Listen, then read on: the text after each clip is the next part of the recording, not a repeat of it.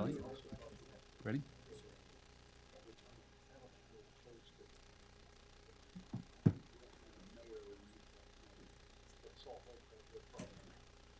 Okay, good morning and welcome to our meeting of the Board of County Commissioners.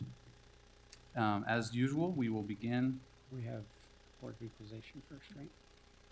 Oh, no, we're doing the BOE later. Okay. We'll begin with a prayer reading or thought and pledge of allegiance offered by volunteers. Do we have any volunteers to do either of those? For the prayer reading or thought? Okay, great. We have a prayer volunteer and sure, then I will lead us in the pledge. Please.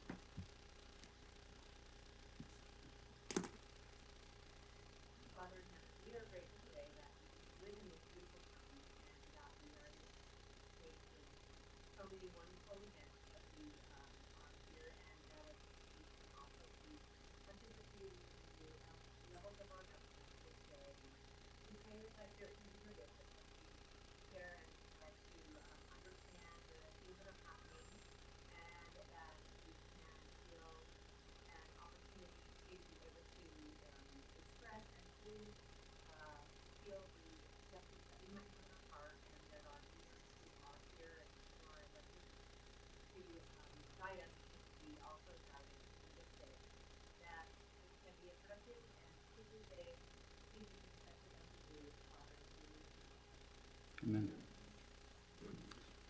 If you join me in the pledge. I pledge allegiance to the flag of the United States of America and to the republic for which it stands, one nation under God, indivisible, with liberty and justice for all.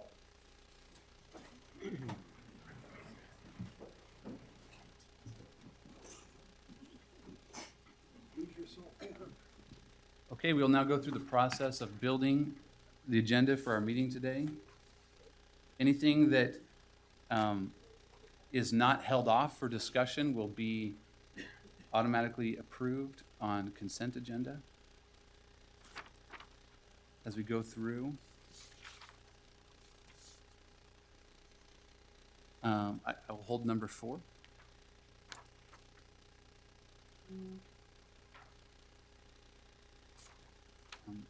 Mr. Chair, if we could, on number 3, after the words executive order in the last sentence, I recommend we add the words "and in accordance with federal law." And I had that one to hold for discussion. Oh, you do? Okay. So should we just hold We'll that just hold and that. then, okay. That. I would prefer that we continue numbers 7 and 8. 7,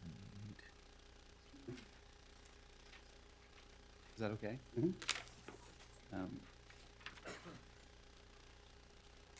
On item number 11, I've heard a request that we table this So, yeah, that one would be tabled for the closed for the closed session. Okay. on, that'd be, was it sale or lease or whatever? Okay. On 12, unless anyone wants to hold it for discussion, there's been a request that we would stay on consent, but subject to correcting the party names. Mhm. There's just this minor There's error. an error there, and I'm fine with that. I'm fine with the correction. Okay. Seems like we will hold number 13 Mhm. for discussion.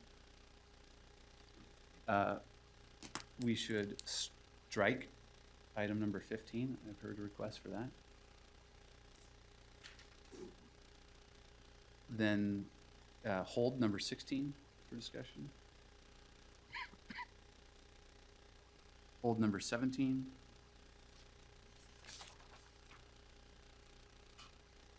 That were my only comments on the consent agenda. Anyone have anything else on consent? On consent number 21. 21, Would for be action.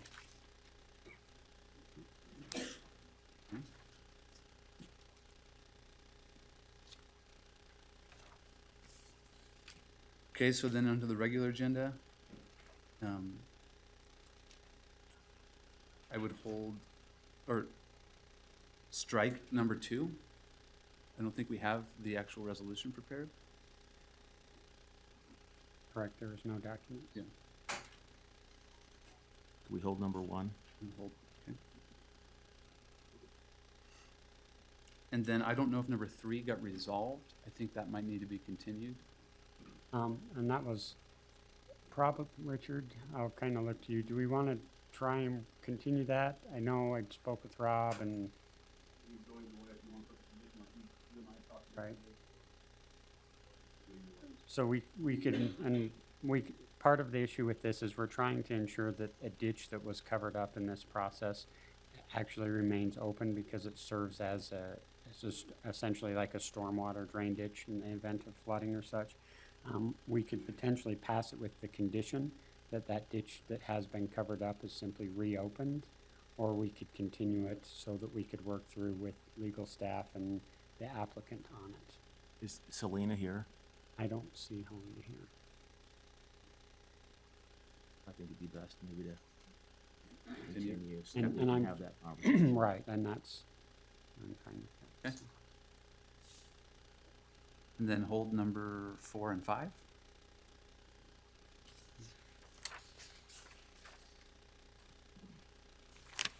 Okay. And I think we would begin with a public hearing to discuss the amending of our 2019 budget, not the budget that is in the news at the moment, but the current year budget. There's been some changes throughout the year, so there's a public hearing, I'll read it out directly, to discuss amending and increasing the 2019 Utah County budget in the county's general fund and various other budgetary funds, and transferring unencumbered or unexpended appropriation balances from one department in a fund to another department in the same fund. I'd entertain a motion. Move to open the public hearing for, I'll excuse me, second the that. 2019 budget. Second. We have a motion and a second. All in favor say aye. Aye. Aye. We are now in public hearing. So anyone who would like to speak to this, we will have a limit of 3 minutes for comment. And you can come up to the podium and please state your name before you make your comments.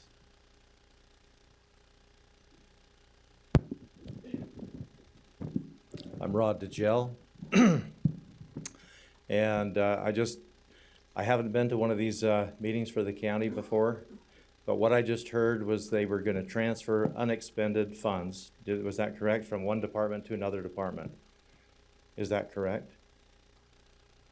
Not actually. This is, maybe Deneen can speak to what's happening, but this is really an approval of how the final budget in 2019 Right? is shaping out and some of the transfers that have occurred throughout the year. Uh-huh. So there was a budgeted amount, and now this is the final amount of how the budget actually ended up.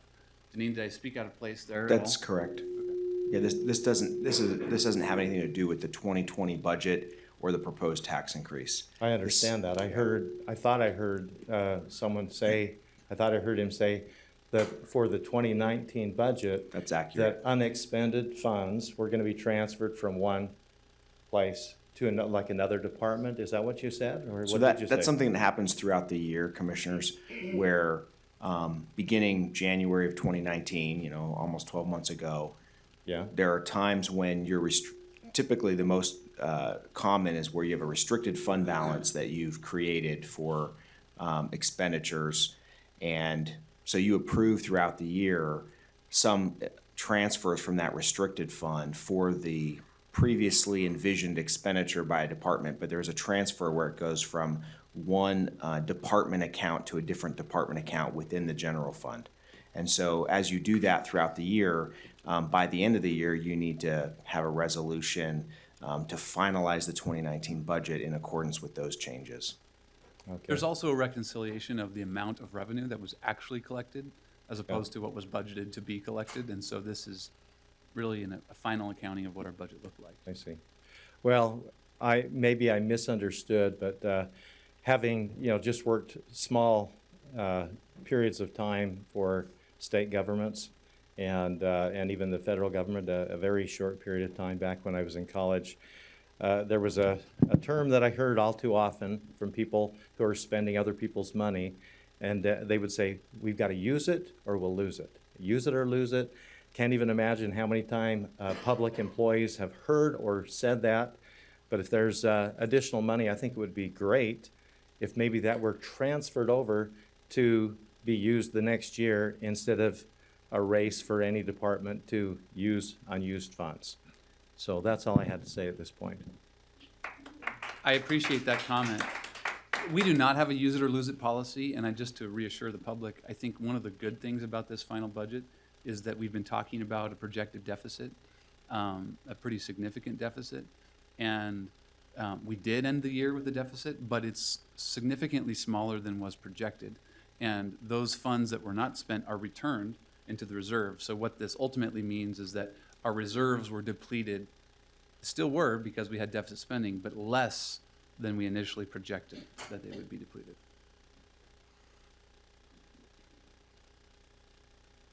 I may not have been paying attention. This is for next year's budget, is that correct?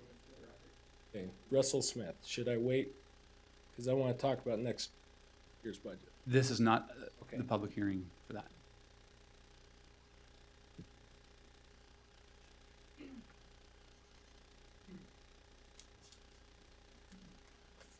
So my name is Wendy Parmley, and I think it would be helpful for those of us in the audience if there could be at least a broad overview of what accounts are being transferred to which accounts, especially the restricted funds, as we know that there were some votes earlier in the year that really impacted even our budget going forward in 2020.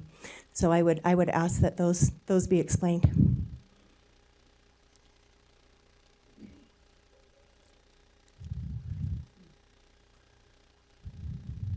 Is this document's public? Yeah, there's an exhibit online. So there's an with this exhibit, agenda there's an behind it. exhibit online that goes through line by line and painstaking detail of what, and also to be clear, this is not, we're not voting on any transfers that we're recommending. For the most part, these are transfers that have occurred throughout the year. Already done. Right? Okay. And so it's just reconciling the final budget with all of those transfers that have taken place. So you've got the projected budget next to the actual budgeted amount Correct. that we can all look up. Correct. Okay, thank you. Thank you.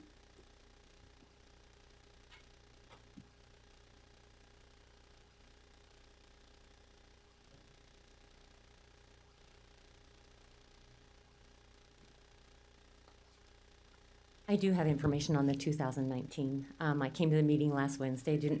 I'm Cindy Reed, and I met Mr. Anderson yesterday in the clerk auditor office, and he accommodated me with all the financial information. It is online. You can see the transfers. It's a lot of information. I'm a professional accountant. I graduated with a master's from BYU in tax accounting and have consulted for 30 years in the Utah area, in the Utah Valley area. Live here for 30 years. And so when I came to the meeting Wednesday, I wasn't happy exactly with the numbers that came out. I'm an accountant. I like numbers. The 76 million expense line seemed very summarized because it was only one line. And I'd seen on the website that there's 23 departments. So I thought, well, what happened with each of those departments? Who's up, who's down? And the other thing was the negative 2 million loss seemed okay. You know, those things happen in different areas. How does that impact? What does it look like on the big picture of Utah County? And then the 12 million loss that was looking and queuing up for 2019, I didn't quite see how that could have jumped $10 million in 1 year. So I was wondering where all the numbers were. And I emailed Mr. Ainge. I asked you for your slide because I didn't take a photo of it with my phone, and I didn't get an answer from you. So I drove down yesterday, spent about an hour in the clerk's office and got access to all the reports. And I spent about 5 hours last night digging through the numbers because that's what I do. I'm an accountant when I don't like numbers. And I found these things, and I've got 20 copies. Anybody that likes numbers, you could have one, or I'll leave it. People can get copies. But I found that there are 6 funds within the county, and also that there was a tax increase in 2018's budgetary process going into 2019 of $7.5 million, a 27% increase coming last year, in 2018 at this time. And now the proposal in 2019 is this 30 million that's got everybody flying up in the sky. And not only that increase, you've got the 245 million that the school district just tried to bring through that got rejected. And you've got another 64 million or something that the legislature did this last week that approved without enough public input, I think, because there's kind of an outcry on that. So there's a lot of tax increases running around this state and this county right now, and it's a little disturbing, and I think you see that in the results. But anyway, so what I found was, and I don't know if everybody can see this, but there are 6 different funds here. And by law, property tax is this top line, and you can't use property tax money for transportation or for parks and recreation or capital projects or debt service. By law, as this gentleman was pointing out, you can transfer some money, but you have a law designation. Anyway, I basically went through and looked at all of the actual 17, actual 18.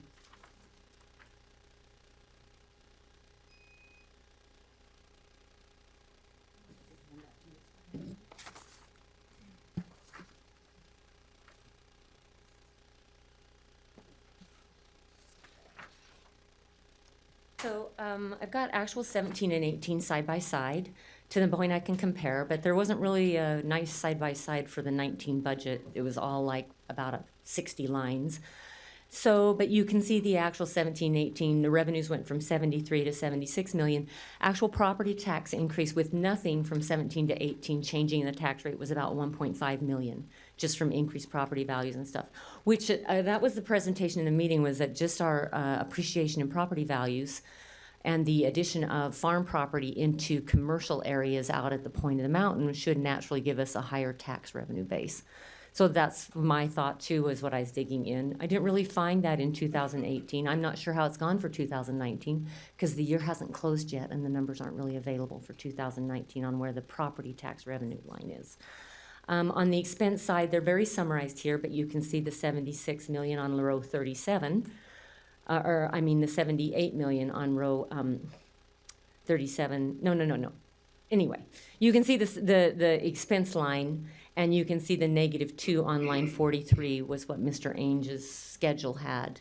And then in 2019, it's projected to be -12, was, if I remember that correctly. And then, but what you can see there also is that starting on line 49, there are 6 funds that were the 6 funds that are on this actual 2018 statement. And of those 6 funds on this statement, down here, they come to a closure of fund balances beginning and ending. So we're not quite in poverty level, and each department has its fund change. The general fund did decrease over the 17 and 18 year. The Parks and Recs has a surplus. And Ms. Reeve, I am going to need to ask you to get to the end. Yeah. Okay, all right. The end point is on row 56. There's most of the money's going for transportation in the decrease in the funds, and transportation can't be subsidized by property taxes. So, and I found, for anybody that cares, I found no justification in the expense lines for a $30 million property tax increase. And I can't see that the 7.5 million from last year has been completely expended, and would ask that the decision and the proof and the justification be presented to the public so that we can understand why we would need, what happened in 2019 with a 7.5 million increase, and then use that as a foundation for 2020. What increase are you referring to in 2019? It's on this budget officer's message. This is the 2021, and then there's one for 20, and it's out online. And then there's one it's a very parallel message for the 2019, and it had an increase out here for 7.5 million and a 27%. Oh, that was a proposed increase, which did not pass. Oh, it didn't pass? No. So that's the Okay. problem, is So that that's last year why there was a they're- proposed okay. adjustment, and it didn't pass, and that's why there was a projected deficit. Okay, all right. So I didn't, So I that's wasn't part of the involved problem, last is when you year. don't take action over many years, the problem gets bigger. And the other thing that I just want to clarify is there's no correlation between road and transportation spending and this budget, Right, right? Right. So that is completely separate, different tax revenue, right? And so I don't think any of us in any of our budgets have ever talked about the road needs in this general fund budget. But it does say in this and in this that the money would be used for roads and infrastructure and capital improvements, which is a misstatement in these proposals, that the money would be used in those areas since this is a property tax increase proposal. So it is confusing, and that's why, and It is I'm, confusing, and just to be clear, and I don't know if anyone in our clerk auditor's department would like to clarify, but you're reading a budget memo, and this is helpful, right? I mean, I'm impressed with how much work that you've done on this. It's taken me a year to get up to speed on all of these points, but that memo does describe every fund of our county. It does not, even though our general fund is the fund that's funded by property tax, and that's what we've been talking about with a potential increase. That memo talks about our tourism tax. It talks about the sales tax that pays for roads and infrastructure. It also talks about this as a total countywide expenditure. Is why you see the budget as a much larger number, right? The budget that we've been talking about for our general fund is, roughly $100 million budget. But when you look at that memo, you're seeing a much bigger amount because it is aggregating all of those funds together. okay. So one of you're the, one of the confusions, I think, too, is, you talked about the $12 million. That's a budgeted number. It's not an actual number. And so when you go back to 2017 and 2018, you're looking at actual numbers. But the 2019 has a budgeted number of that 12 million. You referred to that 12 million. The actuals haven't come in, and you acknowledge that it's we haven't got the actuals yet, but on a projected for that, we're looking at less than 3 million. Less than 3.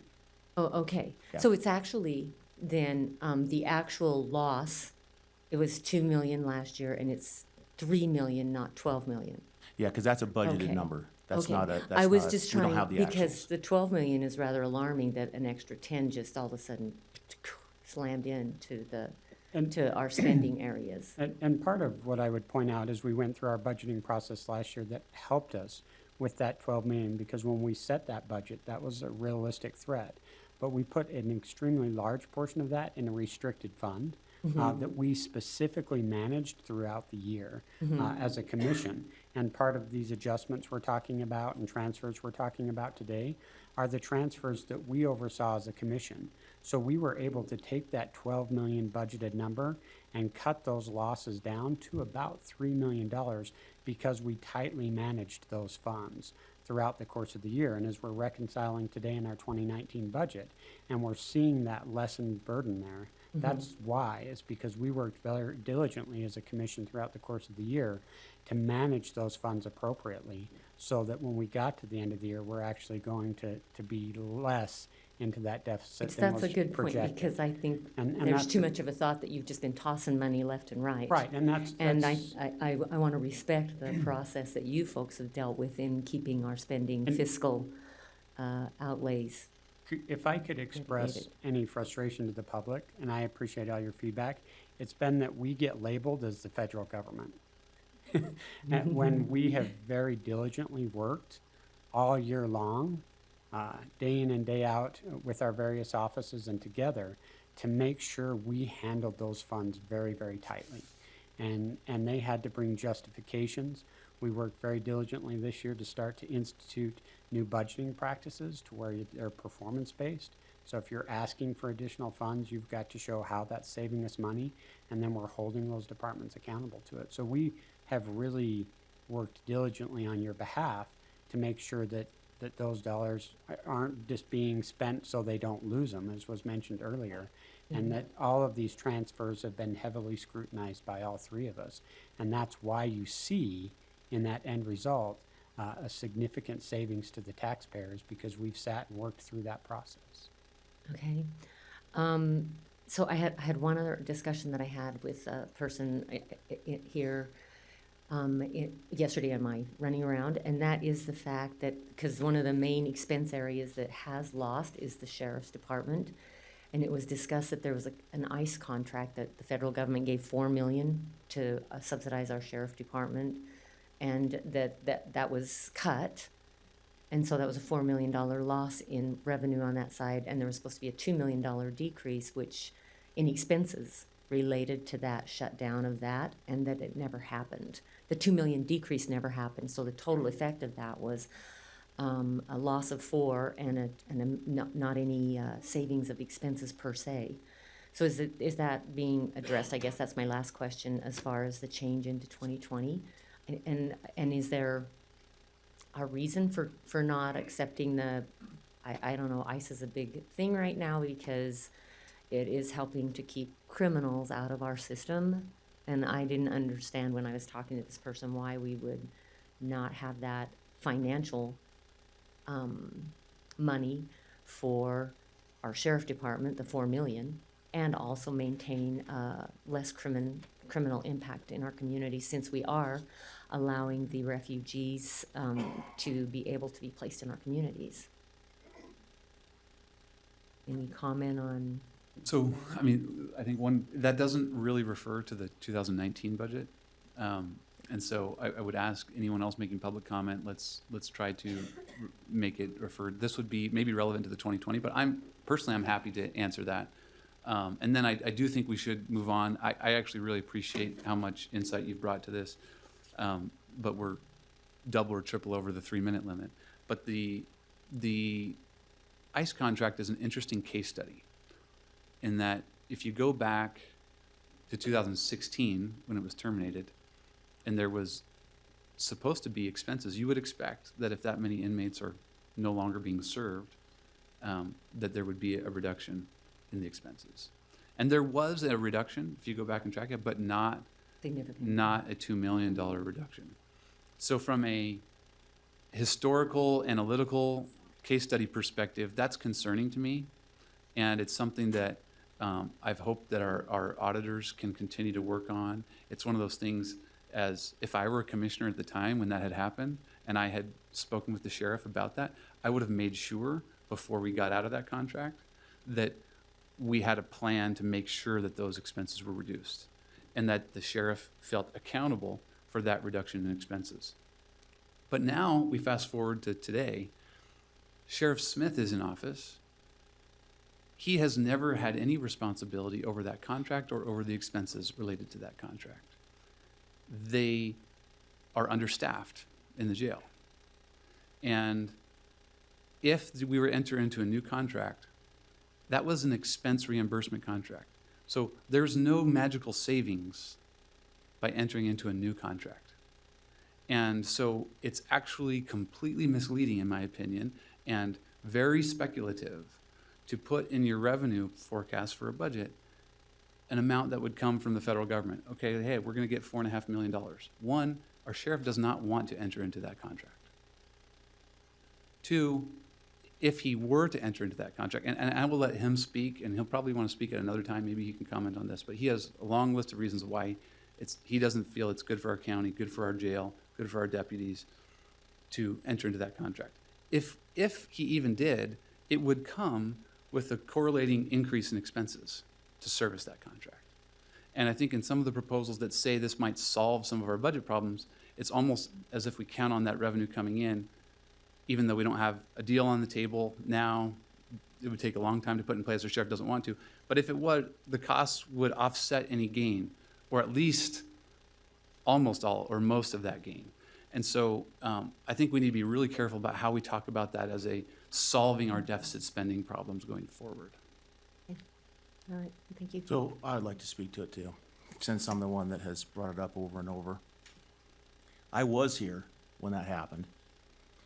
And I have the paper that goes down through the expenses on it, and it's a conversational piece. And I think from our last meeting, hopefully from our last meeting, we came to some sort of conclusion with this, hopefully. But when you have revenue at $4.5 million, and it takes, revenue, even if it's offsetting, there's still expenses tied to it. It costs something to keep a program going, and whatever that is. If it's offsetting, then that's $4.5 million of offsetting expenses, if it's neutral on that basis. Now, I kind of gave a little bit of the doubt of, well, maybe there's some offsetting stuff that we have in the way of the jail, the building itself, that was a little bit different on there. I kind of tried to give some deference there. Mm-hmm. But that wasn't my number that I was trying to get at. It was a number that came from the sheriff's department that said $2.5 million in the way of expenses, line itemed out as expenses for the program.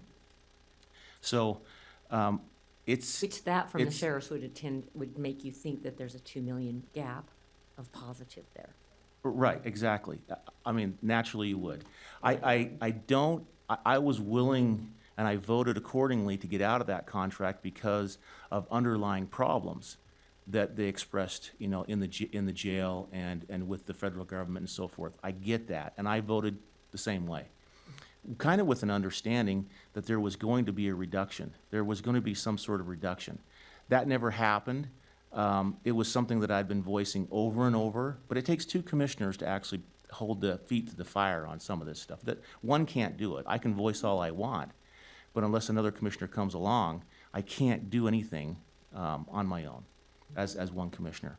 So it is a problem. Now, in our last meeting on Wednesday, I threw it in there. I threw it in there on a revenue basis because it was revenue that was lost for discretionary purposes in my schedule so that we could talk about it. We had conversation on Wednesday night about that, and the conclusion was that we're going to hold that different, so it's going to be done different. I actually took the $4.5 million and added it to the 3.8 that I had as the whole and said, okay, that's over and done with.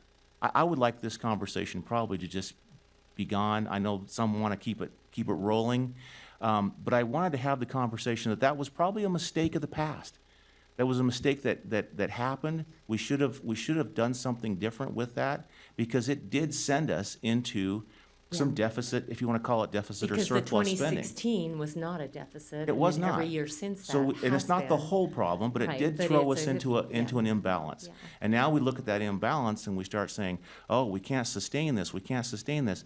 And that conversation was never really vetted all the way through. So in my mind, I think on Wednesday from the conversations that we had, that hopefully this ICE contract thing, it was, you know, acknowledged as problematic. Let's learn the lessons from the past. There is a problem when it comes to revenue, but that is going to have to be taken up in a form of a tax increase. That's how I saw it, and that's how I think we were talking, and that's how I understood from all three of us as commissioners, and that's why it was added in onto mine from the 3.8 to the 8.2 or 3 or whatever it was. All right. So that's kind of how I resolved. I know it still festers, and there's still emails that get kicked back, and you know accusations going on. But again, in my mind, I would like to get past this thing and say we're going to move on from it. It is a problem. It was a problem in the past. Hopefully, we can get on and move forward. And it now. has, and it does make a justification then basically for some type of tax increase. Now, whether it needs to be 100% and 30 million, or whether it can be something like 25% and 4 million, which is where that contract That's was. the conversation. And that has swung us into the deficit, then that's the 2020 I mean, it does relate to conversation. 2019 in the sense that this is part of it, Yeah. 2017, 2018, and Yeah, it's part of the 2019. expense lines It's a that- way of trying to say, hey, we've got to make an adjustment here. Yeah. And so that's the reason why I keep hammering on it over and over. Hopefully, we could put this thing, Yeah. you know, to bed I'm glad today how on that, some form of that. clarified as far as how that went. So, thank you. And for public information, how we're managing this in particular, we have performed a full audit of the sheriff's department and their overtime because that's how the ICE contract was being handled on a staffing portion was overtime. And Sheriff Smith has volunteered his office to work with our auditor's department. We're going through a full audit to help ensure that their office continues to run efficiently. And Sheriff Smith has been on board with that, so we're collaboratively working to ensure that those audits take place so that we can find those areas of improved efficiencies moving forward.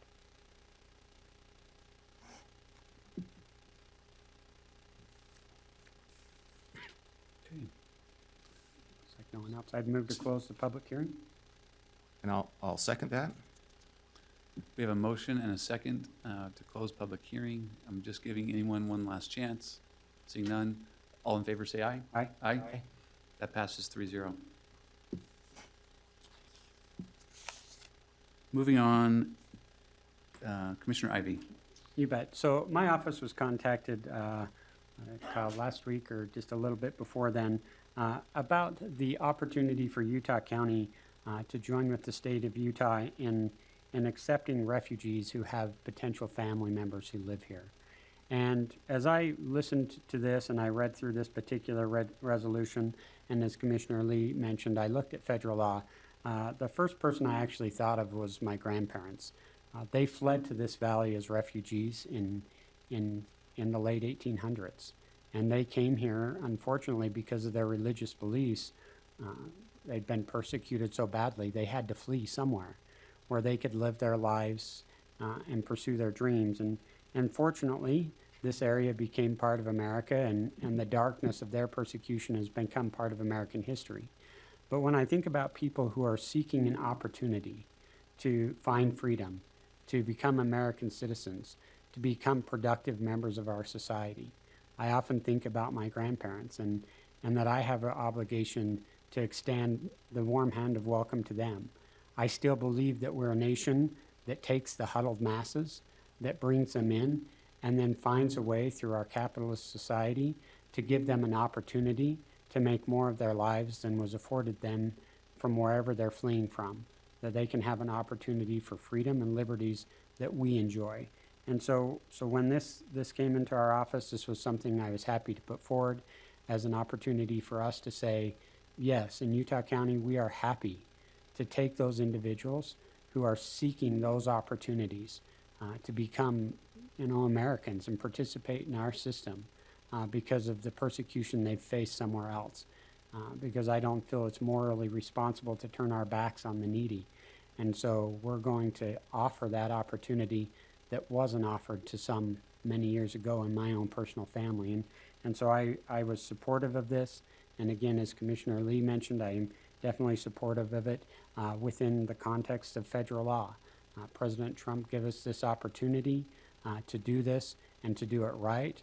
And I'm happy to work with that administration in making sure these people have a safe place to land and that they can come into the American system of living in accordance with that administration and their policies. Any comments on the other clarification? Yes, I'm supportive of this as well. And again, I'll just reiterate, after the word executive order, in the last sentence, I recommend the words in accordance with federal law. And that's the only change that I would like to recommend that we put in there. And any comment on what? Well, executive order, but I think that federal law, since we have different, both branches of government, I want to respect both sides of that process and have that in there. Okay.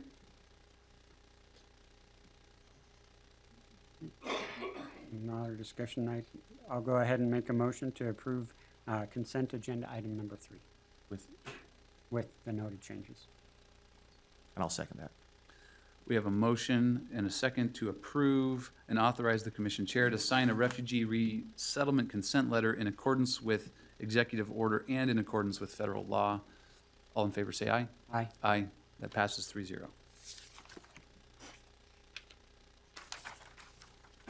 Item number 4 on consent.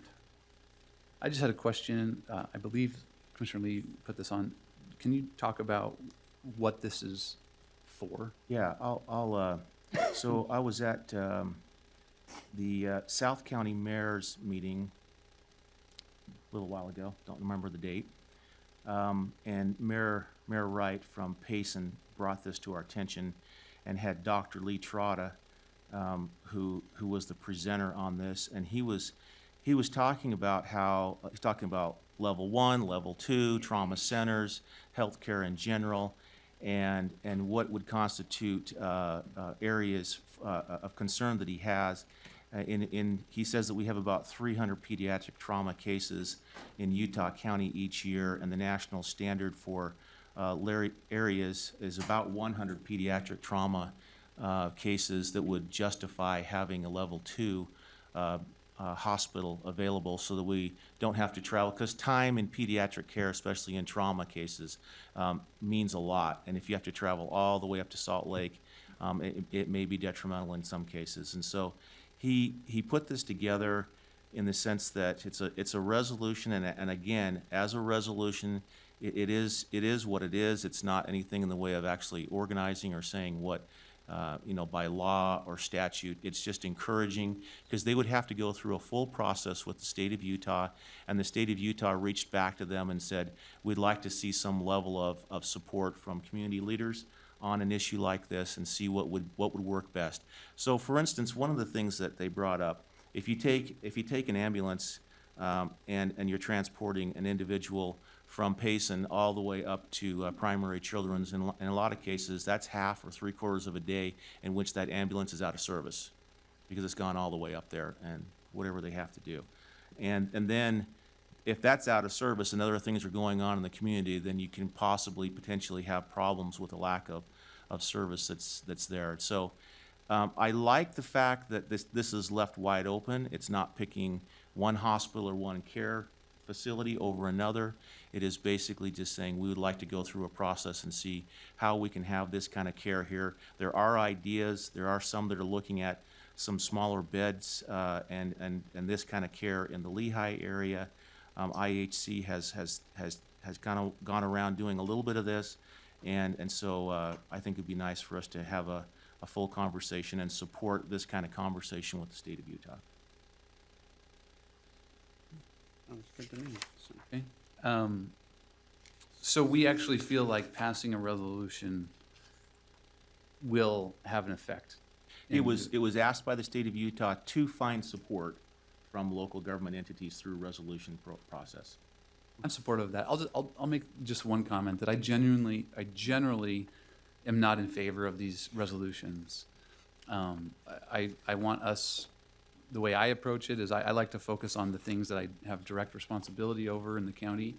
And so when it affects the state or a city, I think it's appropriate for them to take the action where they have authority. And sometimes we pass resolutions that just kind of give political support on a national issue or a federal issue. And personally, I don't like to spend a lot of my legislative time on that.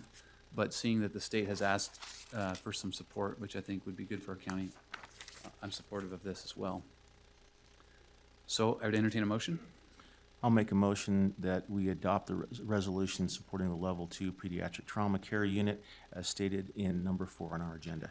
Second? We have a motion and a second to approve regular agenda item, or consent agenda item number 4. All in favor say aye. Aye. Aye. That passes 3-0. I believe our next one is number 13. To approve and authorize the signing of a cooperative agreement with Utah State University for extension services. Anthony.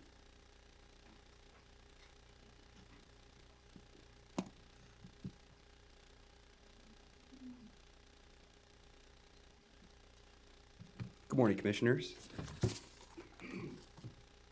So USU and the attorney for USU, Ryan, and I have been coordinating a contract for the new year. And we found one, we were able to work on one that we, I think both fits what USU's goals are and what the county's goals are. And I say that, not that this is a perfect representation of both, but I think both sides have kind of compromised to work on something that we could work on going forward. One of the outstanding questions, though, on the contract is just the amount of funding.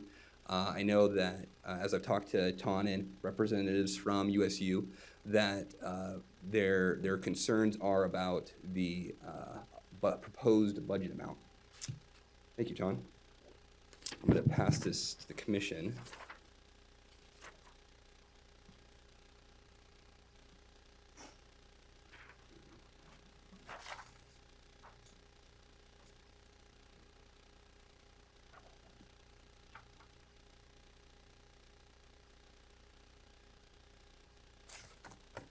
So Ton was kind enough to provide a itemized list of expenses for the coming year, and wanting to help aid the commission in its decision today during the budget, determining how much money to allocate. Other than that, is there any questions that the commission has regarding the contract or budgetary amounts? And when it comes to budgetary amounts, Ton will be better. I mean, you might want to come up here, Ton, just in case. Or Andrea, you might want to come up as well, or Ton. We'll just have Ton do it. So any questions? I'll just make a comment. I appreciate Utah State leadership working through with us on the process to get this from a county department to more of an outsourced contract. I think even in this proposal, this represents about a $60,000 savings and more flexibility by going to a contract model. So this is an area where we've worked hard to find those savings. I think if you also look here, there's an amount for STEM educator position that is included in the budget. That's not part of core 4-H. I heard messages loud and clear from many members of the 4-H community. I think it's a valuable service that we provide. My proposal kept that 4-H funding intact, but I did recommend, and it's painful and it's hard because we have an incredible individual for STEM education that works here in the county, and I just have had questions about whether 4-H is the right place to support STEM education. We have so many other STEM education programs, which I think is critical in the county. And as I've looked at this, I have felt like we could cut back, especially in an environment where we've had deficit spending, and we're trying to save every taxpayer dollar we can. I made the politically difficult decision, and I'll stand by it, that I think we should fund this at a $390,000 level and not fund the STEM position in 2020. So that's my position on the proposed amount. Thank you, for all sides working on this contract. I know that there's a lot of, legal issues that go through back and forth on, what does that word mean and how does that affect us, and kind of moving to a different model. That I'm actually supportive of moving to the different model that is being proposed here. I think that that's advantageous for us on different levels, and it gives a lot the ability for some flexibility in there. In looking at it, this STEM educator position was billed as a pilot program to kind of see where we're at, and I still kind of see us in that phase. We haven't really flushed that completely out. There's still some areas for us to go with. So I am supportive of the grand total of 452, 465, which is a reduction. It is a reduction, and I think in agreeance with all sides intended on this thing. It was mutually agreed upon. It wasn't anything in the way of being forced. And so there is a reduction that did happen, which I applaud you for, as well as looking at those areas. And I think that as we go forward, that I do respect that we do need to look at the STEM educator position. Should it be in the schools? Is it more aligned to be in the schools? Possibly. And that's and maybe that's one area that we we consider. But at the point where I'm at right now with it, I am in favor of keeping this position in place, and moving forward. It's $66,000 is what it is that difference we're talking about. Correct, yes. And this was, I think, when it was created 3 or 4 years ago, it was mutually, by the way, Ton Bettis, just for the record, it was initiated by ESU, but it was created by the commission for furthering STEM education in the county.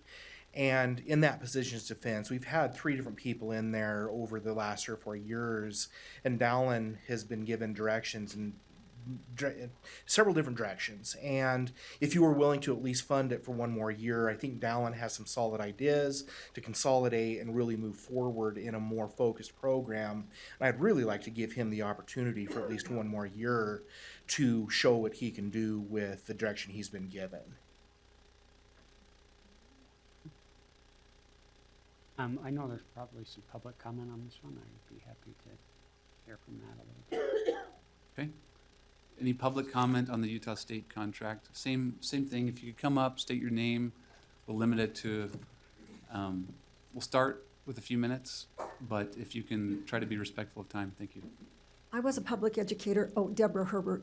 I was a public educator with the Provo school system when the state allocated the U-Star money. I wrote a $240,000 grant under that U-Star to fund teachers. I obtained 25 Lego Mindstorm robots, and had to do the program after school in the form of a science academy. The governor just allocated $1.8 million for STEM and technology education. For the county to be involved is a duplicate effort. So as far as I'm concerned, this can be addressed and taken care of through state grants and teachers who write those grants like I did and ran that program for 8 years after school because it couldn't be part of the public school instructional minutes. So I would say, doesn't have anything to do with county government, it's gotta go.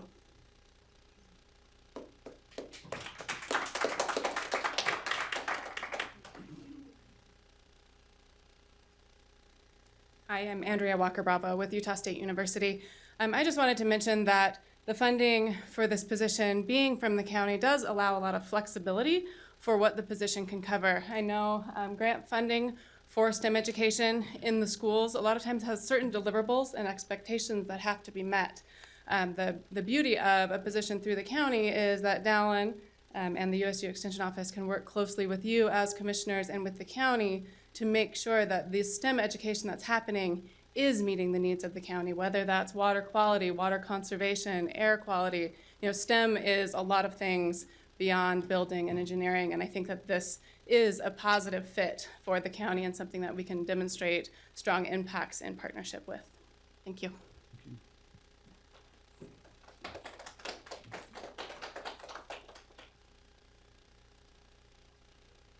My name is Holly Thurgood. First, I have a question for you. Commissioner Ainge, where are you thinking that we can have the STEM programs? Besides the first woman who is an amazing teacher, by the way, it would be awesome if all of us had teachers at our schools who are willing to put in the time that you do to write grants and receive those. Not all of us have wonderful teachers who are willing to go and do that. And so I'm just curious, where are you seeing that we have these opportunities for our children? I think the first clarification would be, one thing I just wanted to point out is that this position is not necessarily building STEM access or STEM opportunities for kids countywide.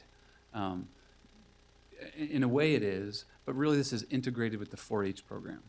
So if you are a family in our county that wants your kids to have access to STEM education, I'm not exactly sure the percentages, but a large percentage who don't have a touch point with 4-H might be going to their school district or a camp offered by UVU, or you're looking all over for STEM access. Okay. And you might not, I'm a parent of 5 kids and I've gone through that process, right? If I've tried to say, okay, I want my daughters to start learning some coding, I want them to find a camp, and when I've gone through those processes, 4-H doesn't show up in the search results, right?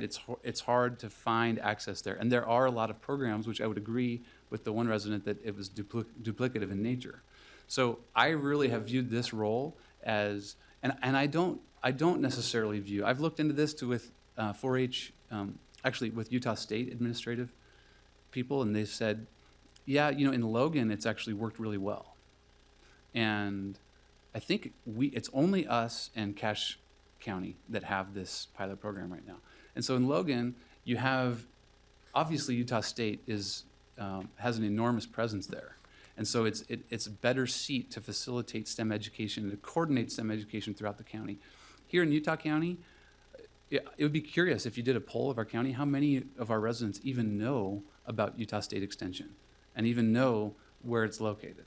And so this role has a really tough position because I think most people would naturally think of other platforms to coordinate STEM education. Our school districts, Silicon Slopes, some of the companies, a lot of different areas that are doing these things. And so we're funding a position that's just not reaching as many people as I think it could.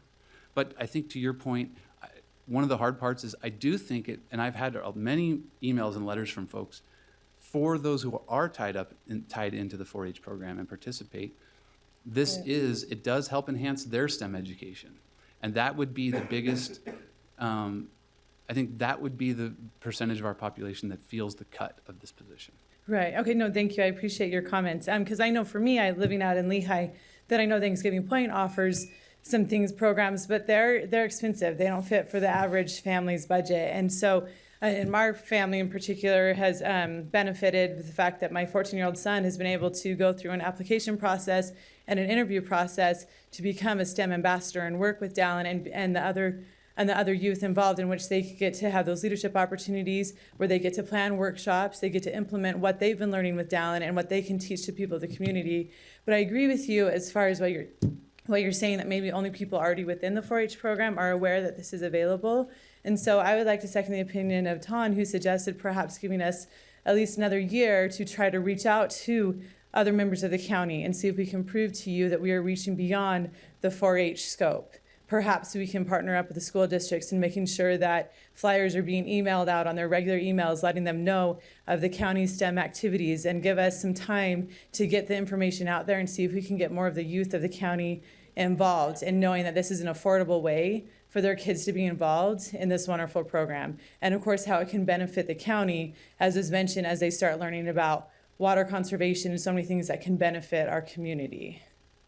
Thank you. Thank you.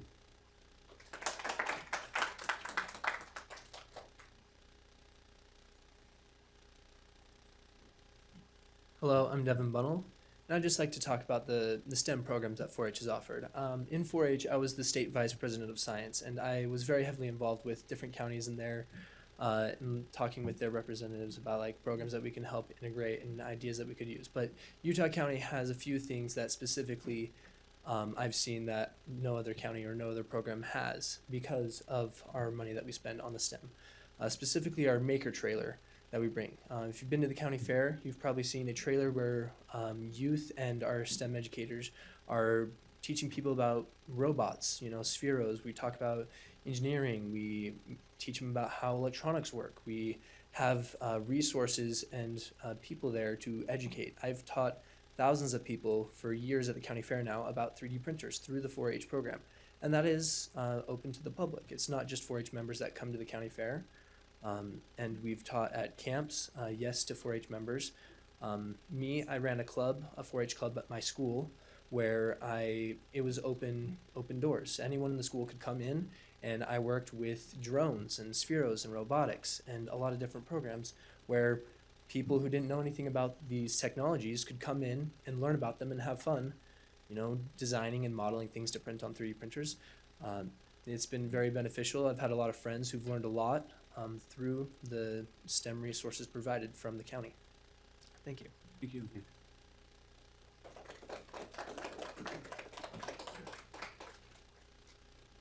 My name's LeVar Oldham. I raised 10 kids in this valley. The majority of my 47 grandchildren live in this valley.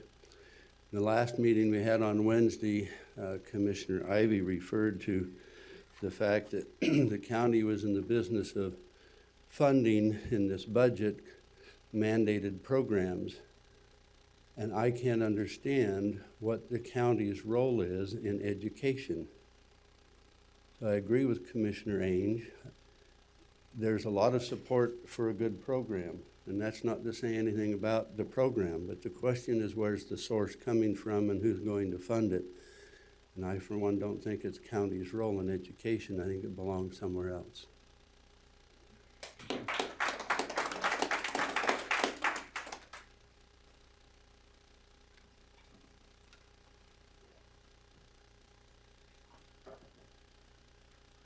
My name is Kathy Hindmarsh, and I am a citizen of Provo, and I have been for 40 years.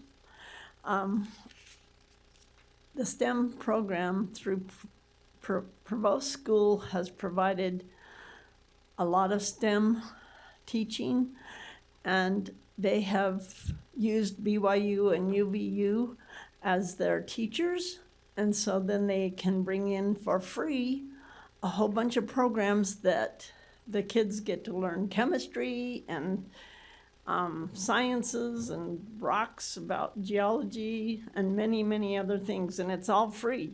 And so if you use companies like that, students to help us do things like this, it helps reduce the cost. Thank you. Thank you.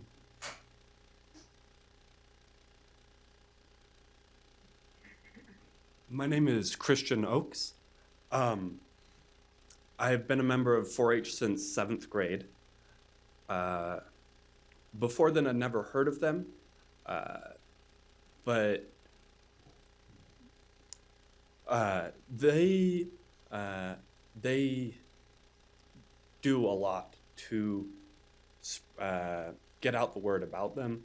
When I did hear about them, they said, you know, come check it out.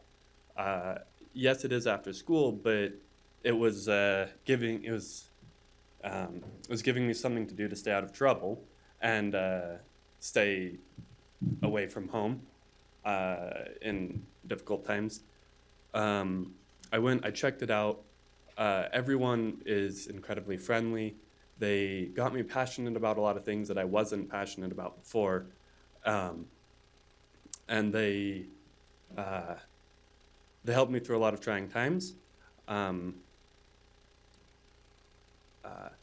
Another point to consider, though, is if you're looking to cut a position before building the framework to take over the role it covers, you're just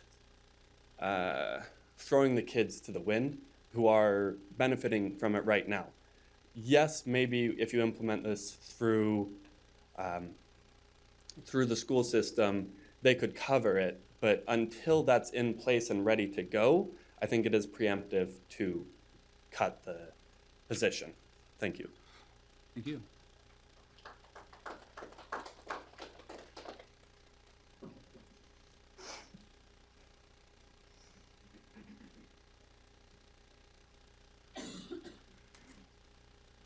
Hi, Commissioners. I'm Jolene Bunnell. I'm one of the 4-H faculty in Utah County. And out of our whole 4-H program, I think where we were at a deficit was in our STEM programming. I took a major lead in trying to cover that. I've written $25 million worth of grants over my career here that has benefited Utah County. $2.2 million of that I've written is specifically for STEM.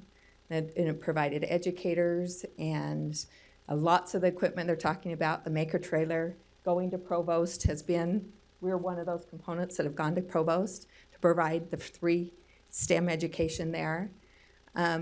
We've got lots of equipment, but I don't have the expertise in that. So when our grants ended, the county picked up to say, we'll keep the educator. You've got $2 million worth of supplies here to use that are sitting if they can't be utilized. We need someone to help make that and spread it around the county. So that's when the county picked up that educator position, because we have one of the strongest STEM programs in the state in 4-H, but we didn't have an educator or someone to run that. We have our horse and livestock and shooting sports and the home ec and the team leadership and all of those. We have staff for those, but not in the STEM program. That's why the county picked that up. So I think you should support that. 4-H brings, besides the content area of just STEM, we have overall that leadership, that citizenship, all of those other components they get when they join 4-H as well, besides just learning the content. And that might be the spark, is that STEM that gets them into 4-H. So I think you should continue to support it. One comment. Thank you, Jolene, for what you've said and all of the work that you do for Utah County. I think that you have written so many grants, and naturally, as is the case, I've kind of joked about this, but I think I'll be serious about it, that I've received more emails from participants in 4-H being frustrated with a potential cut than I have from residents about the tax increase. And so there's tough decisions on both sides on how we are going to pay for things and what are we going to pay for. And what I heard across the board was that every family that participates in our 4-H program loves it, is enriched by it.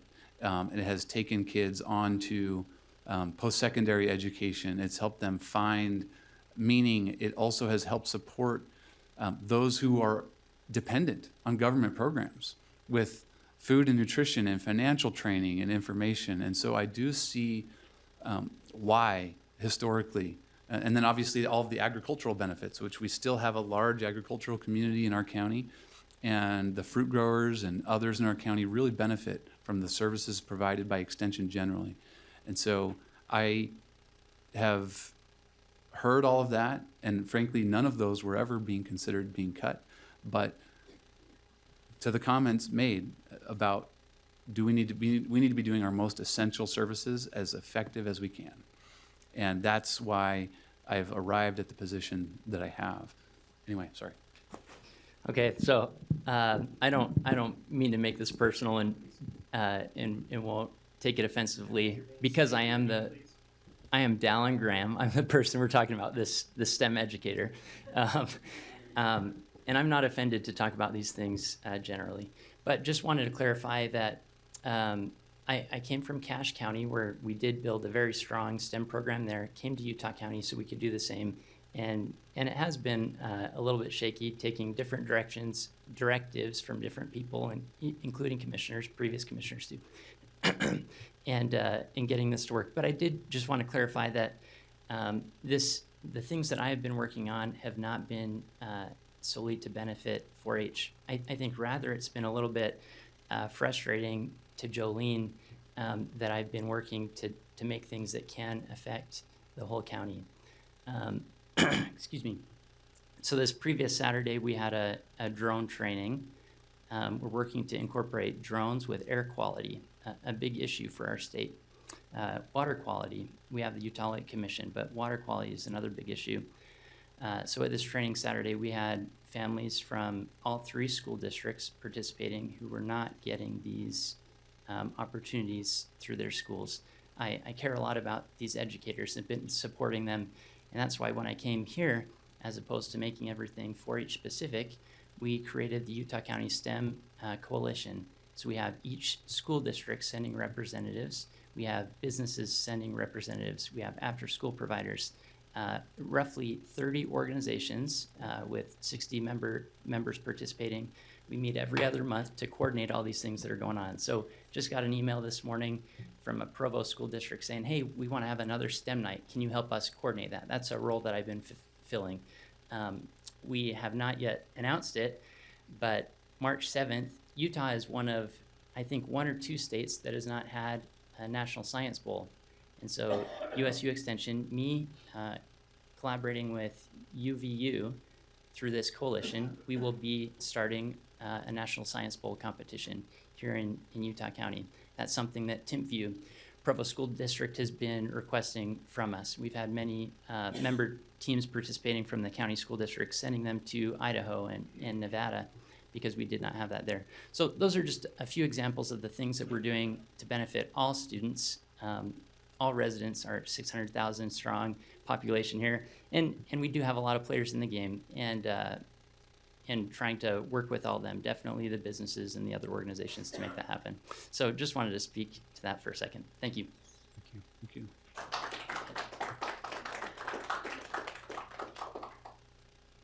Dallin, one comment that I'll make to you is since you volunteered to come up here and put a breathing and face to this name that we're talking about cutting, that's why I said, I think that you do an incredible job. I think that you have an incredible background, and whoever is going to fill this role in the community would be lucky to have someone like you. And so I've always felt on the human side of this potential change, I know how desperate STEM is needed, and I know how many in the private sector are willing to fund and donate and support these programs.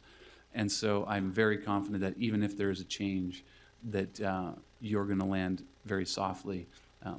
We all know this job market is very good for really smart people with a STEM background. So. My name's Russell Smith. The tax increase is weighing heavily on a lot of people's mind, and so when I hear about STEM, I looked it up and I did research on it. It was a federal government-backed program, or it is. So from what I understand is the funding ran out, and so the Utah County picked that up. Is that correct? That was not the case this year. I've only been looking at it this year, so I don't know how it was funded historically. But this was something we worked on in conjunction with 4-H to create.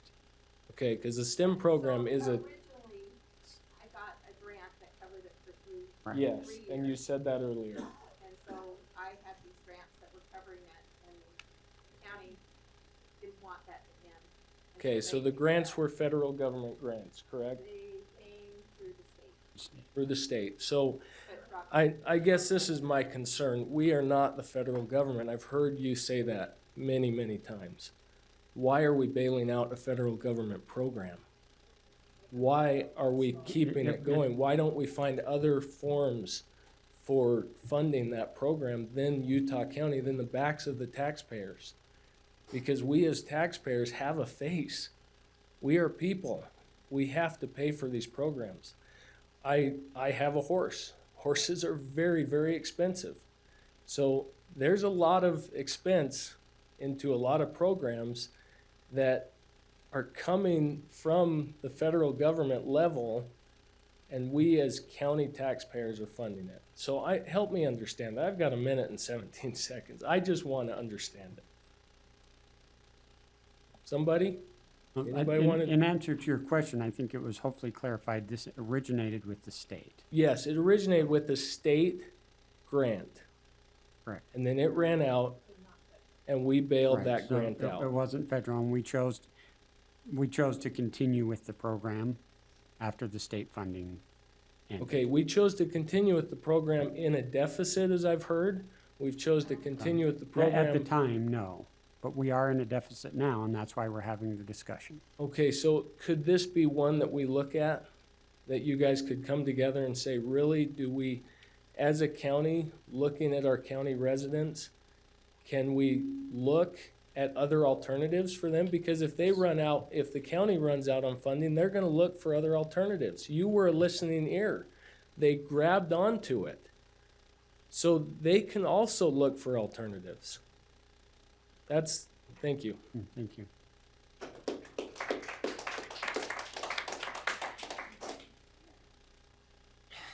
Good morning, everyone. My name is Dallin Bunnell. Heard from my family a little bit today. First of all, I find it kind of funny seeing how you're thinking that things could be redirected, maybe state grants, maybe to the school districts that already have a lot of education. Then you still have to build the program, right? You have to build something, create a curriculum, get people to facilitate it, make it work, make it happen, get volunteers. The thing with the 4-H program is we already have a lot of these connections in lots of different places where we can implement an already made program with ready to go volunteers, with the STEM ambassadors that they've already created for this. I don't know why they can't work together. I mean, really, it's ready to go. My personal experience, I've been in 4-H my whole life, but as young as 2nd grade, I had my first STEM club after school. It's called the Young Astronauts, and I didn't really think anything about it. I thought it was fun, it was interesting, it kept me going on a path. Later in 4-H, I gained a lot of different skills, which I think is one of the benefits of 4-H. It's not just a program and one thing. It takes a holistic view at what a young person needs in their life. They need more. They need skills, they need belonging, and they need community. And they need a chance to excel and grow in their own way, which 4-H gives all of those things. But then I came full circle later, senior year in high school, and said, I actually really like this STEM thing, even though I had considered politics, public speaking, leadership, all these things that had come along the way. I really like this STEM thing, and I've decided to go in aerospace engineering, which is really because that little spark in 2nd grade started my imagination with space, my love of space. And I'm thinking, there's not a ton of programs out there that start at such a young age, inspiring kids to do something great. And this STEM educator position, I understand where you guys are coming from. It's like, okay, it's a position where it's one person, it's one thing. But take a second and think the cost-benefit analysis. We've got one person that has the expertise in this, that has all of these connections throughout the state, throughout the county, and can make these programs happen for $66,000 a year, which isn't a ton in this actual type of field. But then you're going to see a lot of future benefits. and through other funding, like the county isn't actually funding the program itself, it's funding the person to make the program happen. The grants are what are getting the program going. And so I think if you take a holistic view of everything, like the benefits far outweigh the costs. That's my opinion. Thank you very much. Thank you. Thank you. Again, my name is LeVar Oldham. I too, as a participant in 4-H as a young man, and there's some great programs, but I don't think the discussion here is about the goodness of the program or the cost, value, benefits. It's about the appropriateness of the funding source. That's really at the heart of what we're talking about here, not whether the program is marvelous. The people involved are wonderful people doing wonderful things. But is this the appropriate funding source for that kind of a program? And we need to sometimes in budgets use our heads and not our hearts. Thank you. Thank you.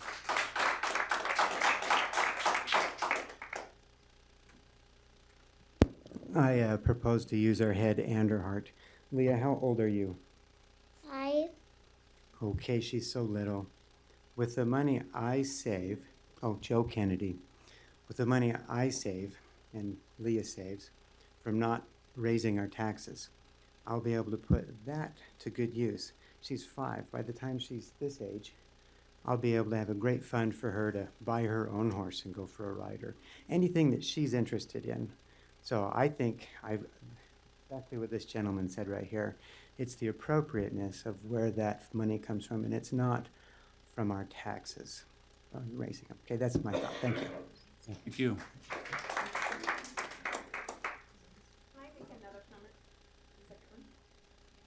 Sure, we got someone else coming up here.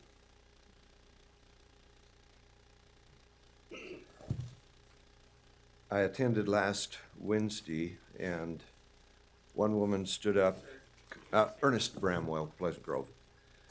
A woman stood up, brought to our attention that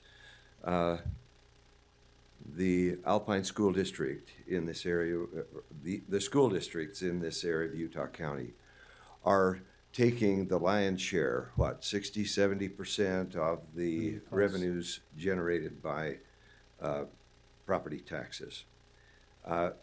Science, technology, engineering, math, excuse me, shouldn't that be a charge of public education to be helping young people become prepared, ready to enter into those? I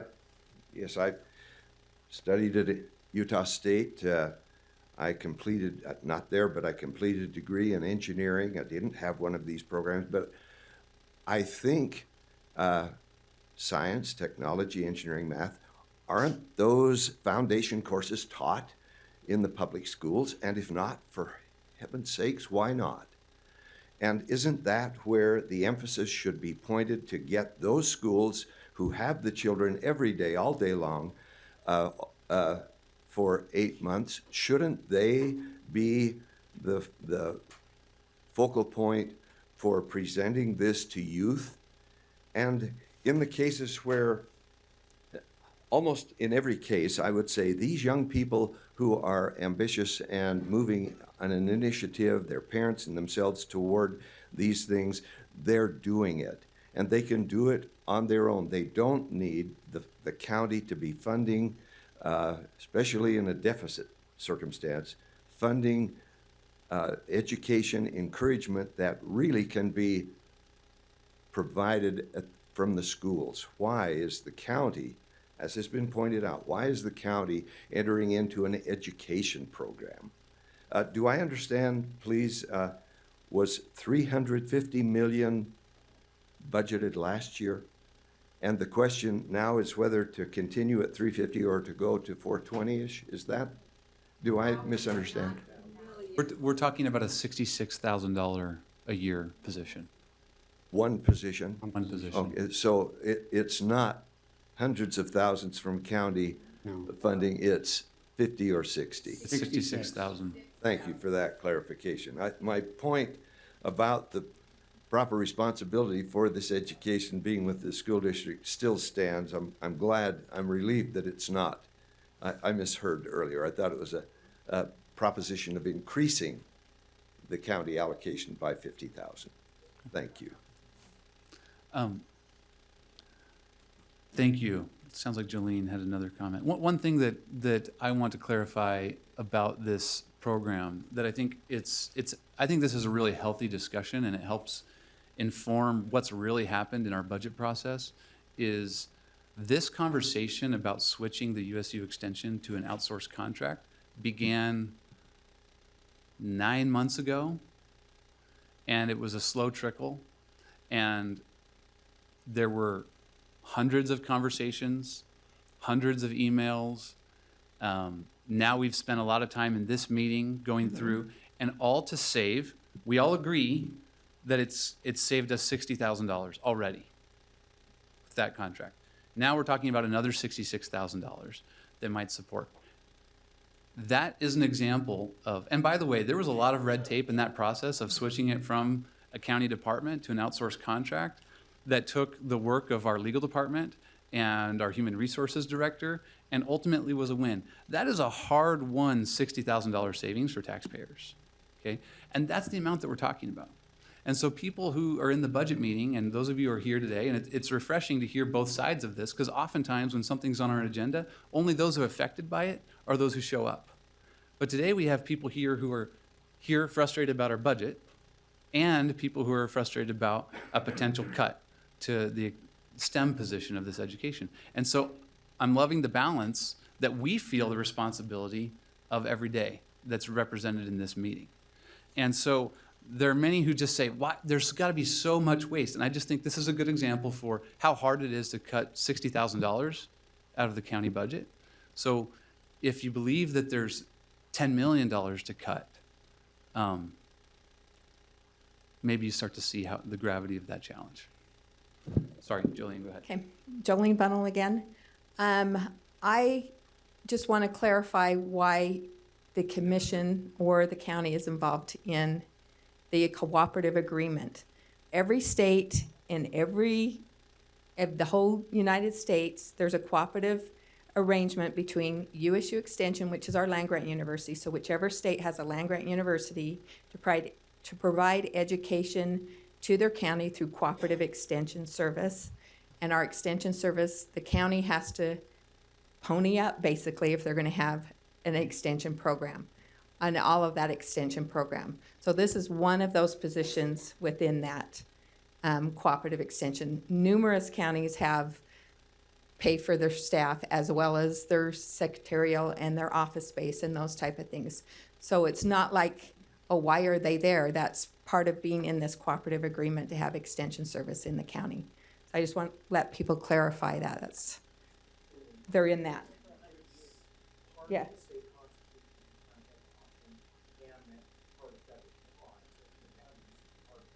You want to come up and say that? You can, but that, yeah, it's not like they're arbitrarily in extension. Yeah, and Tonbet, it's just a point of clarification also. USU Extension is mentioned in the state constitution as an option that the county can fund. So for people who are wondering if this is constitutional by the state, yes. And then there's also the Morrill Act, in the late 1800s. Extension was mandated by the federal government to be an educational foundation to get research-based information to the general public. And so yes, it is part of both federal and state law that we can exist. One other thing is that I wanted to point out is that Dowlen, we talk about their STEM opportunities all over the county, maybe so. But what organizations are working at Franklin Community Center? What organizations are working with United Way to serve underserved populations?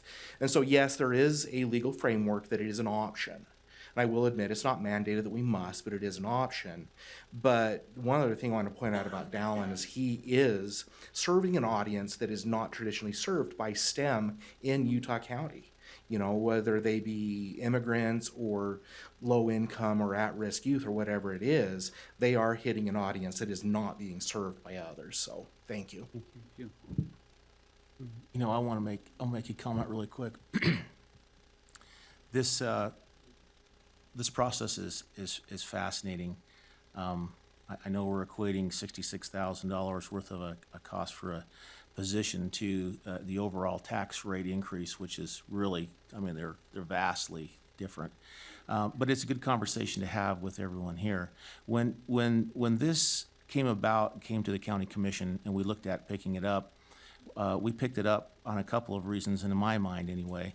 One, we had already allocated, and we'd already through grant process and so forth received substantial inventory, equipment, and I don't know if it's hundreds of thousands, but it's probably got to be hundreds of thousands of dollars worth of equipment, and it was a process and a program going forward, and we were finding before that without a rudder on that boat, it just kind of was swaying back and forth, and so we had all this money that would have been allocated, through grants and government and programs, and we had a process there in which it was just kind of swaying back and forth. So the thought was, again, back to the pilot program on this, was to hire a director that could actually direct this and get it focused in a direction that would make sense for the allocations of monies already spent. And I was in favor of that. I still consider us in that pilot program. There was a commitment made, in my opinion, from the county, and I realize that those things can change over time, but there was a commitment made that we would see this process through to see if this was advantageous or not. Now, I agree, as we're looking at deficit spending, surplus spending, however you want to word it, and you're concerned about that $66,000, which I think we should be. We should be looking at all of those $66,000 programs that are out there, things that are going on. And I'll throw one out. I mean, we have a contract right now with a company called Qualtrics, and we've never had this kind of contract in the past. It's brand new this year. Hundreds, I mean, it's not hundreds of thousands, it's thousands of dollars in a way of going out there and doing surveying you to kind of see how you think, or doing polling, if you want to do that, if you want to say it that way. So when we have these conversations, I think we need to realize that there's more. This is not the only one. This one gets the focus of it, but yeah, because it's on the agenda. And later on, I mean, when we get to the budget, we have it in there too. So it's not the same. And so you see the differences, and you'll probably see when that comes up, you'll see a reversal of some of the roles up here at the county commission on how we view it and how we see it. It's an interesting dynamic as we go down through it. I would probably propose, and again, since we were in the pilot program with this, I would like to see us fund this for this year with an understanding that we go through the process and find a way to alleviate it from actually coming from our general fund budget, be it through grants, be it through contributions from the business communities or shipping up with it, and at least having that dialogue as we move forward, so we just don't cut the ship loose and say, let's just see hundreds, thousands of dollars just floating out there back and forth wildly going, which we've already invested in. And that's kind of a thought. I hear kind of both sides to this, and it's a tough one, because I want to scour the budget. I've been looking at it pretty hard, trying to say that does not make any sense. This one here, you'll say, well, that seems counterintuitive to what you've been saying all along. Again, with the agreements that I thought we had in place and where we're going with it, I'm willing to look at this one, and I don't bank this $66,000 necessarily against the $28 million and say they're equal in comparison with it, but it is a conversation that I appreciate having. Sir. Christian Oaks. I just wanted to address everyone here who feels it in their pocketbooks when we're talking about this job position. There is, as of the 2017 census, a population of 606,000 people in Utah County. That's 10 cents for everyone, 10.8 cents. To fund this STEM position that is enriching students' lives and is creating a drive in technological-based jobs, like what Devin said earlier, right? He's inspired to go into very high-paying job, and he's going to be here in Utah making that money, being taxed on that money that he'll make in that position here that's going to go back into Utah's fund. And another point, you guys think that we shouldn't be paying for it, that it should be pushed off and cut somewhere, but someone has to pay for it, has to pay for the education of our kids. And to tear down the program and then rebuild it somewhere else is going to cost a lot more than this maintenance cost of $66,000. So when we eventually reach that point, we'll be paying more for it then than 10 cents right now. Thank you. Thank you. As I said earlier, I'm Rod DeGel. And it's interesting. We see people showing up and where they've organized, they're coming because they've been asked to come and put pressure, you know, and they didn't say it as put pressure, but to help influence our county commissioners to gear money their way. All of you have been elected by the taxpayers here. There's hundreds of thousands of taxpayers in this county. I pay taxes. I currently don't own a home here. I'm not paying any property taxes on my home. I am on some vehicles. I'll probably own a home again. I actually sell homes. And I've worked as a real estate appraiser for a lot of years. And I've seen a lot of people who live modestly who pay the people that they owe. And it's kind of interesting over the years because we get people that live within their means. And that's something I believe in so much that I put up a little site that hardly anyone's ever seen called livewithinyourmeans.com. And what I've noticed is the people that live within their means, they pay the other people that they owe. But the people that don't are always wanting to spend other people's money. And the people that elected you three, who trusted each one of you, and I see each of you making efforts to control the spending in this county. But there's a lot of people, and all the people here, I would just like to see those that would like to see their taxes reduced, would you please raise your hands? Those that know at least 100 other people that are not here that would like to see their taxes reduced, please raise your hands. Those are the people that can't always make it out here. Those are the people that trust the people here, and that's you three right now, to cut the expenses. The big question here, a real simple question, is what should government be doing? And I really appreciate, Tanner, the way that you're speaking up. I know that I don't know Mr. Ivy very well. I know Bill. I know that he got in to this ran as to be a county commissioner because he wanted to see things.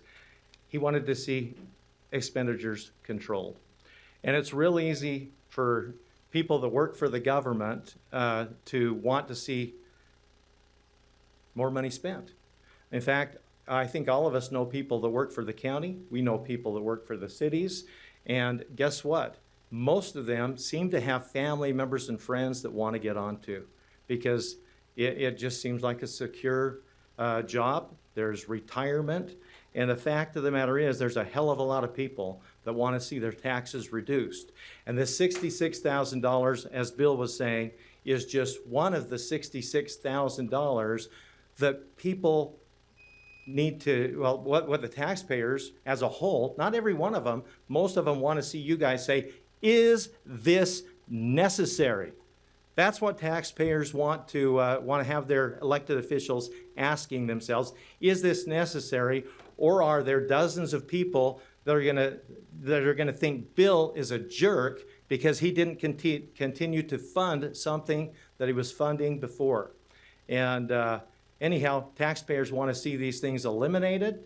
They want to see their taxes reduced. They don't want to see, the bulk of the taxpayers want to see government spending less, but everyone has things that they want funded, where they benefit, or they have friends or family members that benefit from those things. The question is this what government should be doing, or is this one of the things that the bulk of the people out there would like to see cut? Thank you. Thank you. we've had a lot of comment. At this point, we've had multiple comments, so let's start reining it in. Okay. We'll take it down to more of a 1 minute time limit here, and I'm going to start trying to enforce this a little bit closer, but go ahead. I wanted to clarify the $240,000 grant that I wrote through the state U-Star program in order to have a science academy after school. The Provo School District froze my pay and my steps for 3 years, increased my medical contribution, and threatened to not put in the 1.5% toward teacher retirement at the Capitol, so the state attorney general had to step in. In addition, the school district at that particular time wanted to seize our grant money so that our programs could not go forward. No one paid me to go and learn about the robots. The Department of Education gave up 25 Lego Mindstorm robots. So I understand your investment in equipment. You've got all this equipment, but nothing to do with it. I never made $66,000 as a public school teacher. You never paid me to do what I did.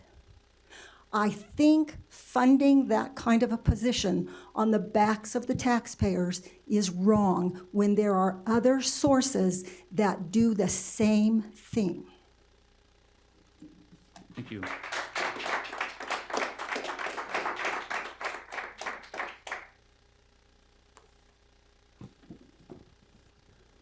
My name is Henry DeGel. Yes, I'm Rodney's father. I didn't even expect him to be here. I just have a few comments, and it's on the taxes. By a show of hands, I think we already have. Sorry, we are not on the tax section of this meeting, so I would prefer, if you can hold your comment until we get to the budget and the tax item, then we'll have Okay, opportunity I for want to public. know, it seems like a few people are mentioning it. and- Yeah, they're trying to connect it to this issue because it is connected, but if you're not going to speak about the STEM contract, then Okay. please just wait and you'll have your I opportunity. will say this one thing. I agree with a couple of people here. We must, you guys were elected to represent us taxpayers. And I feel, as far as this goes, you are not the answer to all the problems in the world. You cannot be expected to answer all these programs, but you must learn to live within the budget you have, not the budget you want. Forget the Christmas wish list. Thank you. Let's get down to reality. Thank you.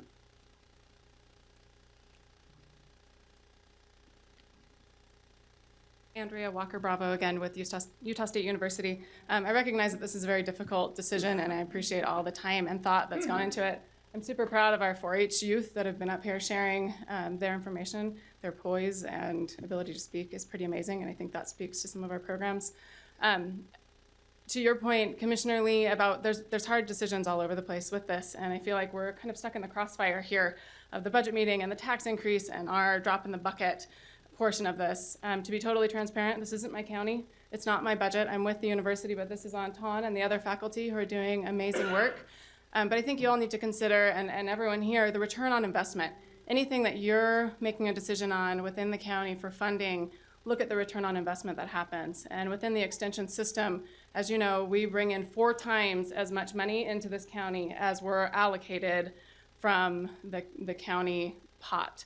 And so I think that's an important thing for everyone to remember, that by giving us $1, our amazing faculty bring $4 into this county, and that's an important consideration. Thank you so much. I think I would comment that regardless of the level that we go, I would say that our funding compared to other counties to the extension program is right on par on a per capita basis. So, yeah. My idea is, having looked at this grid of different choices, maybe it can be moved into a different funding source where we have, like they talked about, the after-school at-risk youth.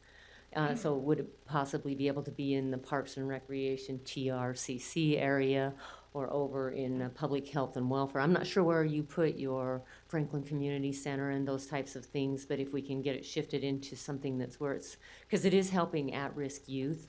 And we do want those youth taken care of. We don't want them out on the street. We want them getting inspired to do something amazing with their lives. Thank you.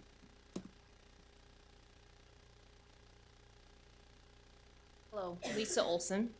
I am a 4-H volunteer and parent who strongly believes in STEM because we are involved in agriculture, which is animal science. And my children have had the opportunity to, through animal science, help in raising turkeys that have then been able to be given to at-risk youth through this program for many, many years as a donation. And I'm grateful that they've had that opportunity. And I am reminded of a little old-time saying of an ounce of prevention is worth a pound of cure. Why would we take away a program that is inspiring youth? No, it's not a program, but a position that can help inspire youth to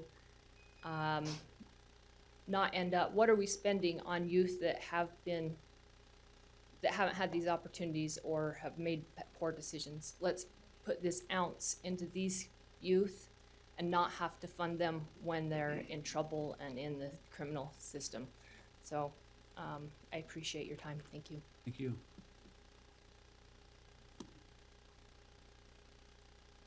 My name is Katie Oakes, and I would specifically like to speak to the value of this position. I attended Miss Deborah Herbert's classes in my middle school education, went on to get my complete associate's degree when I was 17 years old and was ravenous for more. I was a huge participant in every single program that I could get my hands on. I went up to the university and took the high school girls engineering dreams program, which was expensive for my family to transport me there and to have me up there every single day for that summer. I went up to Seattle, Washington for 3 months to participate in the Girls Who Code program there, and the list goes on. My point is that I come from a very fortunate situation where my parents were able to afford to fly me to Seattle at 15 years old to go to that program. What I would like to say is the value of this position enables families who can't afford to fly their teenager cross country because she loves coding to have the same opportunities in their county. Thank you. Thank you.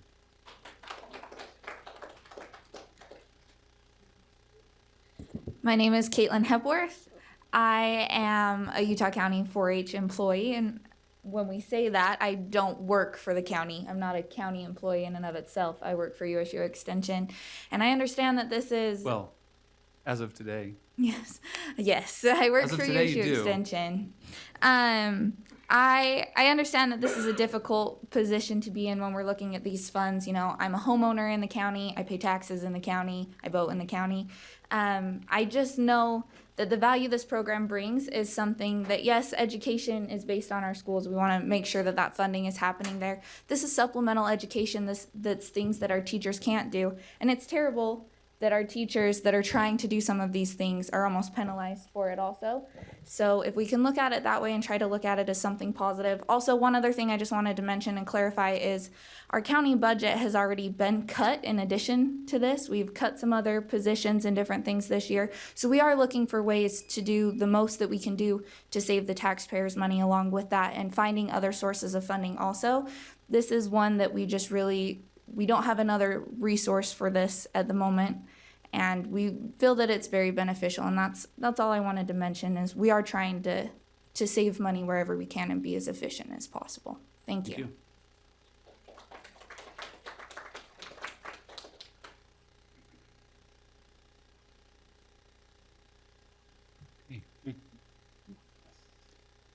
I'm happy to make some comments. First, thank you to everybody who's expressed their viewpoints on this particular issue. I would echo the sentiments of the other two commissioners. I think that this is a nice illustration of the complex challenges we face as we've gone through this budgeting process.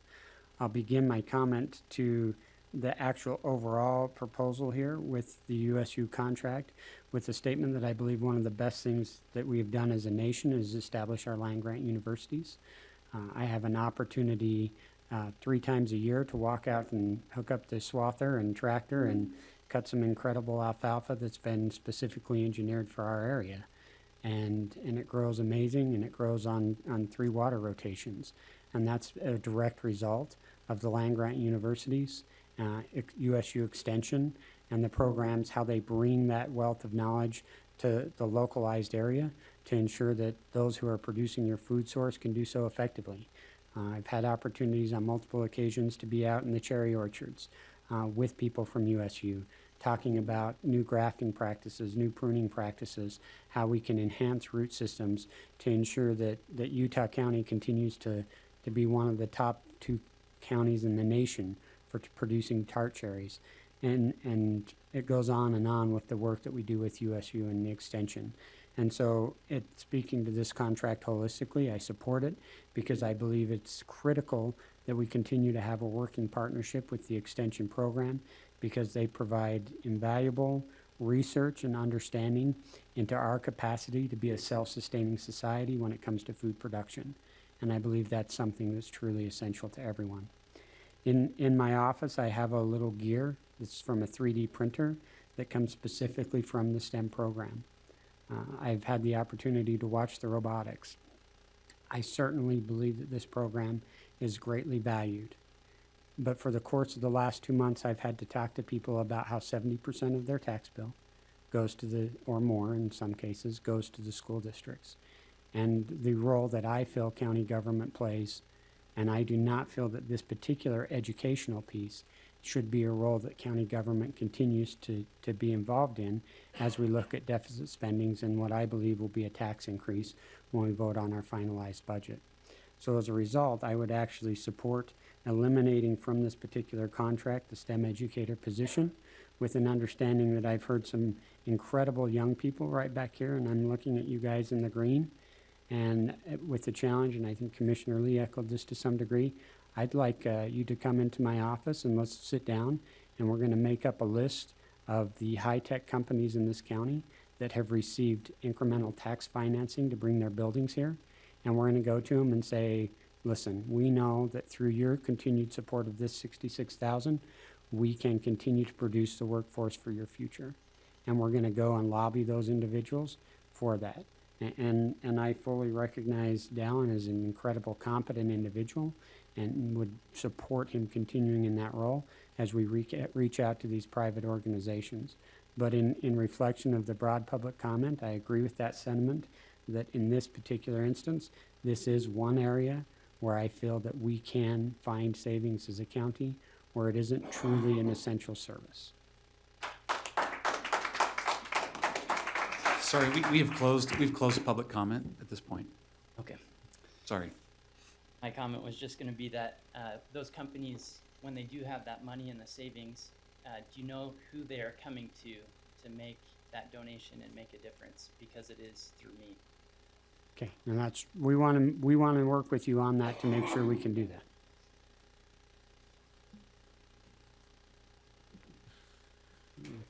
So, in the vein of cutting back, which is appropriate, and I think we should. It appears like the other commissioners are going that way. I would have preferred to, at least give a 1 year on this. But if it looks like the county is going to go that direction, I will vote the same way to affirm that. Hopefully, with an understanding that we're going to look at all of these appropriately, because there's a lot that we have, like I mentioned with with that Qualtrics contract and others that are out there, and I would hope that same methodology would be applied appropriately, into areas in which we're discussing. Overall, I think it's a little unfortunate, but I think if we're talking about taxpayers, and I've heard this over and over from individuals that have come to me and they said, if you're going to make a decision between these two things, and it looks like this is caught in that decision between these two things, then we can go, I can go that direction. It does give me pause because I think that program now is gonna be kind of cut loose, and it's gonna flail a little bit there, and I think to get it back, or to get anything of nature of that back, is gonna cost us actually even more money down the road.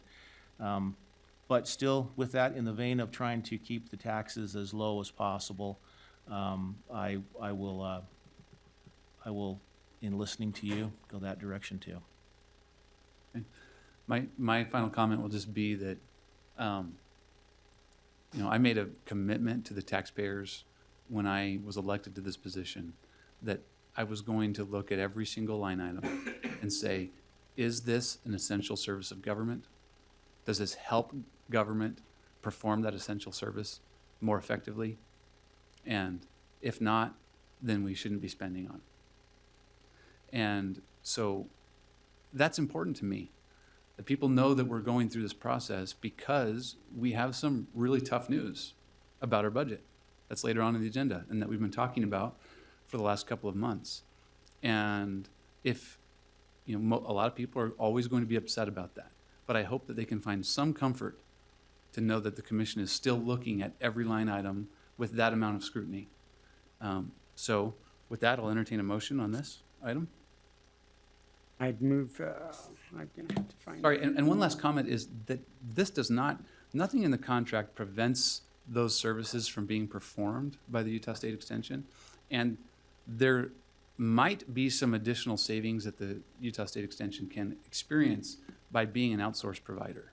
They can get IT perhaps a little bit cheaper. I know they've already saved a little bit on their lease.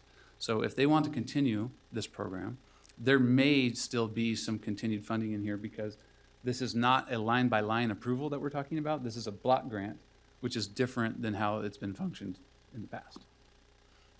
Right, I would move that we approve regular agenda item number 13 with the reduction of the 66,000 reflective of the elimination of the STEM educator position. Second? I have a clarifying question on this motion. Just what we need to fill in on the contract is a dollar amount of the block grant. Correct. I think that I had built in 390,000 as the block grant. Cooperative agreement, but it's a flat amount, right? Right. So. And I'm fine to amend that to reflect the 390,000. So is that the motion, and is that? So what's that number? 390. 390. 390,000, just to be clear. Yeah, okay. So do we have a motion and a second with 390,000? All in favor, say aye. Aye. Aye. That passes 3-0. Right, I'll put it together.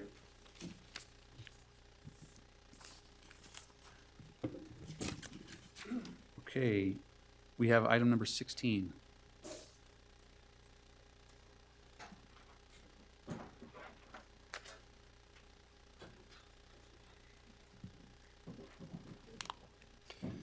Bert Harvey, Utah County Clerk Auditor's Office. This item number 16 is a resolution by the Commission to extend the filing deadline for tax relief applications from September 1st to December 31st, starting in 2019 and for every subsequent year after. The state law allows for application to be filed after the filing deadline for any good cause is how the statute gives that language. That language in the past has been applied to applications individually. Typically, about 9 times out of 10, and sometimes even almost 10 times out of 10, we've approved a petition for late filing and then made a decision on an application based on the requirements and its merit. So what we want to do now is simply to apply. Sorry, did you just say, that's a different than I recall? I'm sorry, what Are did I just you say? talking about the ones that come to BOE? I'm talking about the ones that come before the commission on a recommendation Sorry, from the the attorney's commission, office. well, they're really, aren't those? These are ones that were like late filed veteran applications where they were filing for their veterans exemption. These late petitions are turned into the auditor's office. They're sent to the attorney's office to be reviewed and So then are put on. not the late filing for property valuation? Not property valuation. No. These are applications for tax relief, people who are low-income senior citizens are applying for the circuit breaker, and other low-income tax abatement relief programs, veterans who have a disability rating, or the surviving spouses of service members who were killed in line of duty or killed in action. So these are property tax relief programs that are mandated by the state, that have requirements set forth within the statute that the county administers and grants those applications. Some of that which is reimbursed by the state, some of that is just paid for through county taxes. So as I was saying, the deadline in statute right now is September 1st. It allows us to extend that deadline for any good cause. And I keep saying that because that is literally what all the statute says. Some of our deadlines have various degrees why we can accept a late petition. This one is just says for any good cause. And we would like to apply that definition globally for two main reasons. Number one, it simplifies the process for a petitioner. It eliminates the need of an extra piece of paper and creates a confusion because there are two deadlines out there, which have been in the past reported mistakenly by the media as to, it was reported last year that people could apply for property tax relief all the way up till December 31st, which is true in some counties, not in others. We found that it caused a lot of phone calls on confusion on the taxpayer's part. And number two, because this also simplifies the process for our office and makes it more efficient, which equates to cost savings on time and personnel by not having a late petition process where that takes up attorney's time to go through each of these applications and produce a recommendation letter. It takes time on the commission, even though it's a small agenda item. I mean, this is still taking time in a meeting to make a decision. By just saying we're going to allow people to apply up until the end of the year, and the end of the year is a hard cutoff date by statute. We are then just moving that from having to make a decision before we make a decision and just really look at the applications and see if they qualify, which 9 times out of 10, they qualify based on their circumstances.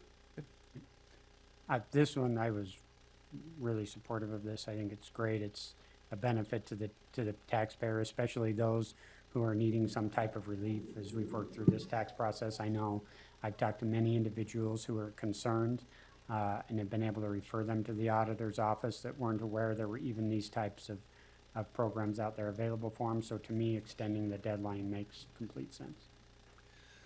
We might want to mention, though, the one downside of doing that is that those taxes will be due before that deadline occurs. Right. So they would have to pay the full amount of the tax or incur that penalty. So we may have a lot more issues that arise because of that. There is that downside. Oh, wait, go through that, because I thought we were aligning dates. So you're saying the taxes due In November. Correct. and they could, in essence, they could be filing afterwards. Yes, they would. The taxes due, if you extend it to the end of December, then they don't have to file their application until the end of December, but they will have had to pay the full amount of their tax, or they will incur a penalty because the tax will be late. So what happens if they pay it and then they go afterwards and file? They'd get a, Then they would get a entitled, refund. then we'd have to They would get a process a refund. right? So now we're going through a refunding process? Right. So there's a lot of downside on the accounting side and on the individual taxpayer too, by extending this deadline. Well, Just but what if they were delinquent, so they don't pay and they apply and then they qualify? Then we could retroactively apply that. And you're saying that they may still owe penalty or interest at that point. Then we'd have to, But there could be you could apply that with the application process? well, it still have to come before us though on, Right, it would have to come for the commissioners, the request to abate, and to make a determination at that point in time. So it initially sounds like it simplifies things, but in the long run, it may make it more cumbersome by extending the deadline. Would it be prudent then to look at perhaps if we just extended a month, October 31st or November 1st? Whatever the tax deadline is? November 1st is the tax deadline, is that? The deadline to pay is the end of November. Okay, and so I'm just saying, so would it make sense that we just try and coordinate those dates or maybe make a week gap on the dates, just to try and eliminate that potential problem? I would never want to disagree with Dave, Mr. Shawcroft, him being far more intelligent than I am. But in this case, I would say that I think his concerns about process are slightly unfounded. We deal with this every year. We have a number of applications that come in after the deadline and even after taxes are paid. I don't foresee this causing a rush of applications within the year. Most of the applications that we get, we process a bunch after we send out the applications after the taxes are filed in April, which is when we send out a courtesy application to everyone who's applied for an abatement that needs to reapply in the next year. We then see another rush of applications once the valuation notice goes out in July. And then we see another increase of calls and applications once the tax notices go out in October. Most of the applications we process are being processed before the tax deadline of November 30th. Now, in our process going forward with this change, the auditor's office would still encourage and put a September deadline. We're thinking not necessarily the 1st, but perhaps for the 15th, is to align that with the valuation notice deadline, as a way of telling the taxpayers to get their applications in if they want their taxes to be correct without incurring penalty and interest. It is the envisioning of the auditor's office that if a taxpayer who wants to get tax relief but does not file in time and does not pay their taxes, they would still end up owing that penalty and interest over and above what the tax relief would pay for. If they don't want to incur those charges, they would need to then pay those taxes and then get a refund. This is also a process that other counties are doing. Weber and a couple other counties do this process every year. It does not necessarily create a significant increase in workload. In comparative to the decrease in workload, it actually simplifies the process. So this was not just something we went into lightly and decided at the last minute. This is something I've been researching for a couple of months and talking to other counties and feeling like with the conversations with those that Josh and Amelia from the clerk auditor's office and other counties my counterparts in other counties feel like this is the best move and a way to better serve the public and the folks that apply for tax relief in Utah County. I would be curious, what touch does the treasurer's office have on this? I don't know. That's a good question. And if so, and part of that's because I saw him sneak in the back here, so I'm guessing they might have Well, I think we something to probably should say. oh, here we go. Kerry McConnell, Utah County Treasurer's Office. Well, I find this kind of interesting coming up. It may have been good to have a discussion prior to. There is already a process in place. There's September 1st deadline by statute to file an abatement application. The clause is already in place to allow the commission to grant late abatement. The process has worked for years. The thought is... Can I make a suggestion? I mean, it seems like there's going to be enough. I mean, can we just continue this item? It sounds like we have not all coordinated the various departments, and I'm not sure how productive it will be to rehash that on a busy agenda. So let's just continue this item. Right, not super time sensitive, right? Sorry, say that again. I don't think it's time sensitive. No, it's not time sensitive. Other than, because we got the end of the year coming up, and we knew this was the last commission meeting before the end of the year. Right, So. and I'd like to look into a little more of Dave's concerns, their concerns, because I think on the surface, to me, this looks like a really good thing, but I definitely don't want to jump into it and have an unintended consequence that we didn't see that has kind of arisen here. I'll make a motion that we continue what item was that? 16. 16, item number 16, until our next meeting. Second. We got a motion and a second. All in favor say aye. Aye. Aye. That passes 3-0. Item number 17. I pulled this off. Deneen, I was just trying, this is item 17, the Lexipol subscription. My only question is, has this been included in projected budget? Yes, sir. Yes. And if we can get confirmation. So I have it in this year's budget because I scraped funds to make it for this year of 2019. And then we put it into the 2020 budget. It's already in our forecasted 2020 correct. budget for your yes, department? Sir. Okay. that was my primary question, and as long as we can get confirmation of that it's rolling forward into the that's- 2020 budget. Is that in your other materials and supplies line? I would have to go back and look. I don't know where I put it. I thought it was under subscriptions. Subscriptions? So in next year's budget for Lexipol identified, there's 22,787 in the sheriff administration budget, and then 5,700 in fire. Fire. And so this is slightly more than that, is my understanding. Yeah, it's 5732. Sorry, I was $32 more. Is that the Yeah. price of the? Yes. Okay, I thought I was seeing a $6,000 figure earlier.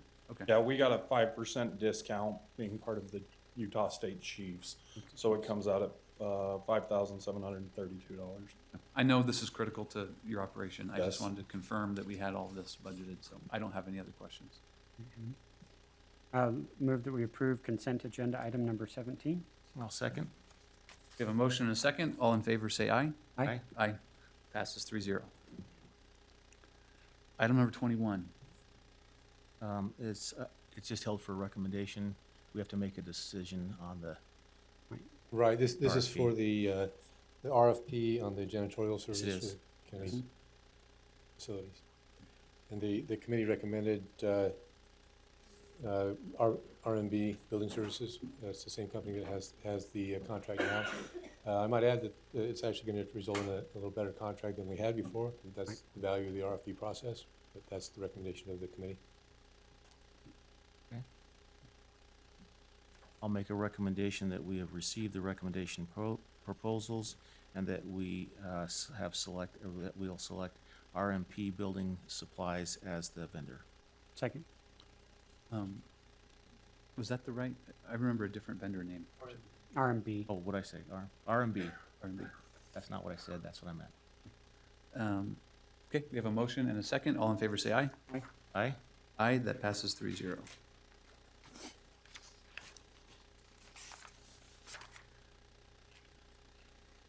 Regular agenda item number 1.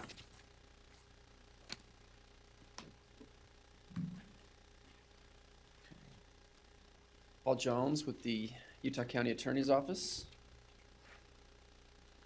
Greetings to the Board of Commissioners. It's loading up. There's two of them that I'd like to at least discuss. JMMS Enterprises, if you can go through that one. Sure, JMMS is a Greenbelt rollback, and they're claiming that there were some notice issues with that. We're actually currently, Utah County is currently a named party in a case pending in district court over this, this rollback amount. And so, to the extent that their argument is that they're entitled to a refund or entitled to have this waived because of notice issues, those matters are pending in district court currently. And so it was our recommendation to allow that process to play out. And by allowing that to play out, you mean denying here at this body? Denied here, or continue it without date, or, you know, whatever the commission would like. I'd probably prefer we continue without I'd be date, fine but- with continuance without date until those issues That way are it kind resolved. of sit on the books until that Right. completes, or. With that continuance without date, I mean, that still racks up some sort of penalties and interest. That still occurs, right? Certainly they are, yes, it does. Certainly they're entitled to come in and pay it under protest or whatever action they would like to take to minimize those costs. Okay. The second one, as I get down to it, I think it's the last one, Red Arch Medical. This is a personal property account. My notes are indicating that, you know, they're kind of a small company, but they're being estimated here. They didn't file their property tax list. They also didn't file for the exemption. They claim that they own little property, but it's a requirement that you file an exemption declaring that you own the lower amount. And so that's what the penalty stems from not filing. And so they were estimated, and just also they didn't file the exemption. And so the tax balance was $811, penalty was 81, interest was 10, roughly, for 90234, correct?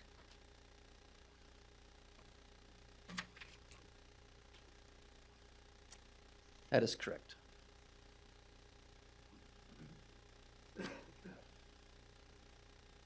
And so the estimation on this came in above the state's. I'm trying to find that again now. What did the estimation come in at? What was the dollar amount? I don't think I see that.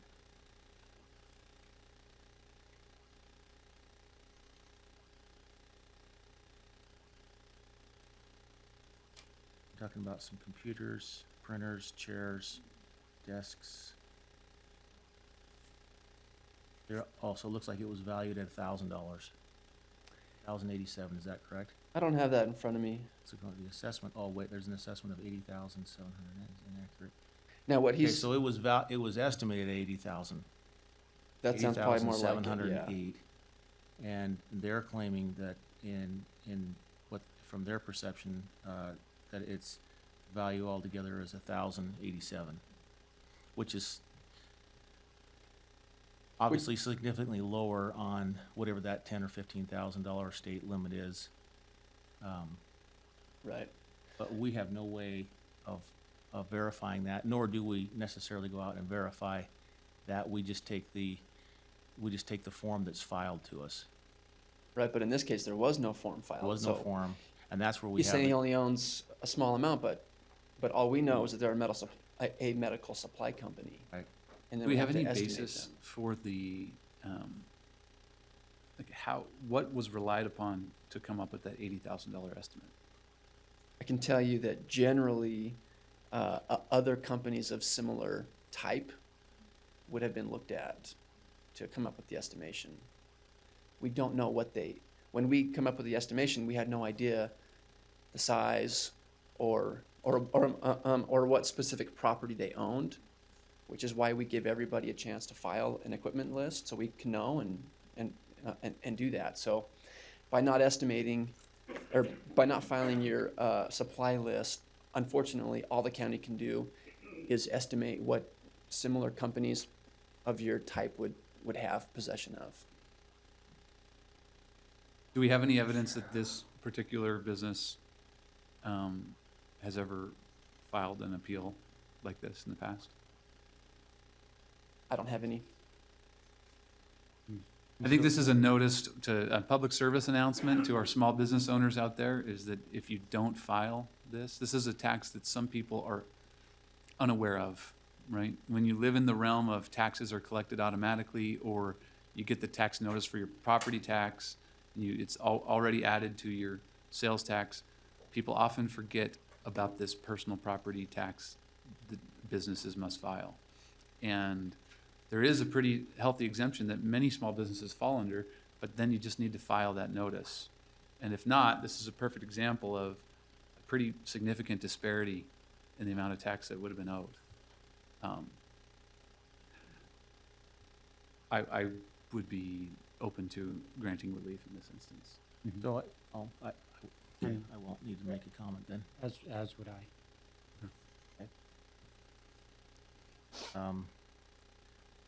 Proper verbiage then is that we accept, correct? Paul? Correct. Oh, okay. So let me go, that was the only two I had on that. Right. The JMS Enterprises for continuance and the relief on that one. So I'll make a motion then that we approve the property tax actions as contained in regular item number 1 with the continuance of JMMS Enterprises and the approving of the Red Arch Medical. Second. We have a motion and a second on regular agenda item number 1. All in favor say aye. Aye. Aye. Aye. Passes 3-0. Okay, which I think brings us to regular agenda items number 4 and 5, which I'm going to look to you, Dave Shawcroft. Is this, a lot of this conversation is kind of one and the same. And actually, I think that the discussion on number 5, the actual budget, is probably more naturally ahead of the tax rate.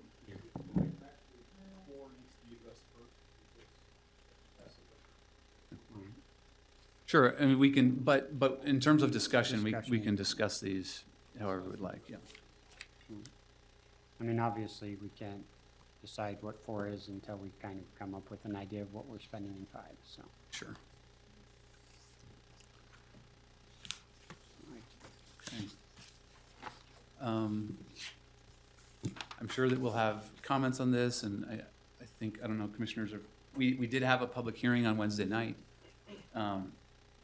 There's no reason why we can't also allow public comment here if people are here. So at some point, we can turn to public comment on that as well. I guess I'll say that now we're in our second meeting for passing a budget. It was continued last week. I have uploaded a budget to our agenda system. It's publicly available to the other commissioners and anyone else who wants to access that. Is that correct? Is that document, how do people find, because sometimes I know folks can find our agenda in one format listed on the website that doesn't have the documents, but one of the websites, go ahead, Justin. The homepage for utahcounty.gov does list all the agenda items for today's. Lists them and has the accompanying documents? Yes. And you can access them, okay? So the budget that I am proposed and ready to vote on today is listed there.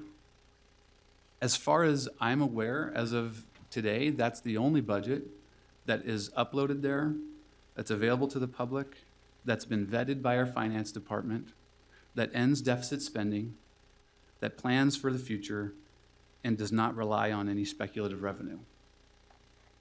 And so I'm sure there will be some discussion on that point, but on that front, we've had a lot of conversations today about how we've been trying to cut spending and how difficult this process has been, but ultimately I revert back to how are we going to end deficit spending and pay our own bills?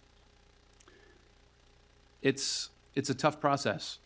The Taxpayers Association, just to reflect on comments I think some of you have heard, but they issued a statement, and in that statement they said, due to a lack of foresight by decades by previous members of the commission, Utah County has only once in 33 years taken steps to restore purchasing power in their property tax revenue.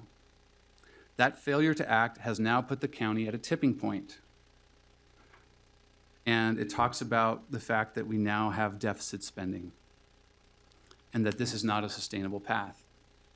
It's made me think of an example. If you kind of imagine if a family in our county that's trying to live on $42,000. Say there's one parent that's working, and they've found as they put their budget together that they live on $48,000 a year. And as they go through it, they say, look, this is not sustainable. We have to live within our means. We can't just put a balance on the credit card or eat away at any savings that we have. So what do we want to do? And as they go through their budget, they realize, you know what, we've cut everything that we can, and we don't want to cut the standard of living that our kids are experiencing. We want to stay at this $48,000 level. And so together the family says, what other side jobs can we get? We take paper out or whatever so that we can try to generate some additional income for that year. And let's say that they now can make $52,000 a year. The saddest part about that experience is that all of a sudden members of the family might say, okay, we have new income. What are we going to do? Can we maybe eat out once in a while now? Can we go take that trip? And the answer is going to be, actually, no, this additional income is just making it possible that now we can finally afford the same life that we've already been living.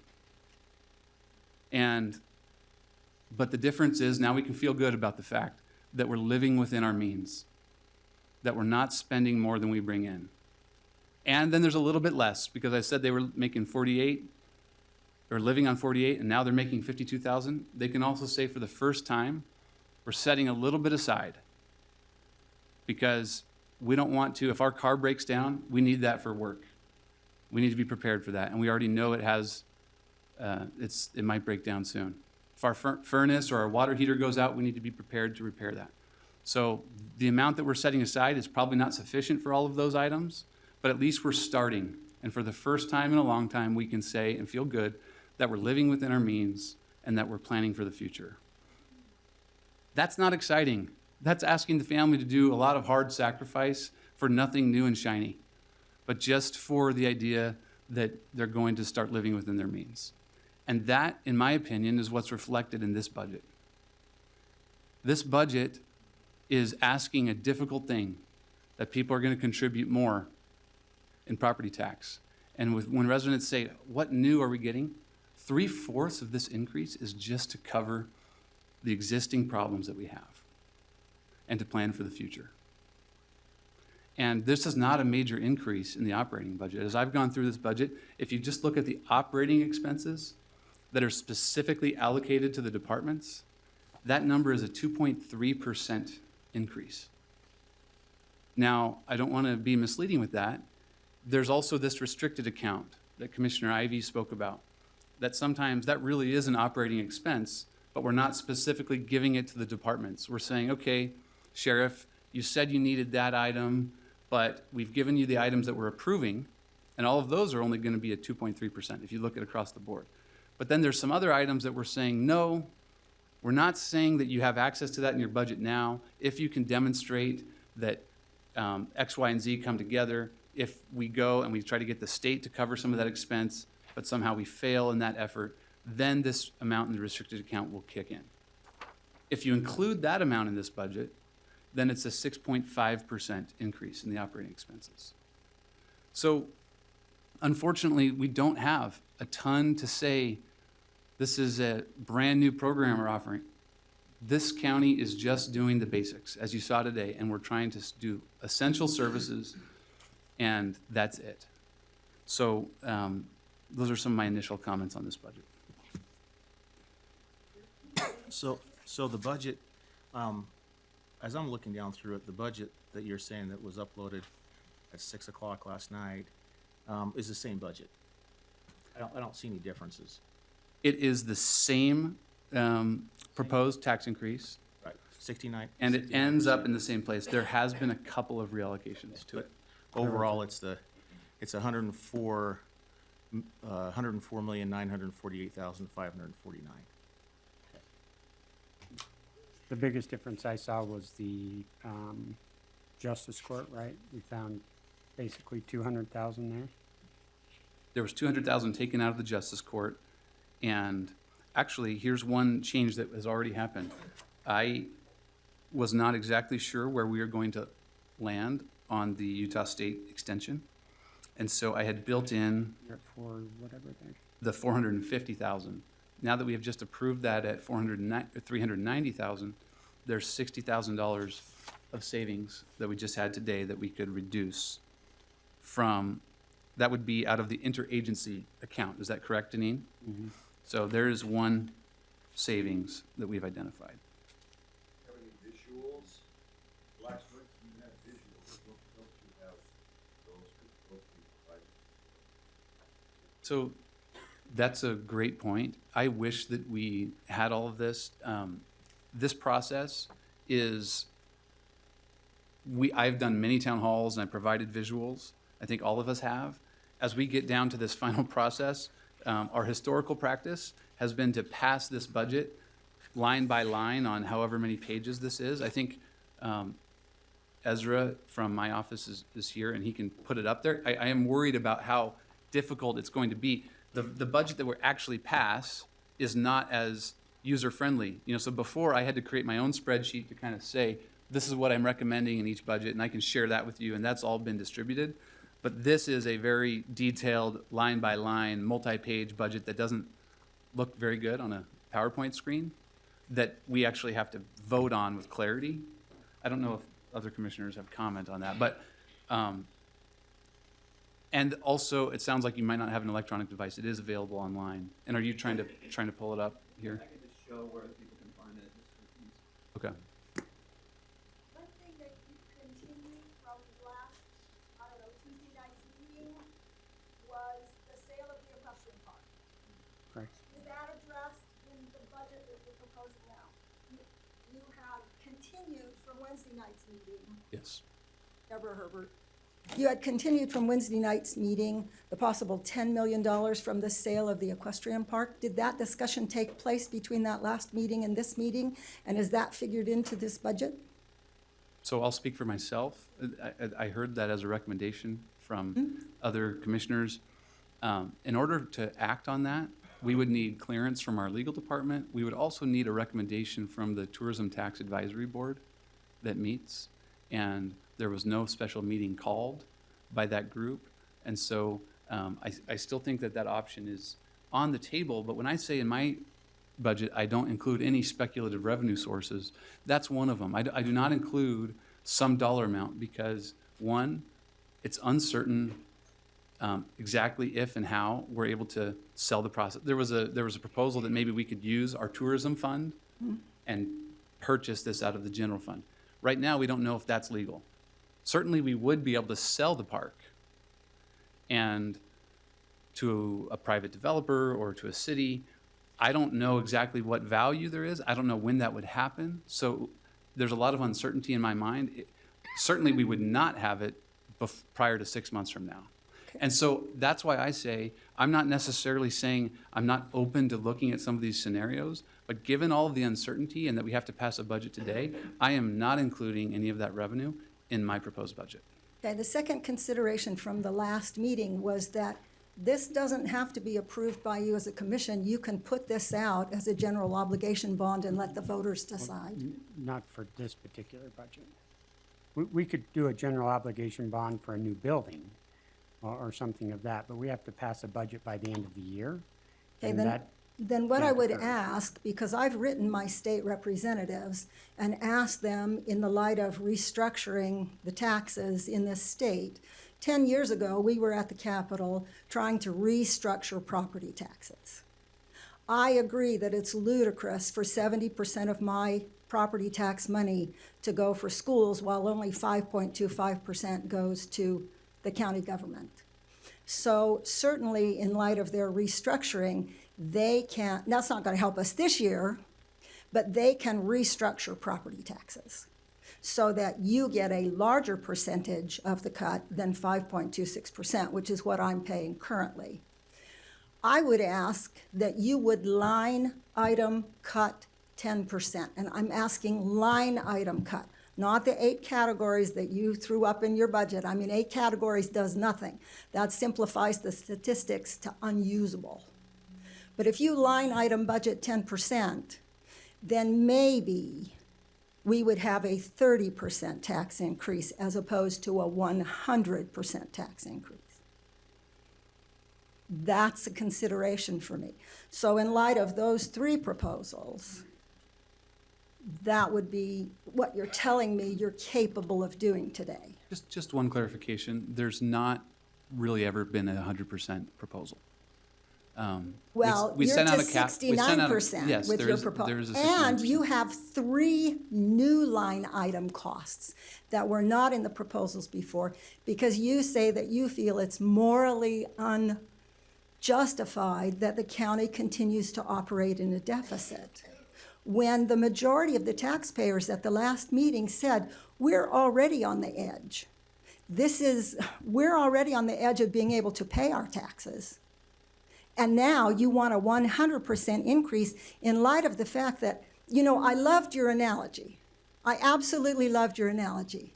But when that $48,000 family takes on new paper routes and gets to $52,000, the reality is their taxes go up and they bring home less money than they did when they were making $48,000. There are a vast number of people in this county who are living on their income, not beyond. And it's not because we take vacations. You know, I don't want a new bicycle, and neither do my children.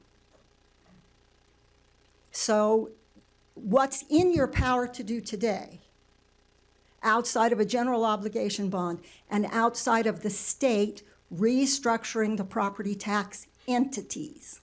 And I guarantee you, my city's going to come to me this coming year and say, we want to raise our entity certified rate as well. And if they do that at 100%, in addition to my water district, in addition to my school district, then you've property tax bankrupt me. So I would say line item cut 10%, and then maybe we can come up with 30%. But 100% is just entirely too much. Like I said, I worked for 3 years where they froze my wages.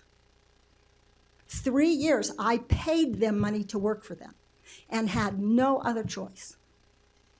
Because if I had transferred to a different district, they would have said, oh, you've become stupid. We will pay you for 6 years of service and then 1 for every 2 years of service. Even though you taught 17 years, your wages go backwards. And I'm gonna tell you, look up my employee number. I was a high-performing teacher. 85% of all the students I taught passed the CRT or the SAGE test with a 3 or a 4 out of 4. And 57% of the students that I taught who had a 1 or a 2 were raised to proficiency. So consider cutting, because I did that program in the midst of them freezing my salary. I went to look at other funds. Now, I realize property tax is what you've got to work off of. You have 5 other income sources besides property tax. So divide that out 6 ways. Don't just rely on property tax to cover 100% of the cost. One comment is just that our property tax is actually the only tax that we have the authority to adjust. So the sales tax is set by the state. And so this is our lever that we have to pull. But you get revenue from sales tax. Oh, absolutely. But we can't adjust our budget on sales tax, right? And we can with property tax. Well, I would ask you, on behalf of all of those who are living on $48,000, and much of that is Social Security, they don't, I mean, you want me to go get a paper route, really? You want me to say to the federal government, oh my, you're making more money, so guess what gets to go up? Your Medicare medical deduction gets to go up. Could I just take a small moment and thank you, because you illustrated something that I think significantly needs addressed at the state legislature, and that's our capacity to be flexible. As was mentioned last Wednesday, the potential for the county to have a user tax, which is a participatory tax. I would be right next to you, and we're advocating for those types of changes at the state legislature, and I really appreciate you calling on them to give us that capacity to utilize what I believe is a true Republican principle of a much broader base and a lower rate, and to make sure that everyone's kind of got some skin in the game, and those who are participating and utilizing the systems are truly paying, rather than just being punished for being a property owner. Because that's a frustration for me, having my hands tied with that, and I certainly appreciate you bringing those issues up, and especially with the state legislature to give us some of that flexibility. So I really appreciate that. Well, 2 of the areas that are hardest for me to swallow are public health and the judiciary system. You know what? I don't have dental insurance. And when I look at some of our judges charging candy bars to parole offenders because they didn't meet their obligations, I'm shaking my head. And I know you don't want this ICE contract. I know you think you can't make money off of the ICE contract, but I don't have cable television either, like they do out there at the county jail. So when I say, if you're going from 48,000 to 52,000 and you're picking up paper routes to do it, ultimately what happens is your tax rate goes up and you end up bringing home less money than you did before. I think we need less county government. I mean, I'm sorry, but I'm tired of paying for the drug addicts. I'm tired of being shamed by food insecurity for children. I'm tired of the judiciary system charging candy bars for offenses. I'm just... Thank you for your comments. We kind of informally went into public comment here, so I guess we can officially open it up, and let's see, can we get by raise of hands, how many people think they want to make a public comment on the budget or tax? So, should we go back to? 3 minutes is great. 2 minutes? 3. Again, we've had a public hearing on this. I would say, Commissioner Lee, do you have an opinion on this? Spent a lot of time on Okay. We also had 1 minute time for that, so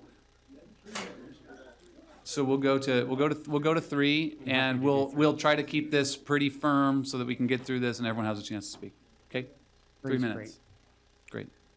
Okay, I was here. I have a few comments. Probably most of them, one way or another, have been addressed. I was unable to attend the meeting last week. I wanted to, and problems came up that I wasn't able to. Henry DeGelle is my name. Your comment about the income of $48,000 going up to $52,000, I would love to see $48,000 income, because I don't have it. My income,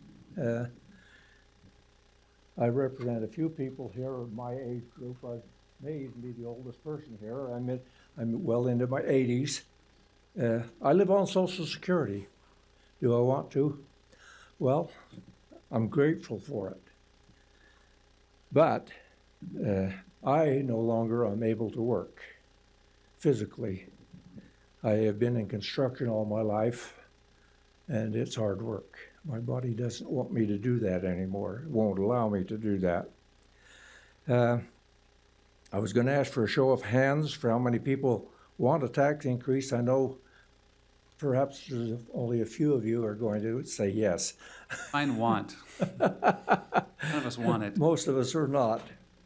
I try to remind you commissioners that we elected you, and I did vote for you, Tanner, to represent us, taxpayers, property owners, not necessarily to see how much money could be spent. And I see this not necessarily in your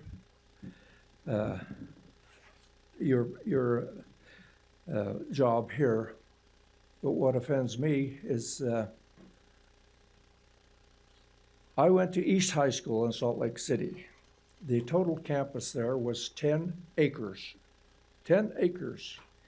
When I see, for example, what education costs right now, believe me, the teachers are not getting their fair share.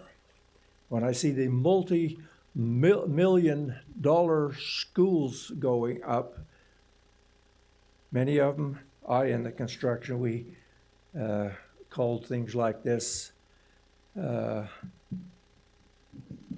monuments to the architect's abilities.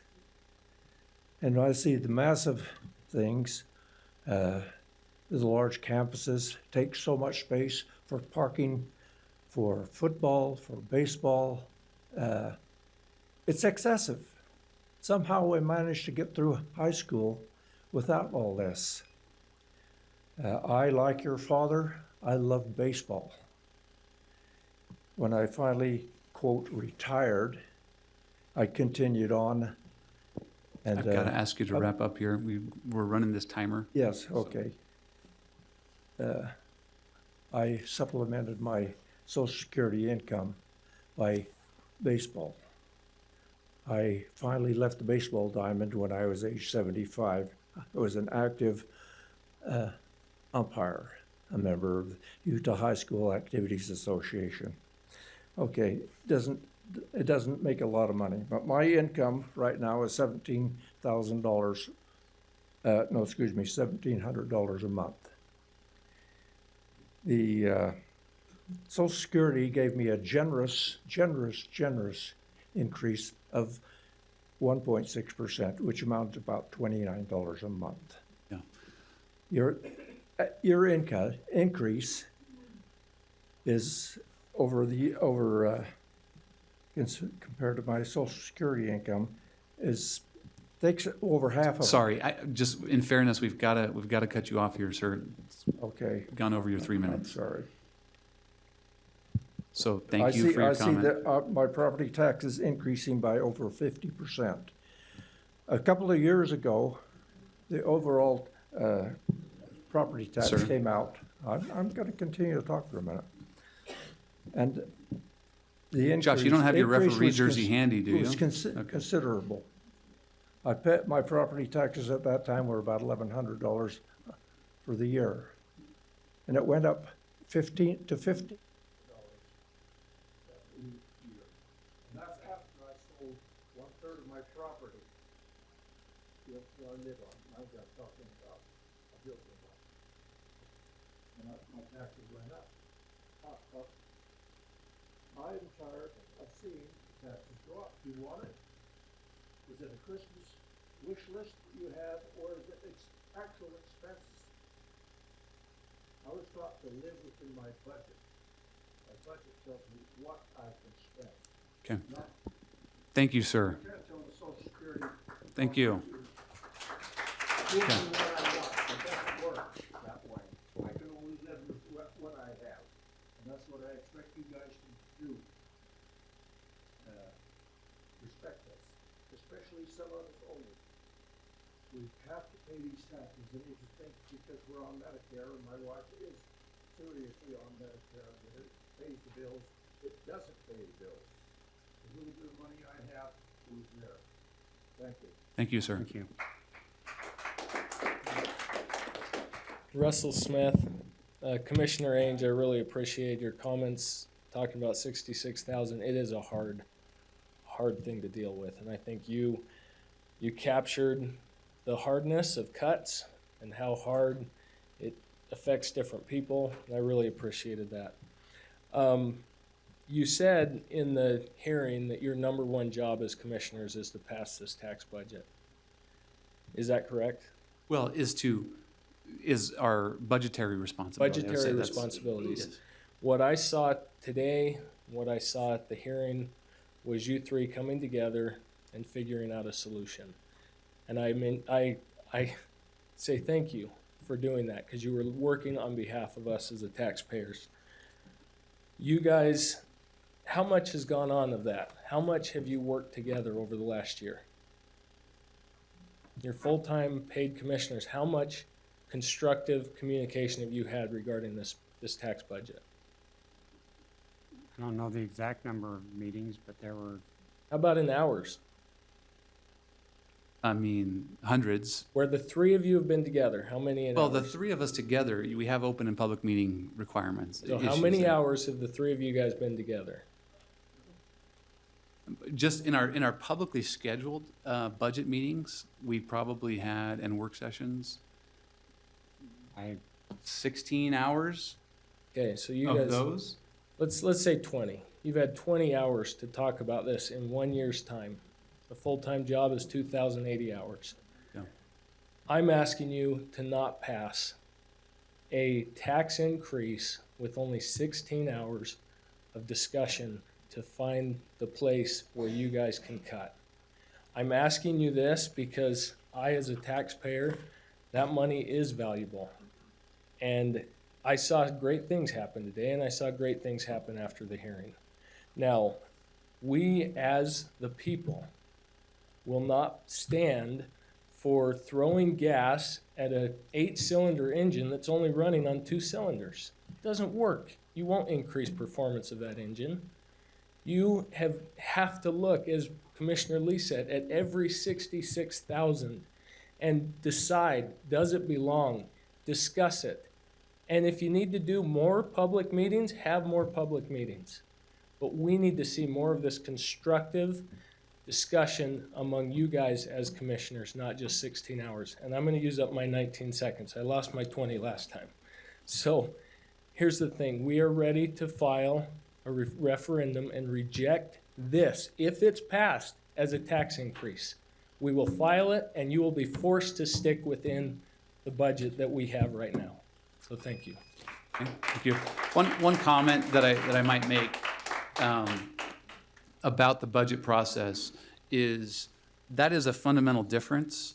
And I know as the general public, you have the opportunity to maybe just see our public meetings, but I have viewed the process of balancing this budget and ending deficit spending as every hour of every day since I took the oath of office. And so this issue that we just talked about today was an issue, for example, that did not come up in our public hearings. That came up in a meeting in February or March, and then we put it into place to try to save taxpayer dollars. And I think every one of us have issues like that. We have taken a lot of hits throughout this year where we say, hey, is this needed? Is this needed? Is this needed? And I think we all knew where it was ending up. And so that's why for me, I don't view the 16 hours as anywhere near reflective of our budget process. And it continues well into next year. If we pass this budget today, which I do intend to vote for it today, there have been a lot of suggestions that are good suggestions and that were, and so I appreciate the comment and I understand it, sympathize it from someone who sees it from the perspective of 16 hours of work, but it's really a daily process from my perspective. Hi, my name is Wendy Parmley, and I just want to personally thank each of you commissioners for being receptive and open to one-on-one communication, to educating me as a citizen and as a citizen advocate for particular budget items. And I understand the really hard work. I appreciate the comments and the frustrations of those who don't want to see their taxes go up. I don't think any of us want to, but the reality is that we do have some constitutional mandates. We have citizens that we want to keep safe, and we have the responsibility as citizens to be involved in the process throughout the entire year and not just in the month of December. And I think that I appreciate, again, your willingness to meet with me individually and to do the hard task of looking at individual areas and line items that can be cut, and also to look at those areas that do need to have increased spending in order to keep us safe and in order to allow us our constitutional rights. I would encourage that throughout the year as needed expenses arise, that we don't do that outside of the normal budgeting process, though, in the future, as some of that has been what has put us in a position that we need to increase taxes. But I fully support the work that you've done, and I fully support the increase that you are recommending. I understand that it is hard. It's hard on my family, as we have properties that will increase substantially to the tune of about $300 or $400 a month, and that is a substantial increase for one family. But I appreciate the work you've done and just wanted to lend my support. Thank you. Thank you.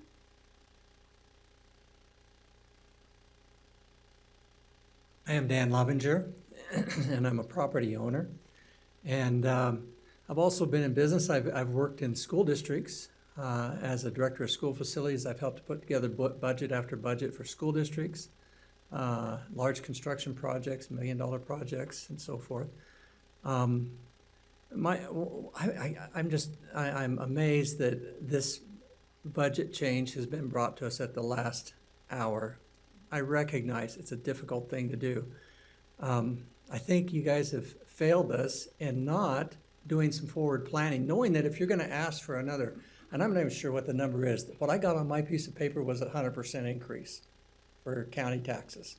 Okay. That was a cap in the notice of what we could set it to. But yeah. Okay, and so, you know, I don't think it said this is a cap, we might go this high, but then to hear that you're still talking about a 69% increase, And of that, maybe 6%, 6.5% is just your operational budget. I think you've really failed us in not getting this out sooner so that you had more time. Now, I recognize that there's a limitation on when you have to have a budget planned. And I know that that's coming within about 10, 11 days. You still got 10 days of working time that you could probably keep going at this. And I think unless you're going after every $64,000 issue, you're failing. And your report card does not look good. If they're going to sign a referendum, I'd like to be on that list because I think it's too late right now for you guys to win unless you really start to work together and you really start working with all of your teams about cutting the cost. Your example, everybody's made comments about it, but you went the wrong way. Think of all the families that have that $48,000 that are now going to have to live on a lot less than what they had before because of your decision if you choose to pass this. I think it's a mistake. I heard recently that if you guys pass a tax increase, that in the future it can't be reduced. Is that really true? No. In fact, I would point out that the truth in taxation process, every year the rate on your property goes down. Okay? As your assessed value goes up, the rate goes down. So automatically, year over year, like it has happened over the several years, the rate would go down. And in addition to, but only by the amount that your assessed value goes up so that you'd pay the same dollars. But nothing would prevent us from, as a working more legislative body, efficiently and cutting your costs further. and living under your means, correct? Correct. Okay, so let's see that done. Let's get your grade from an F to maybe a C or a B, okay? Okay. Thank you. Little steps, right? Big steps today.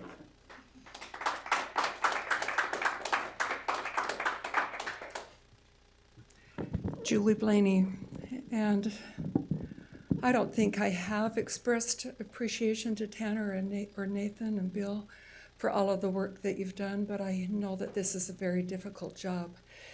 And it's especially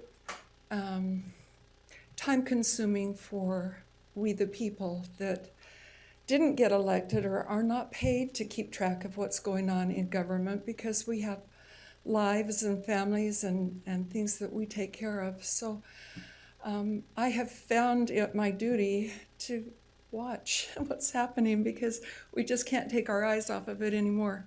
So with that said, I found your analogy this morning, Tanner, really interesting, and it fired something inside of me. A family that makes $48,000 but living on $52,000 does not have $18 million in a savings account. And when you gentlemen refer to deficit spending, you never, I don't hear it anyway, it seems like you never talk about that $18 million as money that has already been collected from you and me. That's our money sitting in an account that you may take that reserve to cover something else. 5 million of it, I understand, is mandated by the state and on hold. But $13 million is an amount that the county decided you felt comfortable. I don't know the exact amount, but you decided you wanted a comfort zone within the county. Well, you've already overtaxed us. And we cannot afford for you to continue on this path until you do what's been recommended here today, line by line, within departments and budgets to see what needs to be cut. I've got a couple more thoughts here. So I would recommend that every time you, my friends in the county, hear our commissioners use the word deficit spending, you think of surplus, the word surplus. It's the surplus that has already been paid, and it's surplus. You take from that surplus to cover something else you're spending. And I don't think most of us get it because you have sold us, I believe, and created a situation where we hear the word deficit. In my world, when I hear deficit, I think, oh, I'm overdrawn at the bank. But that's not the case in the county. That just means you've dipped into your reserve of our money Thank you for doing that. That's what it's there for. You don't need a tax increase. We will not support it. Chair, could I request a break? I would, okay. Can I make, before the next comment, I just want to respond to Julie really fast about this comment. You know, certainly that analogy, they don't have a savings account anywhere near the counties. Dave Ramsey, many of you probably listen to him, good example of financial advice. He often speaks of how everyone should have an emergency fund. That's the first thing that you set aside. And the point is, we can spend into an emergency fund when we have an emergency. That's why you set it aside. But to spend our surplus, to spend our reserve for ongoing day-to-day items is very irresponsible, in my opinion. It's not something, Deborah made the comment earlier that I am like morally opposed to deficit spending. Yes, I am. I think it's the entire problem with our federal government. It's a problem with many counties and cities and states throughout our nation. I think we need to pay as we go for the service level that we're providing to the county. So this surplus is not, just to give an example, because you do raise a really good point, because, and I've been very open with that in all my town halls of how are we funding this deficit? Our county is not in an alarming situation like our federal government is, because our federal government funds the deficits with additional debt when our debt levels are already astronomically high. The county is not funding it with debt. We are funding it with spending the existing reserve. But the state has a minimum and a maximum, right? So we are right now somewhere in between our minimum requirement of reserve from the state and the maximum. We talked to bond rating agencies and our financial advisor, and they came in and said the credit rating agencies recommend a policy that you stay at about a 16% of your general fund budget as reserves that you have as a rainy day fund. Did I say that accurately, Deneen? And so that is what we are marching to. And under this budget, we are actually slightly behind that. And that's why I'm starting in my budget to put $2 million a year toward that, to make sure, and I'm not positive we're going to get there. I've tried to minimize this increase as much as possible, but I've kind of told myself, you know what, if we miss that mark, at least I can say we've started to put some away. So I just want to clarify, you are right, it is coming out of the reserve, but we have to be thoughtful about, we can't just spend that reserve forever and ever. It's already a problem based on the policies we have in place at the county. Sorry, to connect the dots, when I say a problem, we enacted a reserve policy in the county based on those recommendations from the credit agencies that we should keep a minimum of that 16% reserve. So thank you for your comment. It sounds like we're going to keep this break. Recess for a minute. Recess for a minute.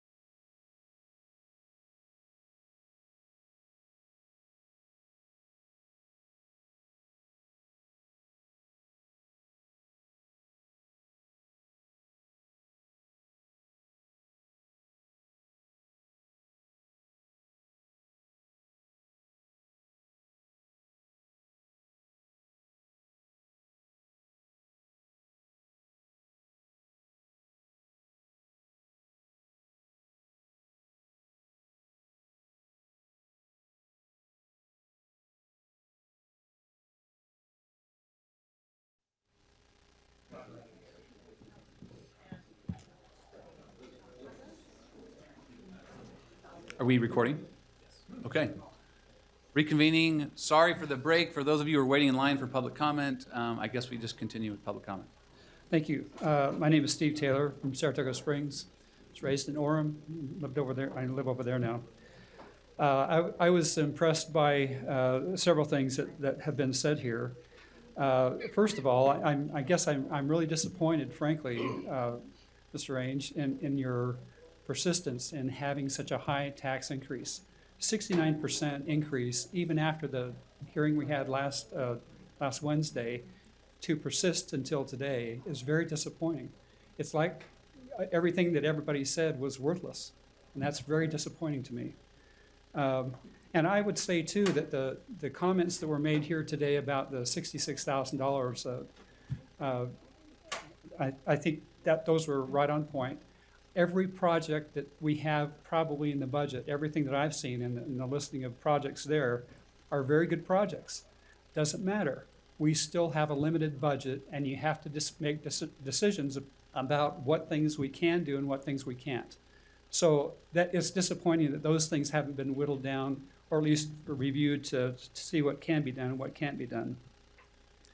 The example that you gave too about the family that was living on had $48,000 and that they spent versus the $42,000 income is also a very good example. I mean, the example though that transfers to the county though is to have a $42,000 income, a $48,000 spend, raising your income to $52,000, and then spending $75,000. That is not how the county should run. We have to run it on a budget based on income and revenue received, not projected revenues. So my point is my expectation is that those hard decisions will be made, if not by you, Mr. Ainge, then by all of your department heads that get it down to the point where we do have revenues to support what's being done. Not increased revenues, but the revenues that we actually have being generated already. So with that, I'll Steve, yes, sir. You certainly under no requirement, but can I ask you Please. a question or two? So, are you aware with how truth and taxation works, how our property tax rate goes down every year? Yes, I am.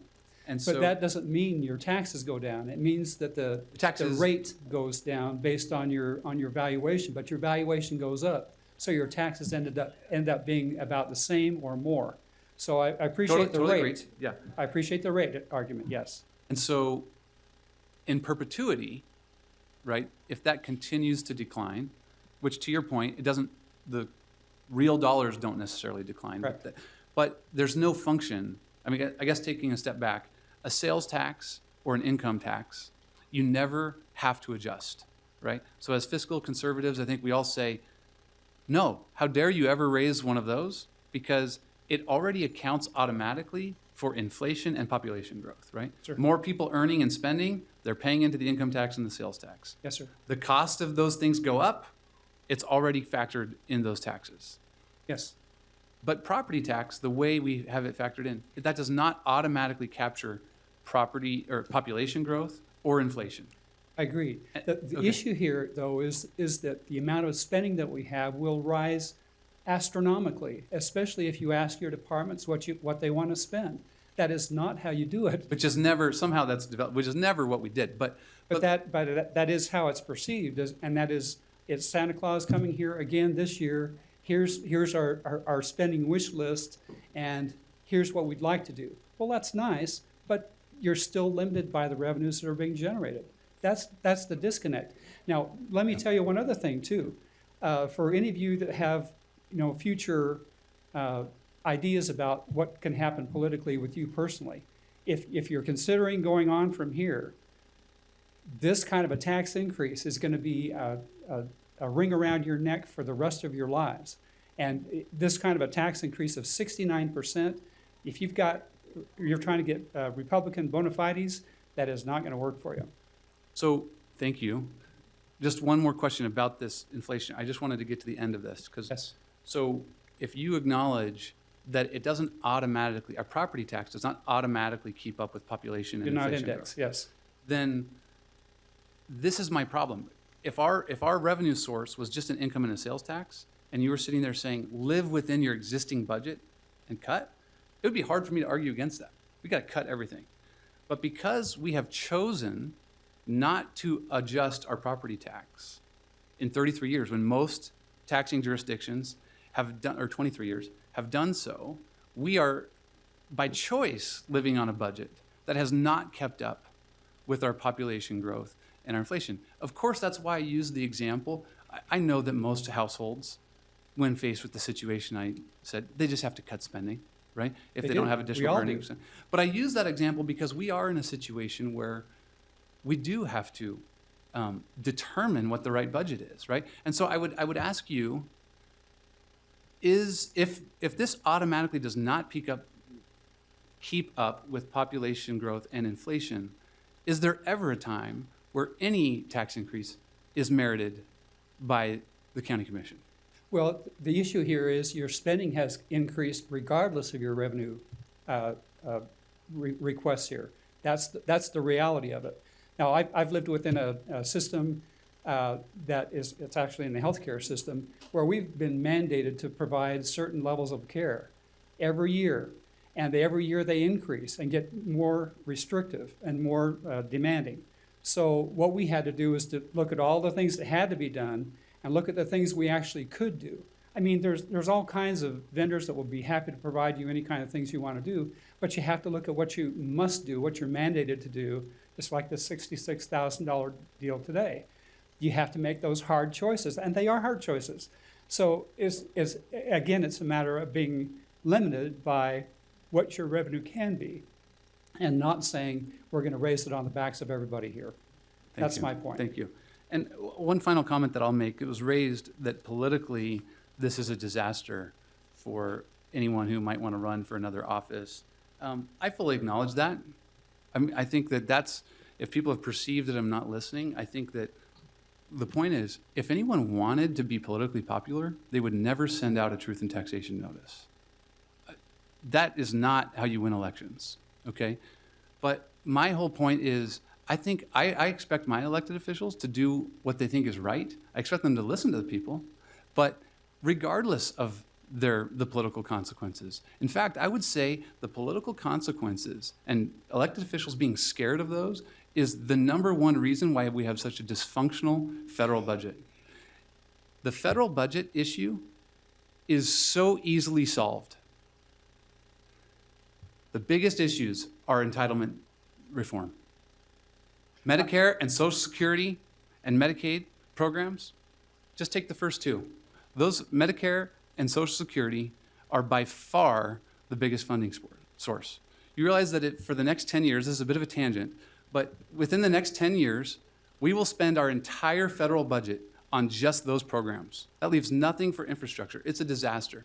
So it doesn't take a lot of great policy wonks to figure that out. Everyone knows that. But why don't they do it? Because if they do it, if a Republican does it, the Democrats attack them. Oh, there's commercials of someone pushing grandma off the cliff, right? And people say they're never gonna do it. If you're a Democrat, the Republican Party has even used that as a criticism. And right now we have Republican leadership who's not willing to do it because they say they can't win elections. They can't win a presidential election if we're talking about potential changes to Medicare and Social Security. And so that is the reason why I do feel a moral responsibility to balance our budget and to do it even if it means that we'll never get reelected again. But I certainly don't want that to sound like I'm not listening. I'm listening, but just because it's unpopular, what I'm looking for from the feedback, which you have provided a lot of insight, is why is this decision actually wrong? Not why is it politically unpopular. That, believe me, based on my inbox and my voicemail, I know that's unpopular. I just think that there are ways that you can reduce the budget, reduce the spending rather than increase the taxes. I just think that you can do it. I've done it in my entire career for 43 years in healthcare. I think that you all can do it here. I just have that belief that in human nature is that if you give that back to the department heads, they will find ways to meet the mandates and reduce the spending if you give them a number to spend from. That's what it takes. And if they can't, you find the managers who can. I mean, that's just how it works. So anyway, thank you for hearing my remarks. I appreciate that very much. Thank you. Thank you. I want to make a comment. To clarify, I keep hearing this 23 years, we've never had this adjustment, which we're talking about truth in taxation. But in 2008 and 2010, right around those times, there were adjustments. There were adjustments that happened. They didn't go, it wasn't a truth in taxation adjustments, they were different adjustments, but nevertheless, there were adjustments that happened. And so I just wanted to just throw that out there. It's not totally accurate to say that it's been 23 years before, I mean, it is accurate to say truth in taxation, but there have been other adjustments. Thank you. My name's Craig Nielsen, and I'm not quite sure I understand that last little story you gave us there or explanation. My expectation here is that you do have aspirations to go on, and what I actually think is going to happen here is that Mr. Ivey is going to be the one that's going to suffer the consequences from what's happening here, because his reelection is the next one up. You're really betting on, I would suppose, that we'll forget, and maybe you're right. But the fact of the matter is, you told us at the meeting on Wednesday that you didn't believe we represented the majority. And that was a real disappointing comment. And at the same time, I was sitting next to this widow here, that next to me on the back row on Wednesday, and I was a little bit disappointed as well. I maybe inappropriate, but when the comment about ignorant or arrogance came across, the fact of the matter is you're not acknowledging and letting people know, I get it, I'm going to increase your taxes, and you don't have a way to pay it. You've got to take responsibility in that context, because there are real people here that are going to get hit. So as much as you say, hey, I don't have a political aspiration beyond this moment, I don't believe you. And I really think that you're the only one that can sit up there right now with some hope of getting reelected, because you're the farthest one down the line. So now coming back to the fact that the budget, you're telling, what's happening here is you got our attention. You sent out this card, and your approach is to spend all this money, sort of pad yourself through your term, is the way I take it. And I appreciate that may be a little bit inappropriate for me to say. But at the end of the day, we have $18 million that's sitting in a fund. Yes, it's for emergency purposes. We have a $3 million, less than $3 million deficit. All right, let's address the $3 million deficit today. Let's go ahead and figure that one out. You've got our attention. Let's have you guys manage that $18 million, and you need to go back and look at where you're spending it. I mean, like, for example, the county attorney's office. That's a real, I get the fact that we've got these two death benefit, or death whatever cases on the line here. Well, the state needs to be fighting that battle. Don't fund that. Let's go out and figure out how, let's go back to the state. Let us go back to the state and say, this isn't right. We, the county, shouldn't be paying for those, because that attorney represents the state, not the county. Okay, and so, but nonetheless, go back and manage that money that's in that fund, and let's get back here a year from now, and let's see where that fund is at. And now let's talk about real dollars and real needs. Instead of this, we're gonna ram this down your throat, and we're gonna make sure that we're covered long before my election comes up. That's the way I see it. Thank you. Couple of points. I really value that. I'm always thrilled to have a conversation with those who recognize that we need to end deficit spending. And you said, let's end it right now. So I think that's great. Well, that was last year's deficit. The projected deficit is 10.5 without giving any new requests to any of the budget, to the departments. So, and I'll just ask the point. I want suggestions. Let's have a good conversation about, again, what actually needs to be cut. I don't think the general public really wants their county commissioners making budgetary decisions based on whether or not they're going to run for reelection or what's going to be the best chances for reelection. So you've made some assumptions there, but I think the point is, let's talk about the numbers. What actually makes sense? What actually balances our budget? And suggestions for cuts, I've been all ears all year long, and I continue to be. Thank you. That was my point, is if you would give us another year to put this together instead of the point is, once you get this in place, it's there. It's never going to change. she's gonna be paying this the rest of her life, as are all the rest of us. So you gotta slow the process down and just take care of what we gotta take care of, and now you've got our attention. That's my point. You've got it. Now let's go figure out what to do.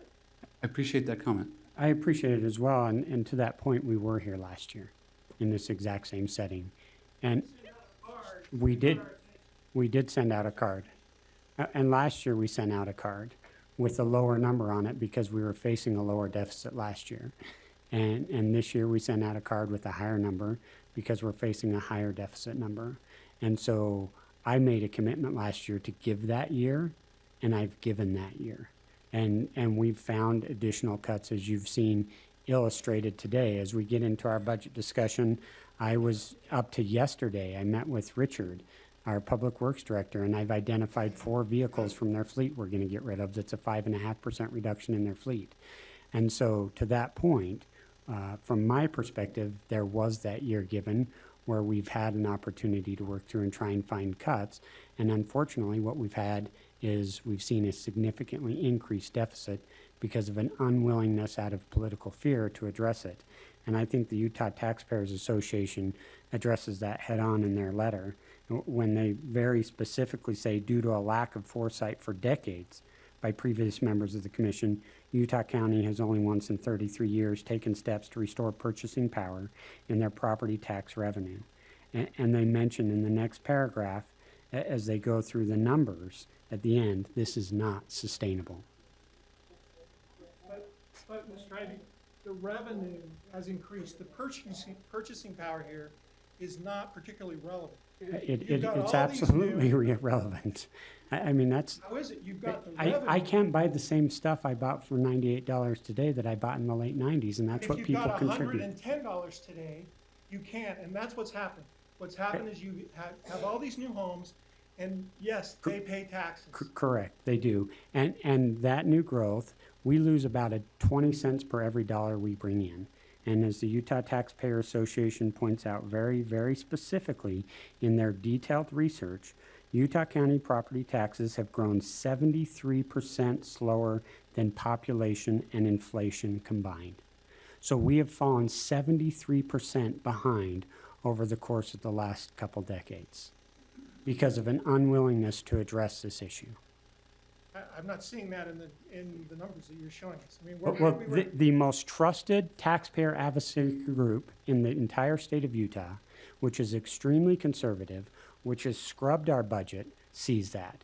We have scrubbed our budget and we see that. They believe that you needed to increase taxes, and I acknowledge the same thing here. Okay, but $3 million is a big difference between 19.5 million. That's huge. Sorry. Thank you. Okay, yes, ma'am. My name is Renee Montier. I have been a widow for 24 years. And you know what I had to live on and raise kids? $800. And I had to figure out how to take all my taxes out of that $800 while I was raising kids. Thank goodness today I have a little bit more. So much more that I got $12,000 in annuities. And when I went to see if I could get a widow's abatement, I was told no, because $12,000 with my present security, Social Security, went over that budget. I put out more than $12,000 every year on taxes and insurance. I represent a part of the public that doesn't get ahead, that goes down every year. Even though it appears as though my Social Security goes up, they take enough out of it that I don't make any more. Thank you. You. Excuse me, there is one suggestion I'd like to make, and that is to start thinking out of the box. There is a law that says people aren't supposed to talk on their cell phones while they drive. Well, they do all the time, and it's ignored. Why don't you put a fine of $100 on every person that's caught talking on their cell phones and put that into the tax budget. Thank you. Thank you.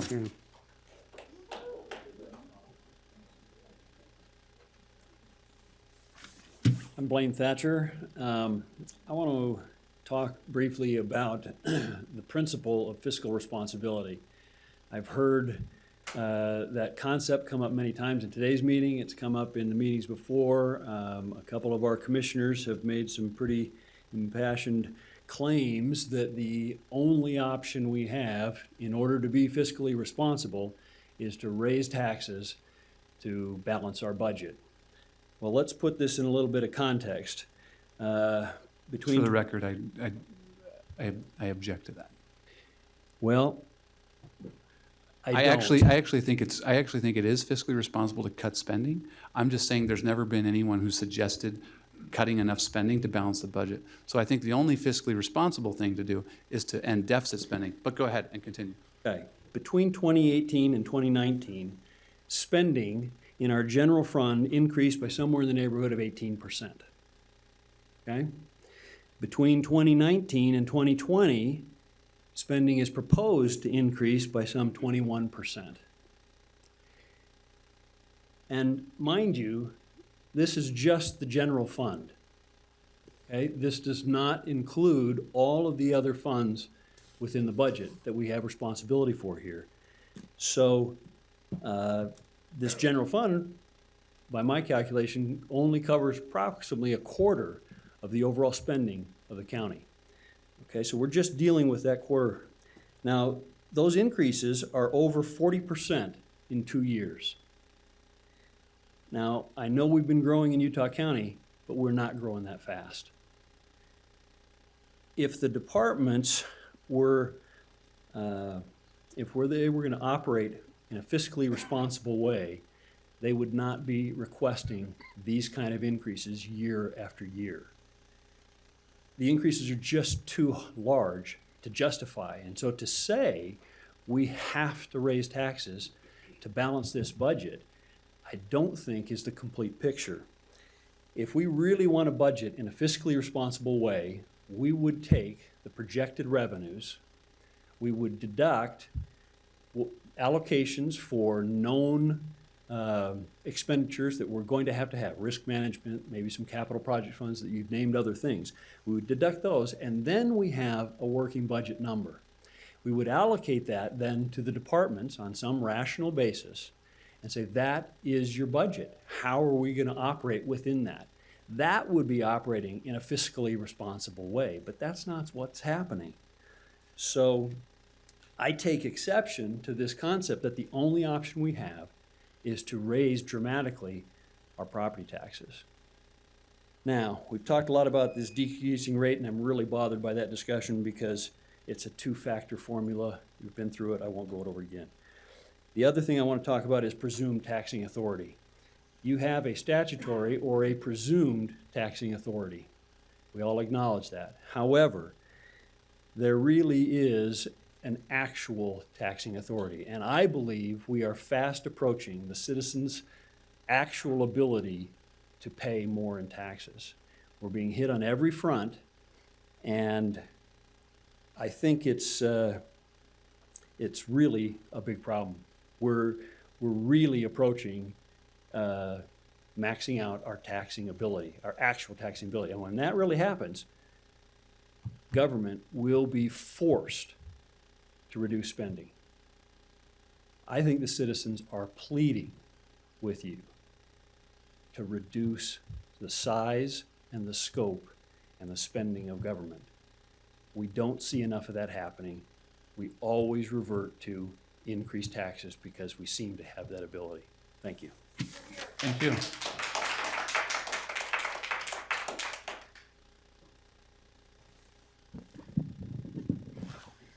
My name is Daryl Fordham.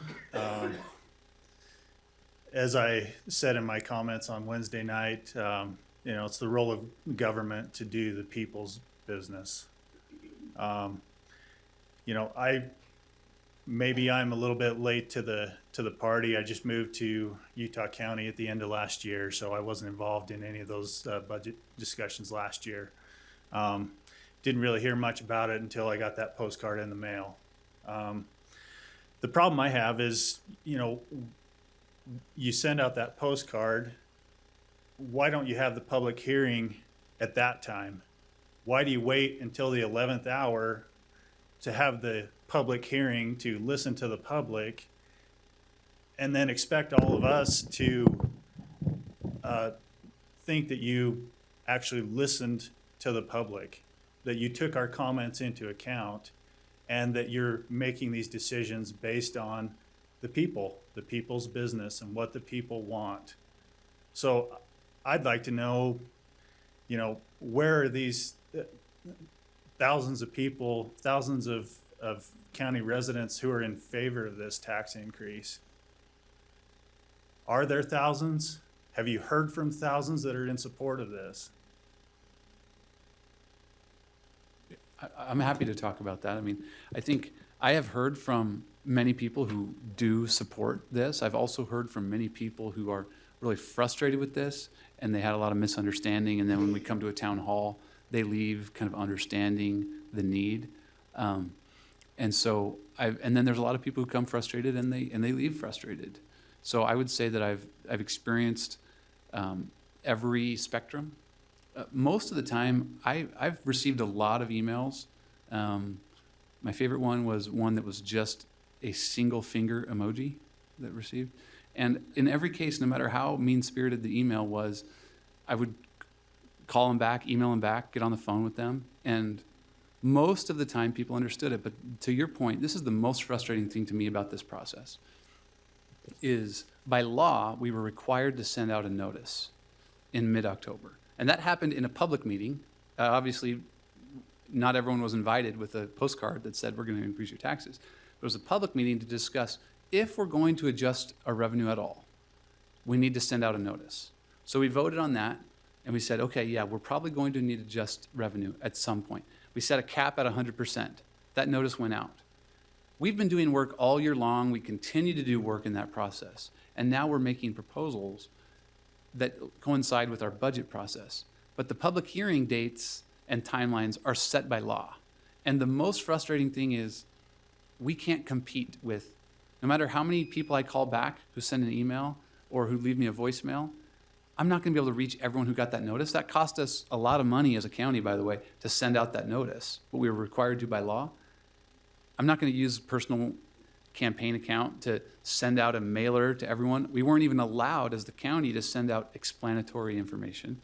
And so I've done everything I can in terms of holding town halls, sending out to email lists that I have, publishing articles in the newspaper so that we can try to get the information out. But at the end of the day, there is an imbalance because not everyone who received the notice was aware of a chance to hear Commissioner Lee's town hall or my town hall or Commissioner Ivey's town hall. And so it's that process is difficult to manage. So I wanted to answer your question just from my perspective. There's three buckets that I'll put citizens' comments back into, maybe four. The fourth one is the 100%, the proposed tax rate increase.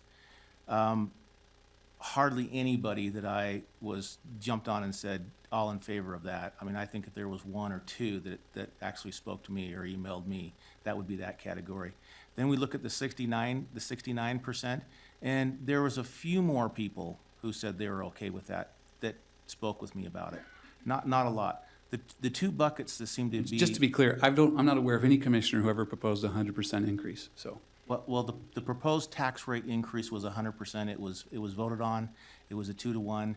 That is fact. I don't know. To set a cap. Nobody proposed a budget that had a 100% increase. That's also a fact. I didn't say budget. I said proposed. It was proposed that was 100% tax rate increase. Correct. The second two buckets that are there are the ones that seem to have the biggest groups of people on them are, some sort of an increase to fill a hole that we perceive we're in. The second one is zero. Those are the two large groups of individuals or groups of people that I've heard from. They're somewhere in that area. There's hundreds, if not thousands, but I'd say hundreds to be safe, that I've received, emails or phone messages or texts or messages through Facebook Messenger. So that's where I see the bigger groups of people. And in those who've reached out to me, I've had a vast majority in the middle, especially after we've had an opportunity to go through the budget, to talk about the challenges, and specifically where the money's going. When they understand the money's going to things, like public defenders, like the sheriff's office. When they understand the money's going to providing us with safe and secure elections, because that particular area has been a high area of dysfunction in Utah County. And so when they found out that this money is specifically going to those areas, those people I speak to who go through the whole process are kind of in the same boat I am. I really hate this, but I get it. And that's where I fall on this. It's sure I almost cussed, and my mom might be listening, so I'll be careful. I sure as hell don't want to go there, okay? But I have to face the realities of providing what I believe are core essential services to this county. And I am up for re-election. And I made a commitment when I ran the first time to do what I thought was right. And I'm sitting here today looking at this, committed to doing it because I think it's what's right, to protect the rights and vested interests as a citizen of this community. And I get that there's people on both extremes who are going to shake their head and be angry at me no matter what. But what I'm trying to do is find a reasonable approach that I think is right and sustainable for the long-term interests of this county financially. And when I've had the opportunities to sit down in detailed conversation with people, that's where the vast majority have fallen, that, yeah, this really sucks. But I understand why, because I understand that the money's going to appropriate things. And I guess from my perspective, the biggest part of this problem is that, the citizens don't feel like our concerns and our voices are being heard and being represented. We don't feel like the will of the people is being done when it comes to this tax increase. I think there are, some justifications for some sort of a tax increase. But I don't feel like anybody truly feels like the due diligence has been done with regard to making cuts and evaluating budgets and reducing spending. And I think that's what's brought us to where we are. Thank you. Thank you.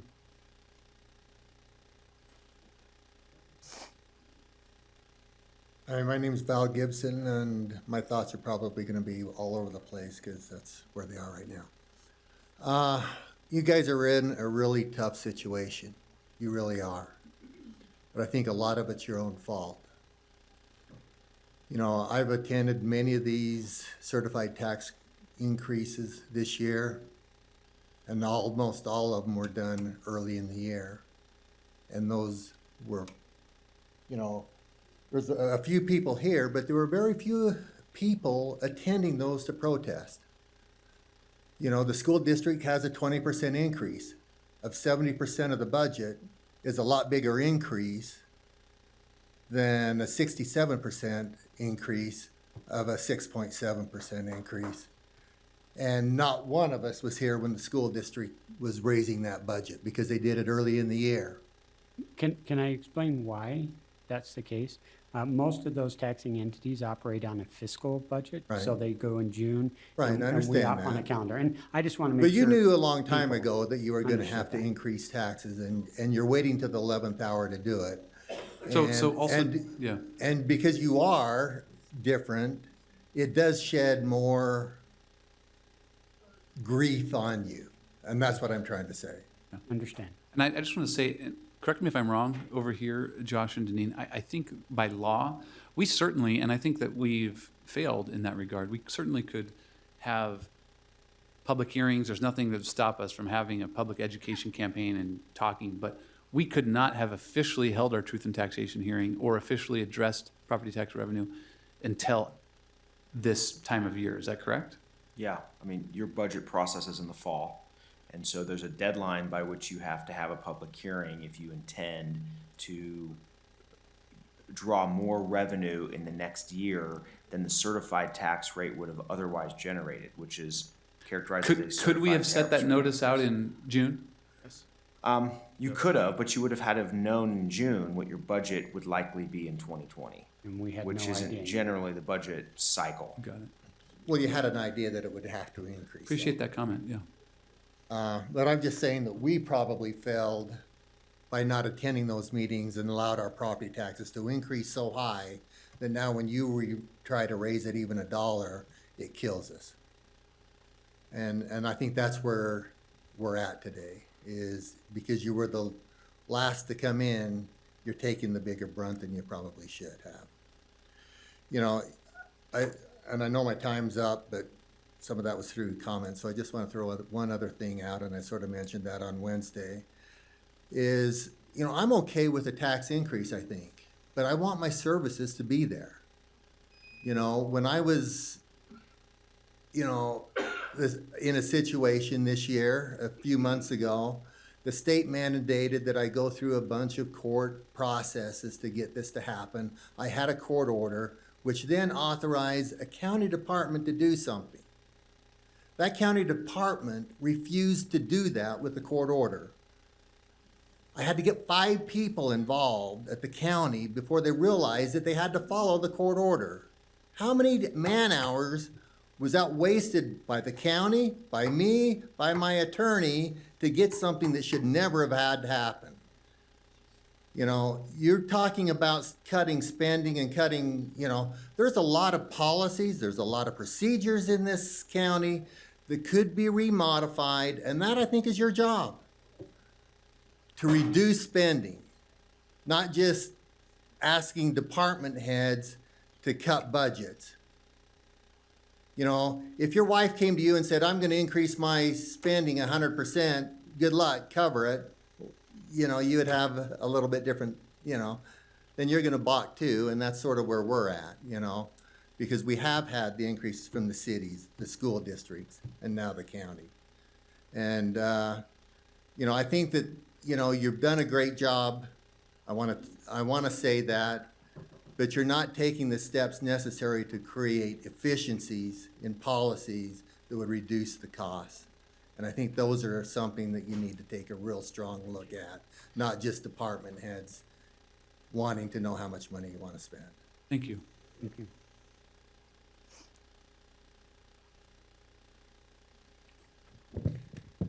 Thank you. You guys are doing a good job being patient, listening to your citizenry. Appreciate that. We hope you hear us. My name is Joseph Kennedy.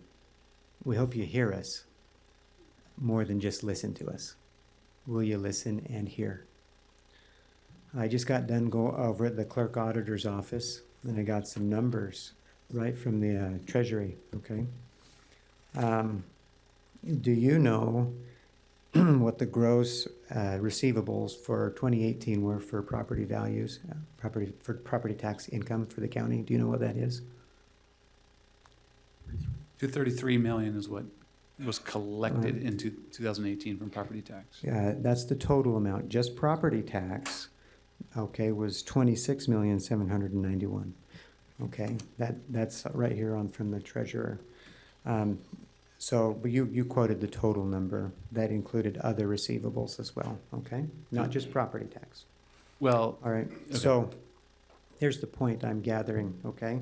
If we go back a few years, okay, 2014, there was 22 million, and then we can kind of grade through it, and we look that we've had about $1 million increase per year, okay?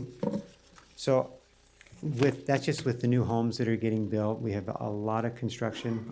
I'm in the real estate industry, so I'm looking at all the new homes that are getting built.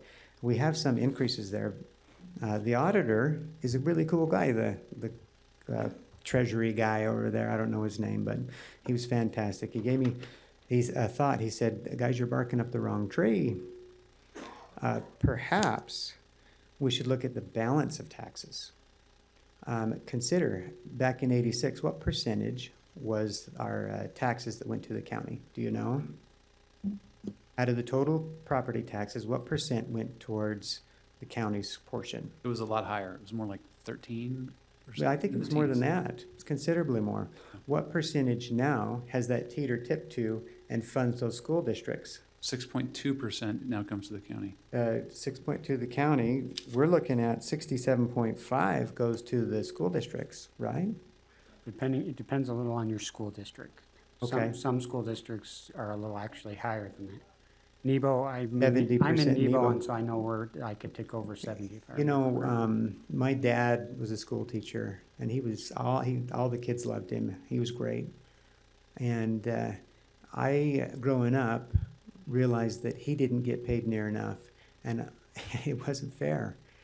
That great increase hasn't gone to the teachers. It doesn't go down where the rubber hits the road. It's in the fat at the top in the districts. We need you guys to go. You're hearing all these citizens come and complain to you about taxes.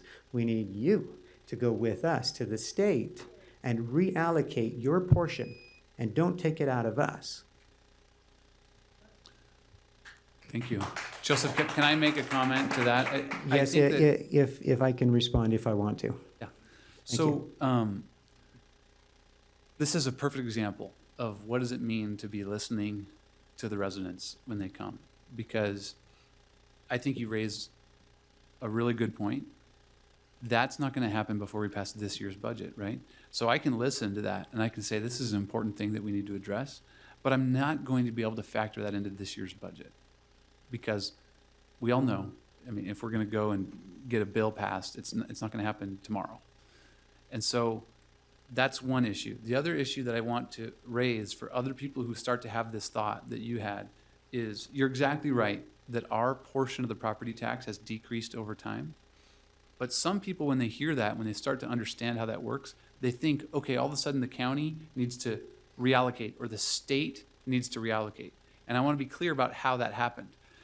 There's not one single entity that divides that pie up and says the county gets 6%, the school district gets 70%. It naturally changes on its own because every sliver of that pie, the city, they have their own school district, their own city council, and they decide whether or not they want to go through the truth and taxation process. And guess what? The cities in our county, for the most part, have done so every several years. And so their piece starts to grow. Then the school district, they have had a lot of budget pressure, and so we all know this because we experience it, have been going through the truth and taxation process through their school board legislative process. So their amount increases. And Utah County, for 23 years, has not gone through the truth and taxation process. And so that means that that's why our piece of the pie has shrunk. It's not because someone says we deserve less. It's just we've never gone through that adjustment process while the others have. Okay, in response. Yeah. Just because everybody else is getting more doesn't mean you can. Right. You know, that's not fair. Right. And to say what you're hearing from the general population, and you've heard this so much between the other meeting and this meeting, okay, is that my overall tax bill is too much. Yeah. You've put the last straw on the back of the camel, and it's going to break. It's going to break. You're hurting the normal class in this county by doing this. The school districts are hurting them. You're hurting them. It needs to stop. We need your support, not your competition. You guys need to be figuring out with the treasurers on how you can help these people, not take advantage of them or justify, you know, hey, it was 100, but we just did 60 because, you know, do some shock for us, right? 100% tax increase. Oh, never mind, guys. It was just 60, not so bad, or just 10, not so bad. It hurts, but it doesn't hurt that bad. Get a paper route. Excuse me? No, you're on our team. We hired you to support everybody. We're asking you to join us. Don't fight us. Join us. Go to the treasurer. Have a meeting. Let's have it. Don't vote on something today to increase taxes when you know everybody doesn't want it. Why don't you vote to say, hey, look, let's meet with the treasurer. Let's meet with a group of citizens. Let's have a workshop. Let's call the school district in. Let's see where the fat is there. Where can we cut from you? How can we go to the state with a plan from the school district, from the county, from the treasurer? Let's work together as a team, as a coordinated effort, and make this a really good place to live, tax-wise. Will you do it? Are you open to that suggestion? Would you consider it? Actually, beautiful part of this whole process is we've done that. We You've- went through a series of meetings. You've heard everybody complain, and they've beat you up the most, Nathan. They have yelled at you and accused you, and they have been so mean to you. It's fine, I understand. We need your support. I understand, and what I'm trying to explain to you is that you have a very, very valid and excellent suggestion, and that we've actually have listened to you because we've done that.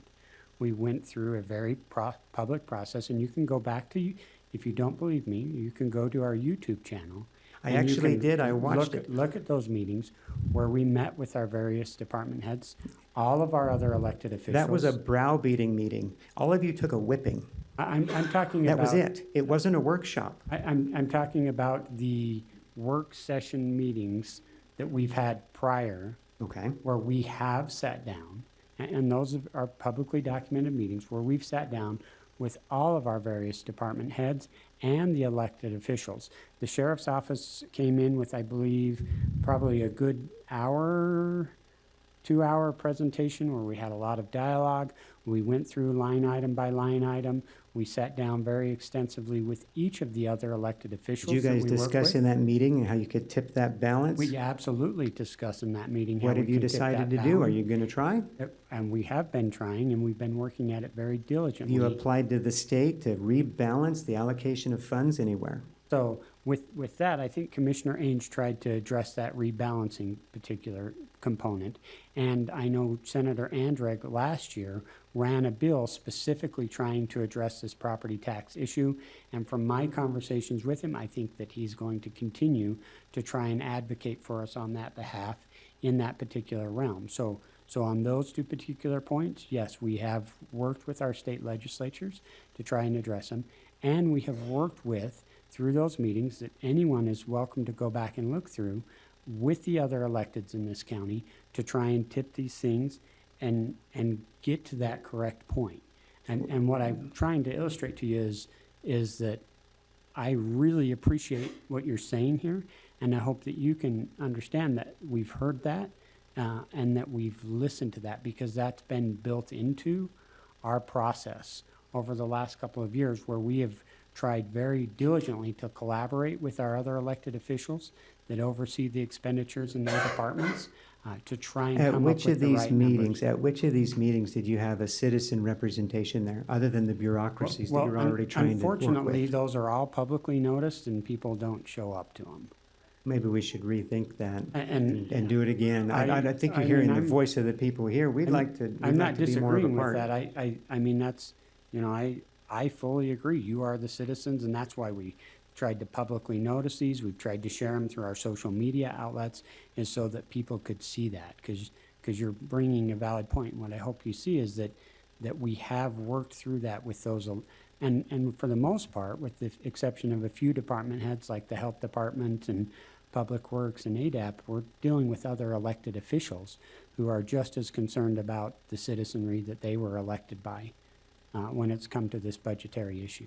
Thank you. You guys have been good at responding. We hope that when you talk a lot back at us, it's not just to talk a lot. We want some changes. We need your changes, not your talk a lot. So Nathan, thank you for talking a lot. We expect some changes. We're going to take your grade up. Tanner, we expect some changes. Billy, I think you're pointed in the right direction in some areas, and we can even do better on the budget cuts that you've presented. I think we can. And I compliment you guys on your efforts. And I encourage you to let's work together. Let's see what we can do. There's more involved here than just raising taxes to cover stuff. We have enough taxes. Here's one more point I want to get across, and I think you know it, but I want to just share this thought with you. Our rate of income hasn't been able to keep up with expenses. That's at a general rule, all the expenses. And you're hearing this loud cry when it comes to taxes, because there's people that are at the breaking point, and you've heard that so many times. Right now, you're making a decision in a few minutes to vote to increase expenses.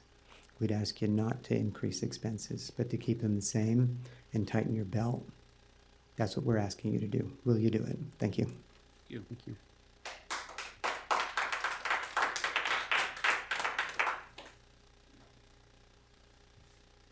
Good afternoon, Commissioners. My name is Howard Stone from Provo. I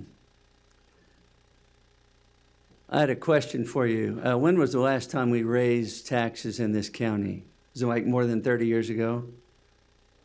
Going through the truth and taxation process was 23 years ago. 23 years ago. How far have we been in the rears on funding the deputies' retirement fund? Doesn't that go back about 30, 35 years? Anyone know that? Deputy, do you know any, the sheriff's not here, is he? He's right there. How long is the deputy fund? We're in the rears. I don't know, I couldn't tell you off the top of my head. Thank you, Sheriff Smith. Anyway, the problem here before us, I don't really blame this commission. Having been watching this process for a few years, I've seen other commissions that have kind of kicked this can down the road. I remember other commissioners like Gary Anderson, Jerry Grover, Dave Gardner, Steve White, who said he was the fiscal bulldog, and even Governor Herbert, who served in this commission for 14 years, which wasn't all that long ago. What happened with these previous commissions that they have allowed this problem to come down the road and be on your desk today?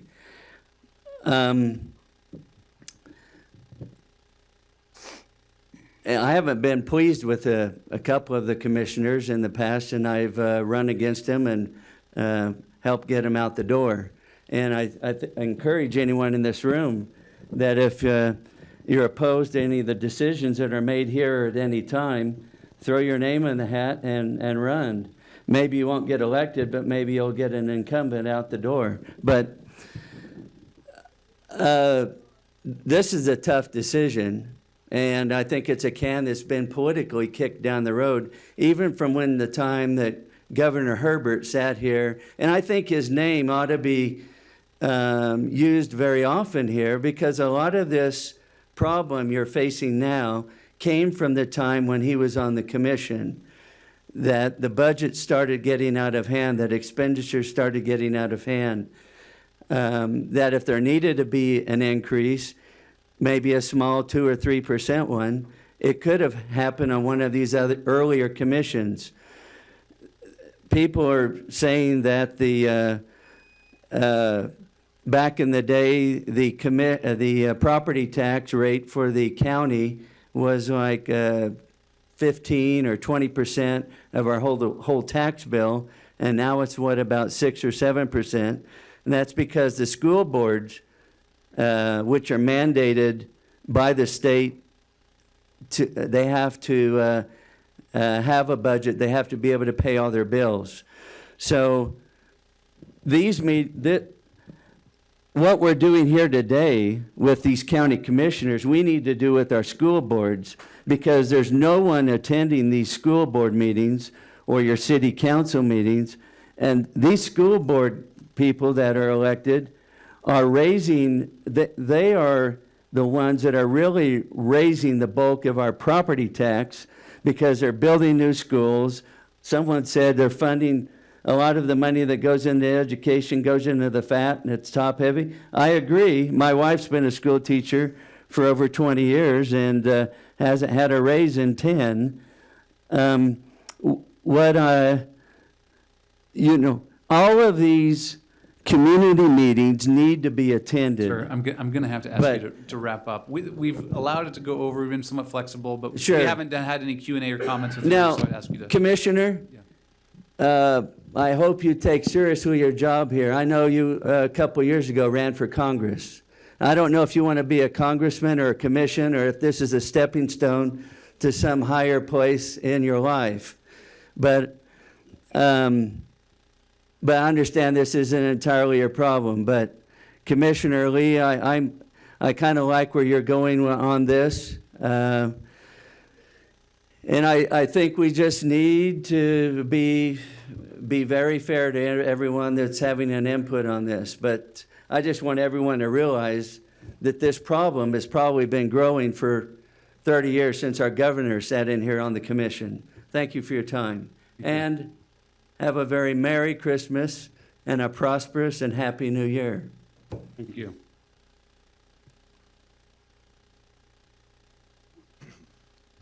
I'm Ernest Bramwell, Pleasant Grove.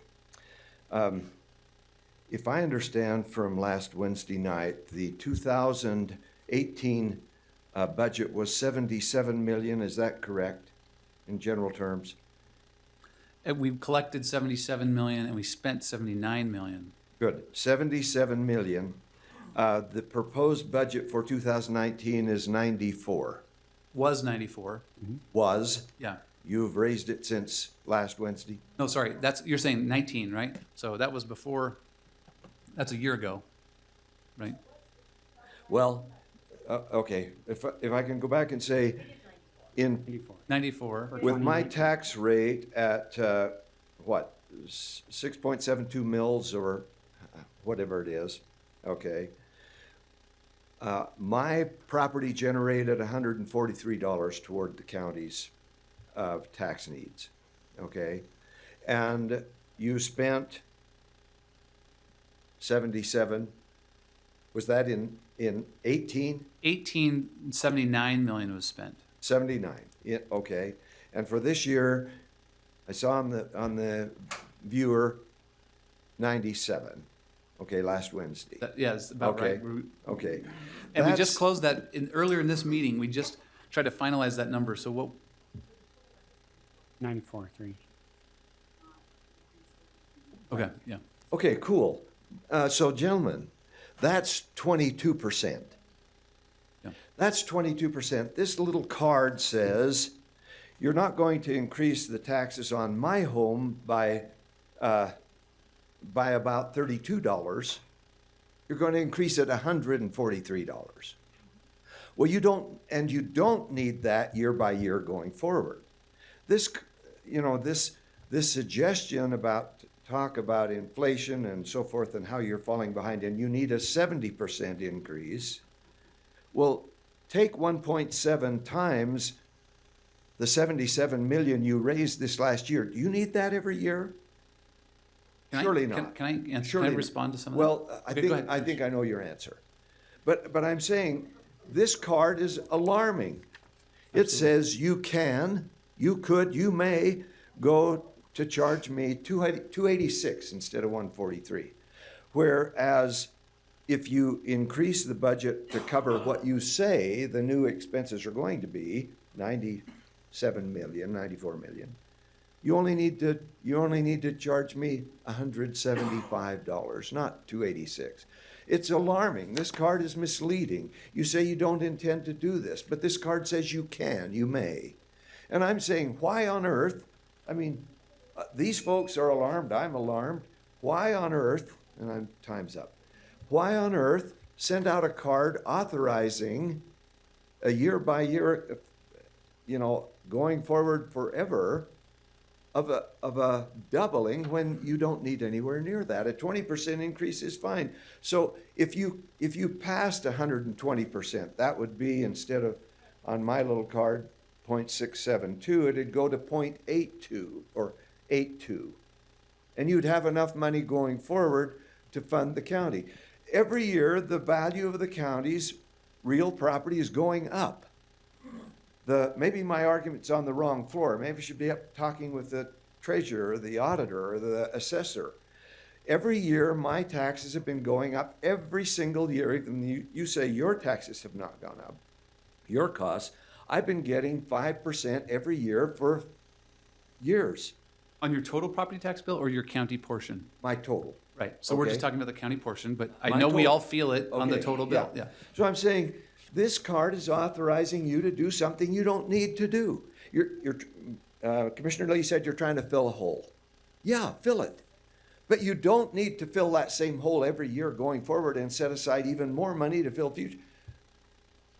Tax for what you have to have, which as I see, is 122% of last year. And as the county assessments go up, did someone say the county property tax revenues in Utah County last year were 500 million?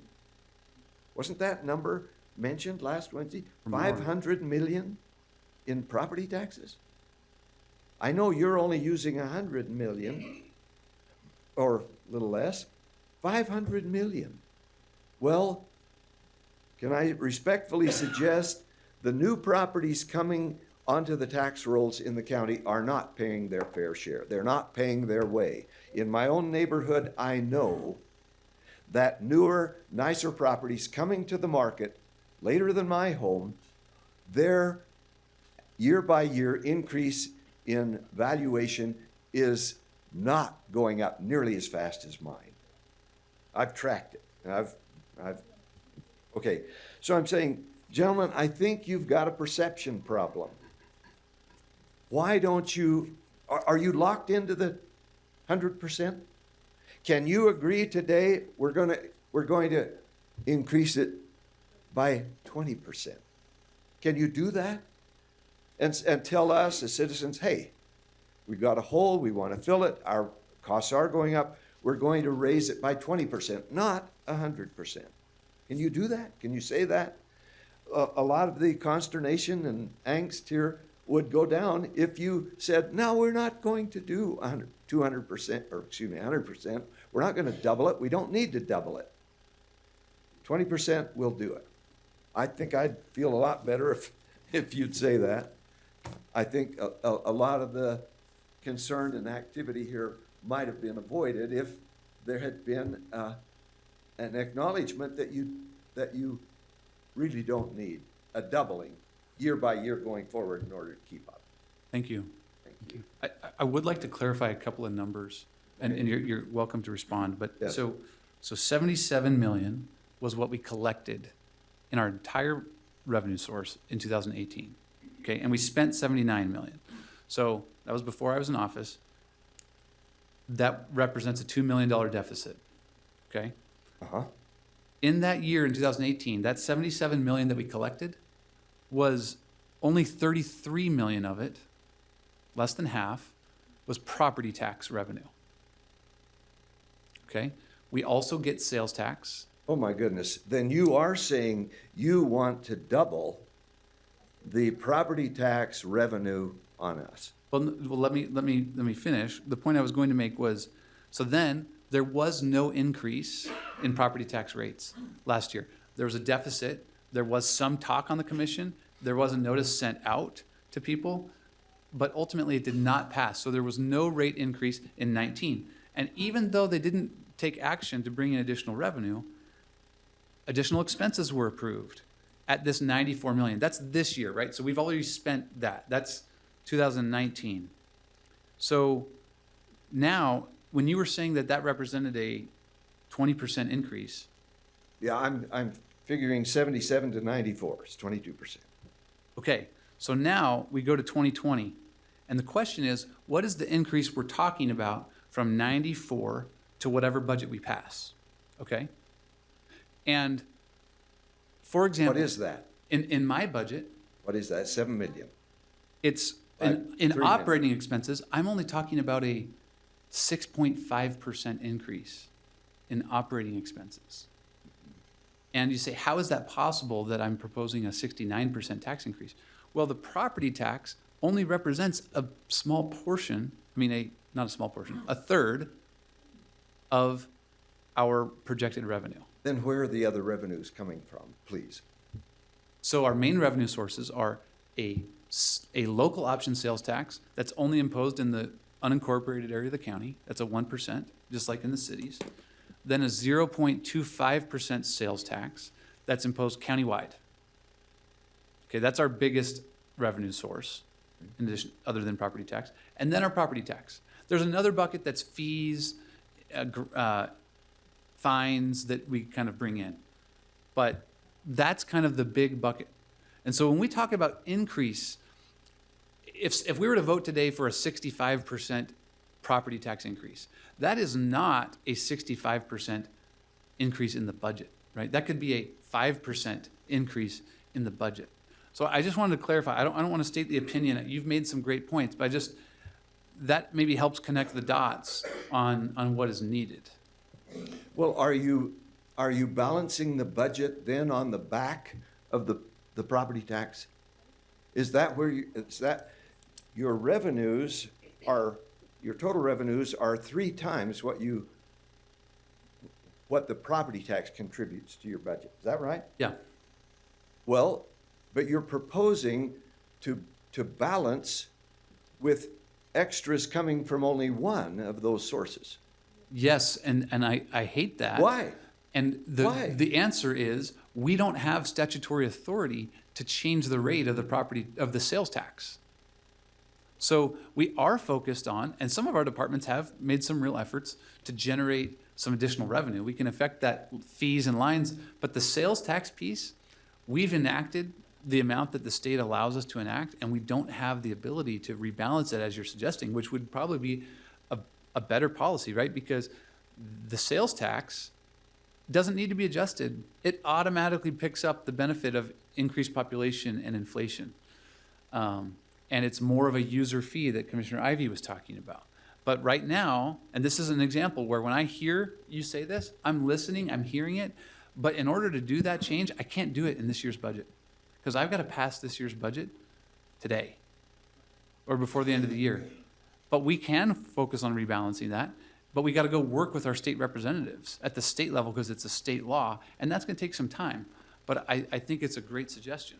I wish you'd go upstairs and talk with folks in auditing, okay, and assessing, and maybe call to their attention the brand new costly properties coming onto the rolls in Utah County, I think are getting a pass. And what is happening? Well, all of the properties in Utah County that are old, like mine, almost 50 years old, they're being tagged additionally year by year and helping to make up what more expensive. I've got, I've done And thank some you, research. and thank you for your suggestion. And just so you know, you have the audience of our elected assessor and chief deputy of our clerk auditor's office, so they're hearing your points. I'm sure they're taking notes. Where are those So individuals? Josh Daniels from clerk auditor's office. Auditors? Chris Polson is our elected assessor. Yeah, obviously I need to make some visits to those offices and learn what's the philosophy. Is the philosophy that you folks that have been here a while, hey, you need to pay more, so this new growth can come. You need to pay more so that Utah County can grow like crazy. Because that's that just feels like what's happening now. Thank you. Appreciate it. Commissioner. Sorry to butt in line, but this seemed appropriate at the time. Chris Polson, County Assessor. Every year, the State Tax Commission actually audits everything we do. And if there is anything out of line, which they will actually order a factoring order. Before I came into office, this county received a factoring order every year. My predecessor received 7 out of 8 in 8 years. And the 8th year is when he tried to correct it. And it ended up in one of the largest BOEs we've ever had in this county. Since I've been in office, we have never received a factoring order. The requirements of assessing new homes versus old homes is the same. And currently I have to be within 95% of the market value on that on average. And so every year, my office is the only office I know of that is statistically analyzed for performance every single year. And every single year we have been found in compliance. So I just wanted to point that out. Okay, thank you. Next comment? LeVar Oldham. When you propose the budgets that we've seen, we talk about representing the people. Every one of those budgets are representing the departments. They're not representing the people. You had a $15 million increase. You're proposing a $10 million increase. There was a time when we had offices in Orem. We were doing extremely well as a business. We thought we were providing a fairly competitive income to our employees and a fairly rich benefits program. But we found our biggest competitor for employees was Provo City in Utah County. It grated on me a little bit that I was being, my greatest competition for good employees were people using my money to hire my employees away from me. But that's not my point. My point that I want to make is we filled those positions with equally good and competent people for less than what you were paying them to take them away from me. The point has been made here, and I don't want to be totally redundant, but to be really clear,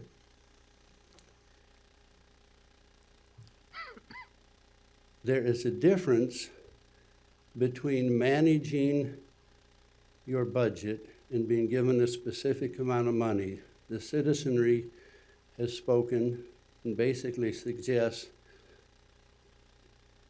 that there is a certain amount of money that they want to spend. And the budgets that are coming back, regardless of the justifications, don't reflect a response to that. You're coming back and saying, no, this is what we need to do. Well, that's based on the projections of departments. When I had a manager that couldn't manage a department within a budget, you got a manager that could, because that's all the money he would be allocated. We tried to start a daily newspaper in Orem a number of years ago. Yeah, I've got 37 seconds, Tanner, and I won't quite make it. But I had a young lady that we'd hired to run a fashion section because this daily newspaper was going to be like a normal major daily newspaper. Over time, we found that there wasn't the advertising support for that section. We had a staff meeting, we made some changes, and in that meeting, as we proposed those changes, this young lady kept asking the question, why? And that question's been posed here a number of times, essentially. I would try and give her another bit of a detailed explanation. You guys have tried to do the same. She'd ask again, why? And finally, I looked at her and I said, because it's my money. And she got up and left the meeting. An hour later, she came into my office and she resigned. I think that's the message this audience is giving you. It's our money. I have some meetings set up with some of you. I'd love to help you solve some of the issues, because it is going to be 60,000 here and 60,000 there. But it's our money. And we don't want to spend what you want to spend. We want you to spend what we're willing to give you.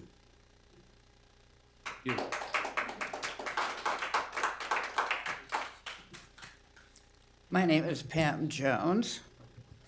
I was in the other building the other night and wasn't able to get over here in time to make comments.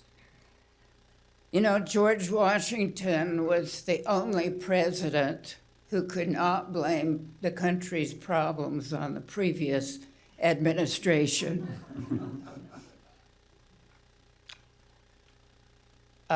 So the fact that we have had over the years some commissioners who haven't been entirely responsible doesn't mean that you can put the burden for making up those shortfalls on the taxpayers. I don't know why you don't have a balanced budget ordinance or part of the code or whatever you call it. If you set a budget and you tell a department they've got this much money, then they can't go over it, or they work overtime free, or they give up their employee banquets was mentioned last year at the big meeting. You remember the boos and the negative response from the audience? Here's a couple of line items. They may not apply specifically, but it's the type of thinking that you might consider. I know that there are some jails, prisons, that have extensive exercise equipment for the inmates. I did once take a tour of the Utah County Jail, but it's been a long time. We don't need buff felons. Let them run a track around the outside, in the outside yard or whatever, or get some treadmills that create electricity.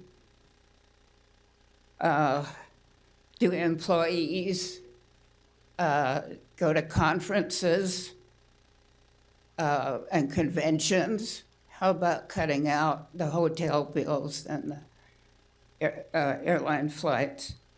Another thing, you mentioned time that you spent on the budget. It's not the quantity, it's the quality. How many hours did we spend today talking about the 4-H STEM program and one expense? When most of the comments, and I have nothing against 4-H, that's a great program, but there were a lot of people getting off the subject. And my final item, if you expect the people to adjust their budgets, how has the commission itself adjusted your budget? We decrease our budget this year in the proposed budget, in answer to your How last much? question. I believe it was a little over 1% decrease. 1%? I'd have to look it up specifically. but- 1? But you want more than that from us.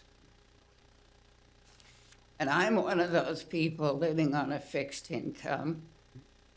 My Social Security doesn't go up enough. I'll happily throw out A one tax additional. increase. I'll happily throw out one additional deduction from us because it's one I've never taken. I've never sought reimbursement for my travel to meetings because I think that's part of my job. But we have a line item in our budget where we get paid.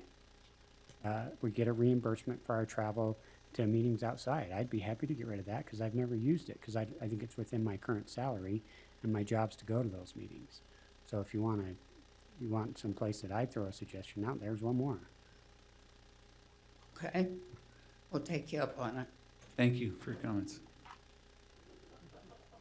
So what I said earlier now is out of date because we have a 2020 budget that came out, and so I updated my spreadsheet. I'll email that to every one of you gentlemen.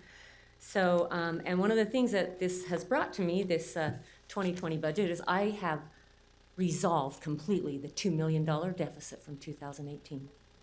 Because the deficit, the numbers we just talked were 77 million of revenue and 79 million of expenses.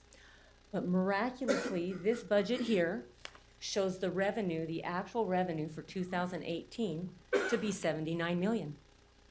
No deficit anymore. It's done. Isn't that good? I'm an amazing accountant. Thank you, thank you. Now let's talk about expenses, because here's where the problem is. You folks. Sorry, can I clarify? Let me just tell you what was happening there. Okay. There's a line item, the very last revenue line item there is appropriated fund balance, okay? So that's not tax revenue, it's not fees, that's So no, considered it's a revenue, reserve? even though we're taking it Is from it our reserve restricted and then? placing it in our budget. Is it restricted money that's held over then to the No, next it's just a reserve, but when you use the reserve off the balance sheet essentially and Okay. put it in, it's viewed as a revenue source. So this shows as almost like a balanced budget, but it's spending 2 million of our reserve So then our dollars. 2019, we need to drop that by 12 million? Oh, it's Cindy Reed. Yeah, that And- 2019 budget, in the same way, we should subtract that 12 million off the 94. Exactly. The 12 million represents how much was budgeted to be spent out of reserves. the reserves, which, here's a clarifying point. Someone else made the point of, it was just this previous person who said, there should be a law that we have a balanced budget. And I do want to clarify, there is that law. And technically, this is a balanced budget when you use reserve. If, you're an accountant, I think that the term would be used, it's not a structurally balanced budget.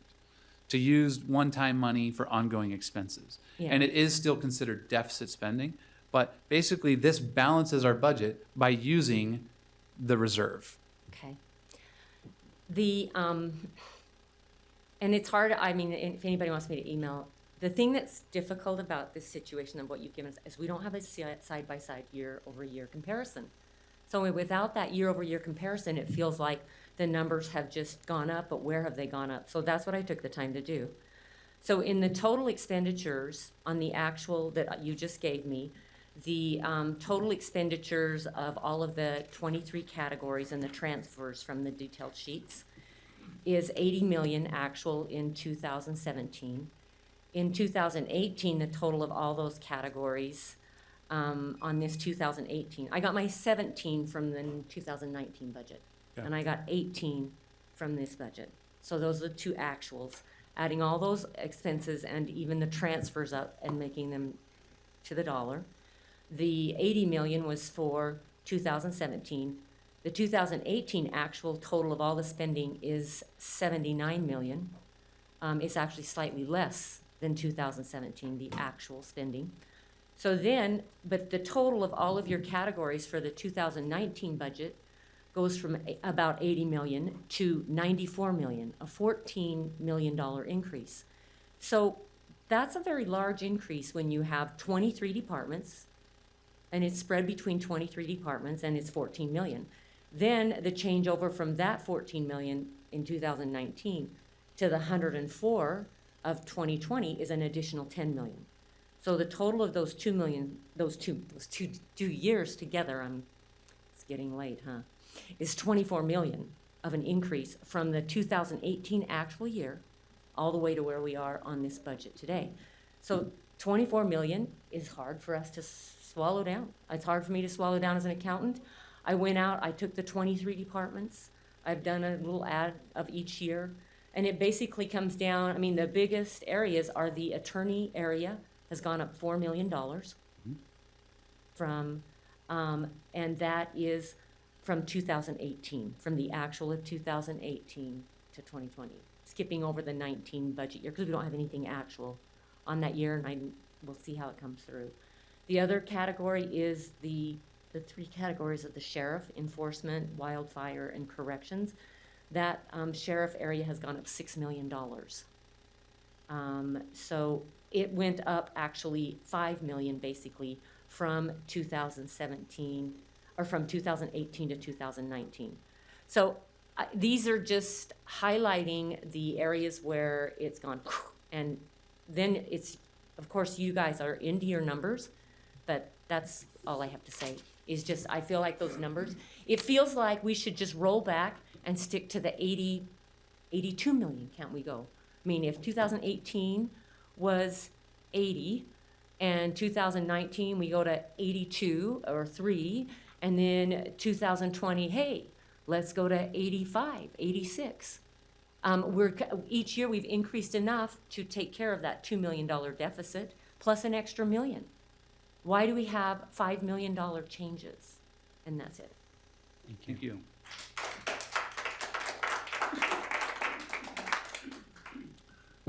Gentlemen, my name is Stephen Dewey. Thank you for your service, by the way. I've not been to a commission meeting. This is pretty interesting. I have a quick question. I have some farmland in the county that a 10-acre piece was not put in Greenbelt.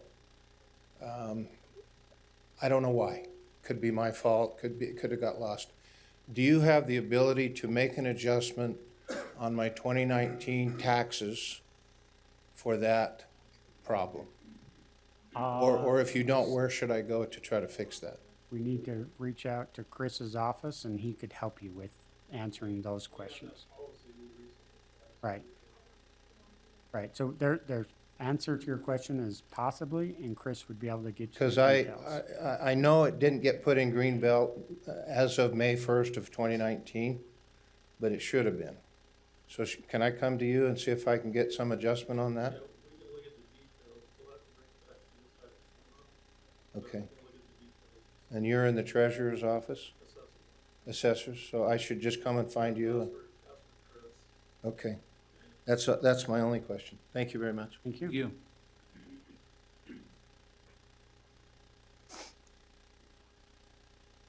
My name's Sharon Mehmet, and I also thank you for your time and service. A couple of points as I've listened to this meeting today, and keeping in mind that you're paid to be here, most of us aren't, and even had to take off work so that we could make that time.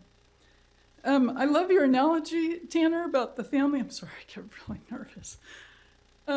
About the family that wants to live on $48,000 and decides that in order to do that, they need some more money.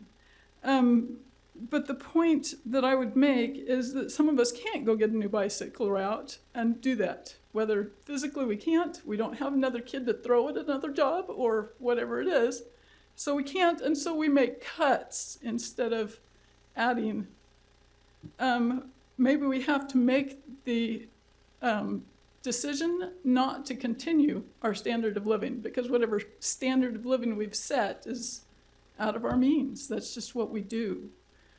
A $15 million increase from 2018 to 2019 is not maintaining a standard of living. That's a Hawaiian vacation or more.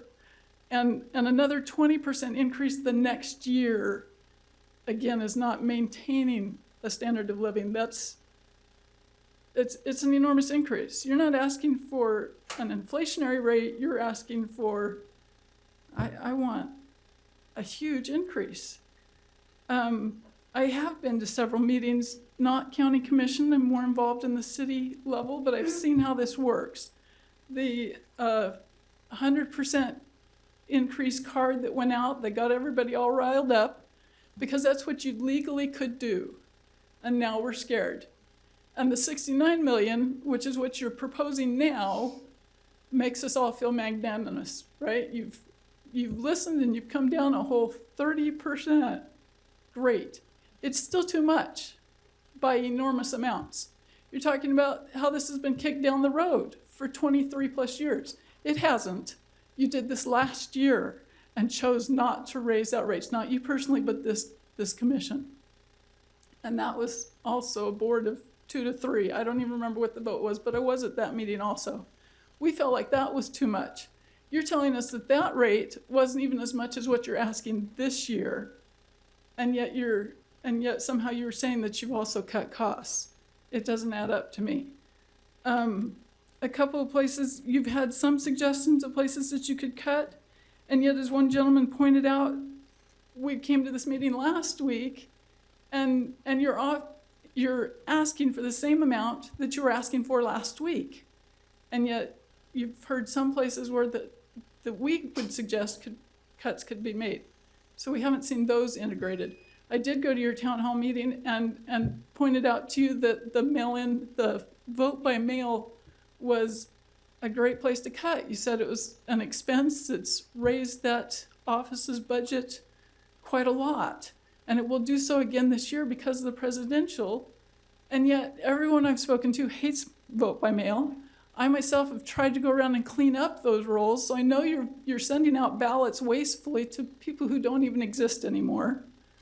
So that's a place to cut, in my opinion, and I'm not seeing that put into there, because vote by mail, anybody in the past could have voted by mail. All they had to do was register online, and in this tech-savvy generation, that's an easy thing for them to do. I had a neighbor who was 70 years old and managed to do that every year. And that's all I would have changed for that program, not sending out those ballots, but to put a checkbox so that I don't have to register every year. Yes, I want this to continue to come. Another one was the judges that you did mention last week that were hired earlier this year. And 2 years ago.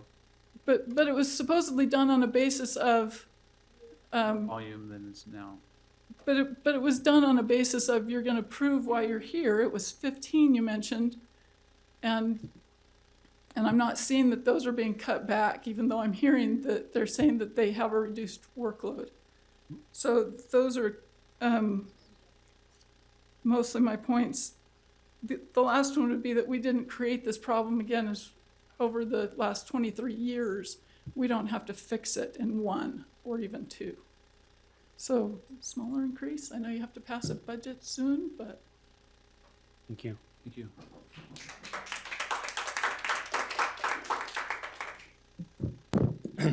My name is Paul Miller. I live in Orem, and I've debated whether to say anything or not. I'm certainly opposed to this tax increase. I have a couple of concerns, and I don't even know where to start off because I don't usually do this, but I would first like to ask Councilman Ainge, explain to me why you're sitting in that seat today in this meeting, and you were there last Tuesday in that seat rather than Councilman Lee. I don't understand that, so. Well, we voted to make a change, but I imagine that you want to hear more? Do you want to hear why? I mean, you were in it was a public meeting, it was a public change. I don't necessarily have a desire to get into it, but I'm more than happy to give explanations as to why we made the change. It just appears that there was a reason to make the change to put you in a position to be able to push your budget in that position right there.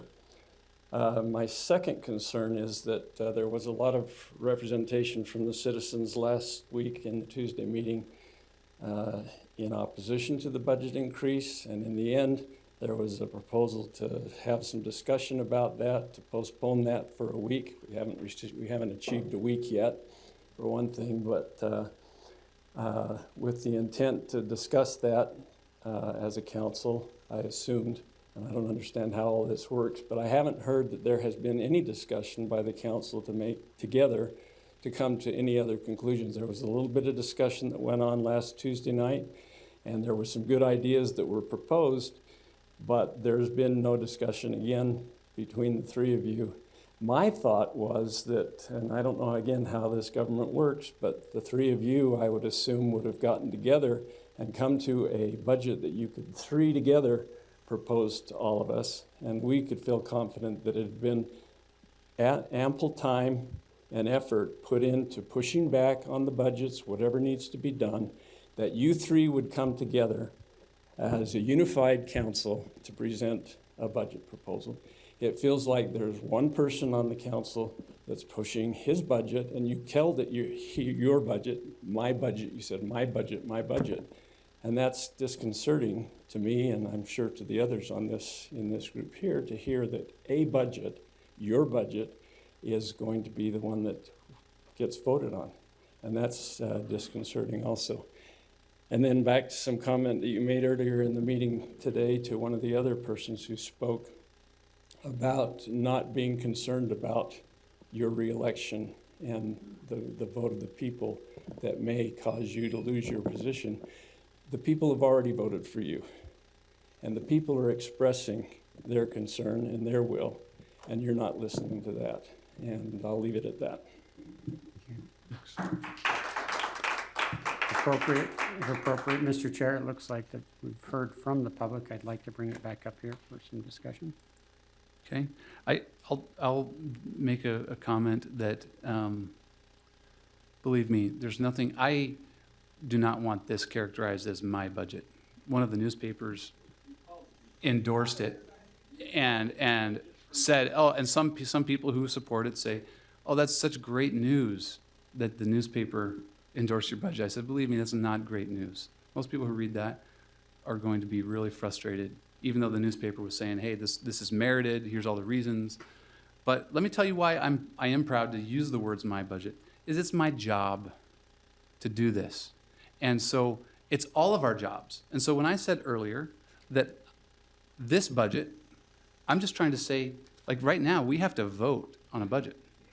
And this budget that I have in my hands that I have worked many hours on preparing in coordination with our finance department is the only budget that has been uploaded to our agenda system for today's meeting. It's the only budget that's been vetted by our finance department, that ends deficit spending, that plans for the future, that doesn't rely on speculative revenue. So all three of us are welcome to put forward our proposals. That's very typical in a legislative process. And so I'm thrilled to talk about what the county budget's going to be, but for purposes of this, it's my job to put something on the table. And, you know, before the comments have been made about, okay, why make this change? You know, I'm really glad. I'm just going to put it in the nicest ways I can. I'm really glad that Commissioner Lee, I think it shows a lot, because we started this process and he's provided this explanation publicly. And, you know, now I can actually see his perspective a little bit. But initially he was at a 0% tax increase. And, you know, and I, having spent the whole year on the budget, I knew, you know, Commissioner Lee has proposed way more spending than I have. And so the fact that he was not proposing a tax increase and he was going to then say there's going to save it all in cuts, I knew that was an impossibility. So I thought, man, that's not working. Then in our public hearing the other night, Commissioner Lee put forth a budget. That one was, well, it wasn't uploaded to the agenda system, neither was mine for that. That was kind of a weird meeting. But he proposed a budget that had a $3.8 million tax increase, which I think is like a 15% increase.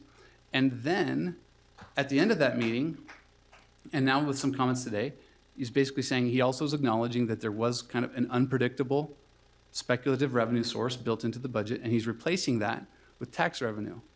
So now his tax increase would be an implied 30 to 35% increase. And so finally, for the first time, at the end of that meeting and now here, we're to a place where I say, okay, there's acknowledgement happening that we're in a hole, that a tax increase is going to have to be part of solving that, and let's have a conversation. And I don't care who's sitting in this chair. I want to get that resolved. And so that was some of the purposes for the change. So sorry, Commissioner. Thank you, Chair. I really appreciate everyone who's taken the time to comment today. And I've got a lot of notes here. I made notes on my phone and here, but one of the things that I really want to emphasize today is the concept of listening to the public. Just recently in this county, in fact, they took office in January, we elected a whole bunch of new elected officials. The first person I want to talk about is your new county attorney, David Levitt, who the people of this county voted for. They say, we've listened to this guy, we believe in his message, and we want him to be our representative in the county attorney's office.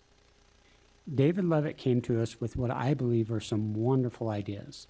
One of those is to increase the number of jury trials we have in this county, to move away from this whole concept of plea bargaining. He's instituted a couple other very, ingenious, in my opinion, reforms to the criminal justice system that support our constitutional rights, because we're guaranteed the right to a trial of the jury of our peers. And the people of this county heard that messaging and they supported him. And he came to us and he said, in order to fulfill that, this is the number of attorneys that I believe we're going to need. And Commissioner Lee and I agreed with him on that. So we voted to give him that staffing increase, because the good people of this county heard his vision for increased number of trials by jury. They heard his diversion program, and they believe in that as their representative. But that's going to cost us some additional money, because we had to hire new attorneys. And so we did that. We said, we're going to give you those attorneys. The people of this county just elected Sheriff Smith, who's doing a phenomenal job at the county sheriff's department. And he's come in and he said, one of the things that I want to make sure that we do is protect and ensure the safety of our citizenry. He currently has over 20 unfulfilled positions at his jail, and he's shortened his patrol unit. And additionally, there was an even greater concern. His officers, and correct me if I'm wrong on this number, Sheriff, were getting about $69, $68 a year in training. While most agencies recognize that you need to be somewhere around 800 to 1,000 to ensure that your law enforcement officers are receiving the appropriate training so that when they respond to life and death situations, they have been through the proper simulations and training to respond with the appropriate force necessary. And Sheriff Smith has been committed to making sure his officers are well trained and that we have the appropriate staffing levels in our sheriff's department to ensure public safety. And when he ran for office, the people of this county got behind that vision and they said, absolutely, we believe in that. We believe we should have quality trained officers who have the right equipment to do their job. And that required us to add money to his budget. You elected someone who I think is incredibly, I can't say progressive because she'll yell at me. She's, what's the right word I'm looking here for, Josh? Innovative. Innovative. Thank you. Amelia Powers is perhaps one of the most innovative people I've ever had the opportunity to work with. And the good people of this county, by an overwhelming margin, elected her and said, we trust you to take over the clerk auditor's office to ensure that the county government runs more effectively, and most importantly, that we change Utah County from the epicenter of dysfunction when it comes to elections to a shining model of how safe, secure elections should be run in our republic form of government. And the people of this county overwhelmingly supported her in those efforts. And she's come to us through this project process and said, here is the funding I need to enact that vision that the people of this county entrusted me to enact. Prior to those elections, and you voted for Commissioner Lee and Commissioner Ainge. You voted in past elections for our wonderful surveyor who spends uncounted times ensuring that your monuments are safe and protected in this county so that your property lines are accurate, so that you really own the property that you think you own. You've elected an assessor who's done such a good job managing his assessing office that not only has he not had any findings against him, but he has gotten his employees to do 10 times the work of other counties on significantly less budget. We did almost 6,000 new home assessments in this county. The closest county to us was Salt Lake County at 3,300. And Chris, if I remember right, you can correct me on the numbers. I think we do it for about $7.10 per capita, and Salt Lake County does it on like 9 something per capita. Is that right in the ballpark, right? He's nodding his head for those who can't see. So you want to talk about a publicly elected official who's being efficient? There you have it. He's being efficient, but he's also said to do that, we've had to neglect statutorily mandated reviews of property tax, of property evaluations, because we simply haven't had the staffing levels to do it. I have had citizen after citizen, be at a soccer game in Orem, contact my office and say, I cannot handle the mosquitoes anymore. And not just because they're an annoyance, because they pose a significant public safety health risk. And so in this budget, you see that we've responded to that. We are indeed giving more money to our mosquito abatement, because that's the things the citizens of this county have reached out to us and told us we wanted. So today, we're looking at passing a budget. And I have had the opportunity through town halls and meetings to listen to you. But more importantly, I've had the opportunity through elections and election processes to listen to you. And you've said, these are the services we believe in. These are the services that we believe are appropriate. These are the constitutionally mandated things we believe our county government should do. And now we're just simply saying, here's what it costs to do those things. The citizens of the state of Utah voted for Proposition 3. I voted against that. That particular mandate, when reworked by the state, sent us a nearly $3 million shortfall in our drug and alcohol prevention program. That was something the voters voted for and said, we believe we should expand Medicaid. Well, here's the $3 million bill. And so what I hope to illustrate by these examples is that we absolutely are doing, from my capacity, my best to listen to you. But more importantly, because I fear mob rule, to make sure that we're enacting policies that protect the rights of our citizens. And if you think back to the things we've mentioned this funding's going for in our sheriff's department, the things this funding's going for in our elections division, the things this funding is going for in our public defenders, these are all specific items that either state law or the Constitution of the United States of America says we should provide to our citizens. We should provide an attorney if you can't afford one and you're accused of a crime. We should provide you the right and opportunity to a trial by the jury of your peers. We should absolutely have the people in place in our assessor's recording and surveying office to protect your property rights. And those are the things that we are proposing to fund in this budget. What you're not going to find in this budget is a county library system. You're not going to find a county golf course. You're not going to find all of these other foo-foo-y types of non-essential government services. We just went through the process of eliminating an additional position that we felt was non-essential. We eliminated the Miss Utah County because we feel it's not an essential function of government. In this budget, you're going to see a huge reduction from about $150,000 to a $7,500 contribution to your county fair, which is an enriched cultural heritage in this county that I personally participate in and love.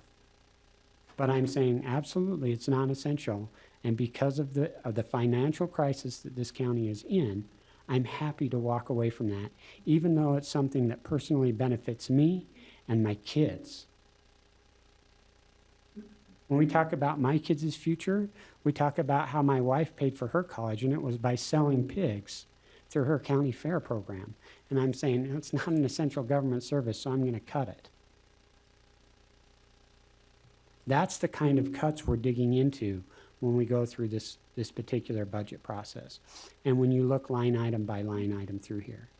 And so I would hope that you would take the opportunity to contemplate that in so doing, in funding many of these increases that you're seeing and that have been highlighted today, we are simply giving the financial support to the people you elected to do their job in their various departments. And in a various meeting, every single one of them stood at this podium and said, we believe in these and we support this increase because it's what the people elected us to do.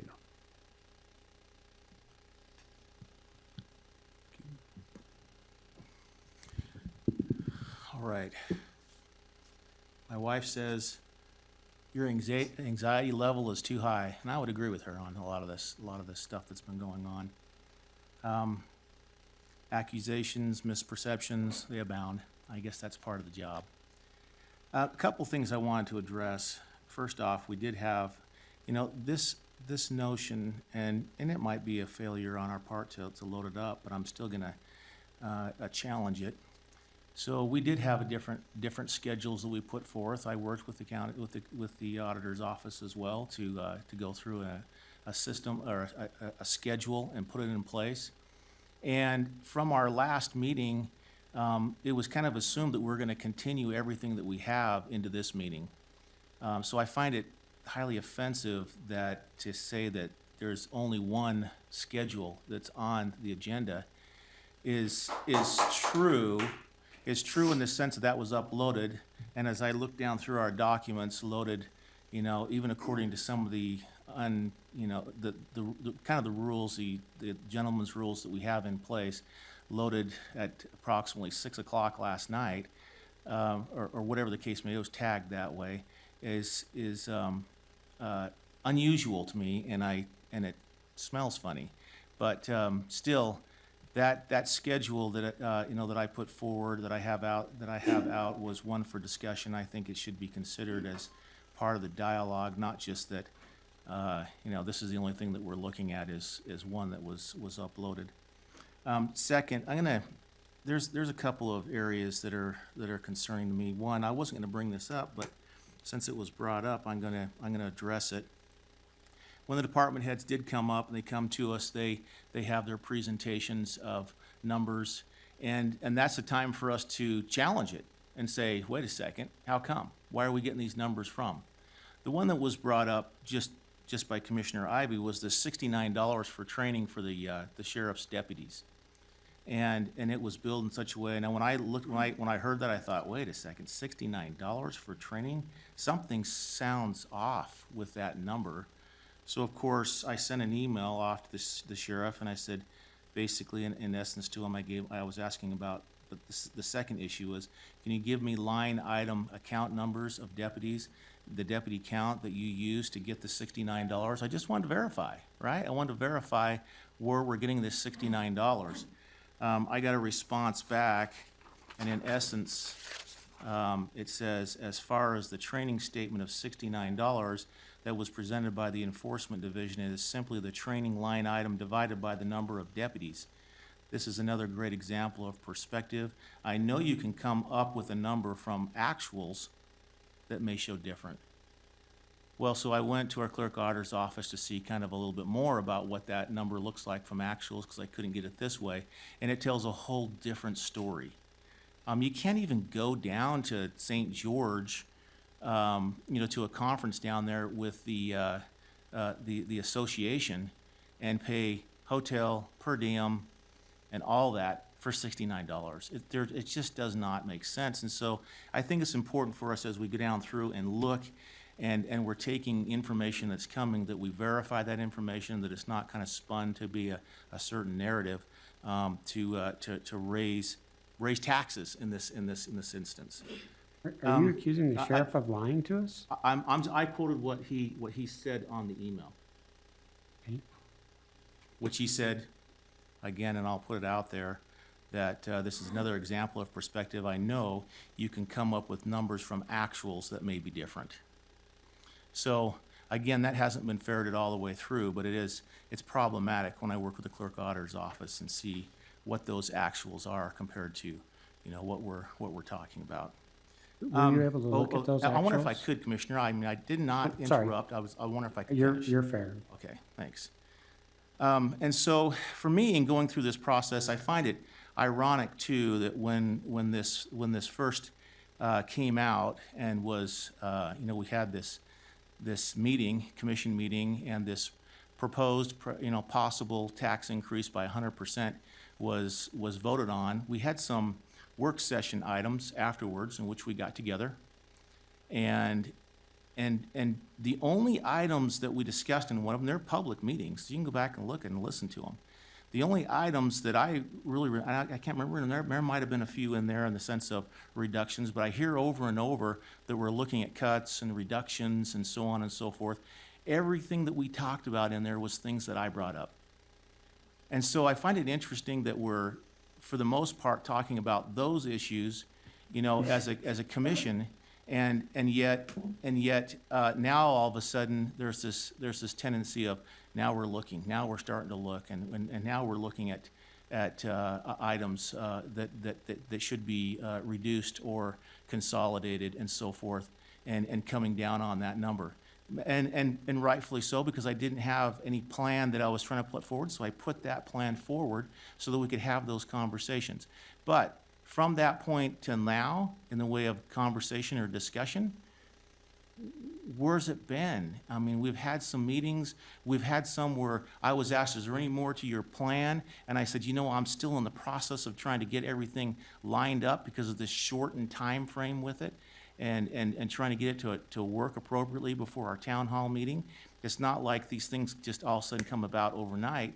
And in many cases, when I look at different counties throughout the state, they start a pretty long process, in signaling what they're going to do. So that's concerning to me. I mean, I know we have our open meetings laws that are a little bit hard for us to work around at times.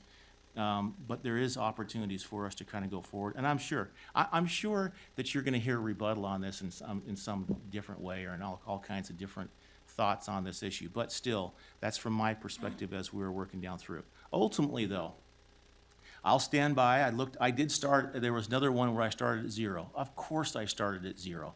When you started a 127% tax rate increase, I start at 0.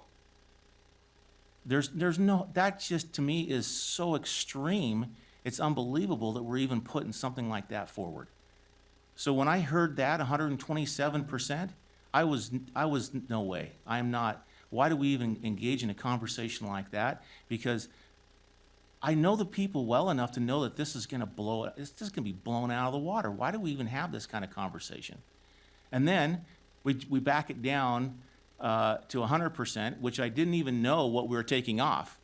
There was no line item of, well, I guess we're going to take this off. It was just, now we're going to go to 100%. I'm still at 0.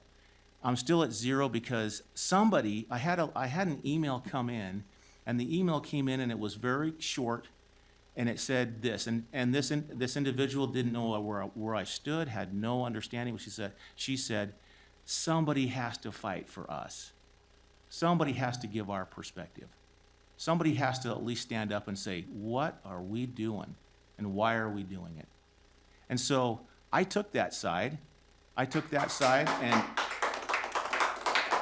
it's, you know, it's an interesting side because I have to work in this realm. I have to work in this realm. You know, my offices are next to these gentlemen's offices. You know, I see the department heads. I see what's going on with staff and others, you know, and I have to live in this realm. But if somebody was going to ask me and say, would you be willing to raise taxes for a gadget or another position, and then weigh that off over somebody else in the community that is going to struggle, and maybe it's the last straw, and those are my defining differences, I'm going to choose the one side with the people on this one. I'm going to say it's too much. Now, when I talked about the buckets are an important notion for me, and not just the ones that came in on emails or text messages or whatever the case may be, but even talking with other people. And some of you, a lot of you have come in and talked with me personally in my office, and I appreciate that. But there's an appetite when I said 0%, and as I worked down through the numbers, it didn't quite come to the 0. I was working hard to get it there, didn't work out, so it was down at that 3.8 that said 0 tax rate increase. And I've heard that over and over. And even though I tried to explain, we have a little bit, there's a shortfall here that we're trying to make. That now has mushroomed, I'll say that, into an 8.3. That's my limit. I'm past my comfort level at this point. That $8.3 million is my limit, my ceiling. I'm not going any higher on a vote on that. That's where it stops. And from our meeting last Wednesday, I thought there was some sort of consensus with where we were going to be with that. You know, from the talk and the discussion that was going on, I felt comfortable that we had kind of massage that to a point to where the people were at. Now people can change minds, and I get that. That's fine. It's up to their perspective. I changed my mind when we started looking at that STEM program. That's part of the process that we have. And I think that's the dialogue that we want to have. And so we have to work down through it and find a balance. But I'm telling you, for my vote on any proposed tax rate increase will be at that 8.3, and that's it. I'm not going any higher with that. And so, you know, we can go on with this dialogue and conversation and calling each other names or whatever we want to do with it, but let's get down to where we're actually at. The other two gentlemen here, they know where they're at. Let's find out where that number is, and then when that number comes in, we can start looking at the budget process and what we're going to fund and what we're not going to fund.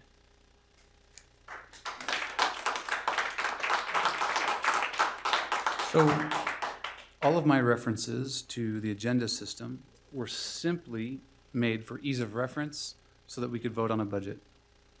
And so if that was taken in any way to say that people are not prepared, I apologize. I honestly just feel like when we're making a motion, we have to refer to a budget or a public document. I felt better about that, so I tried to get one ready so that we could have something that we're referring to when we're actually passing a budget. And it sounds like, and clearly, I have a copy of the budget that you did present on last week's meeting. I haven't seen any revisions. Mine has very few revisions. It does have a couple very minor revisions since the last meeting, and that's the revision that I uploaded. And so if what I'm hearing is we basically are submitting yours from Wednesday night as another proposal, and this proposal is an $8.3 million tax increase, or a 30-something% tax increase. Has anything else changed from, so basically you're switching out the ICE contract on your budget for an additional $4.5 million in tax increase. And has anything else changed in your budget from, that was presented on Wednesday?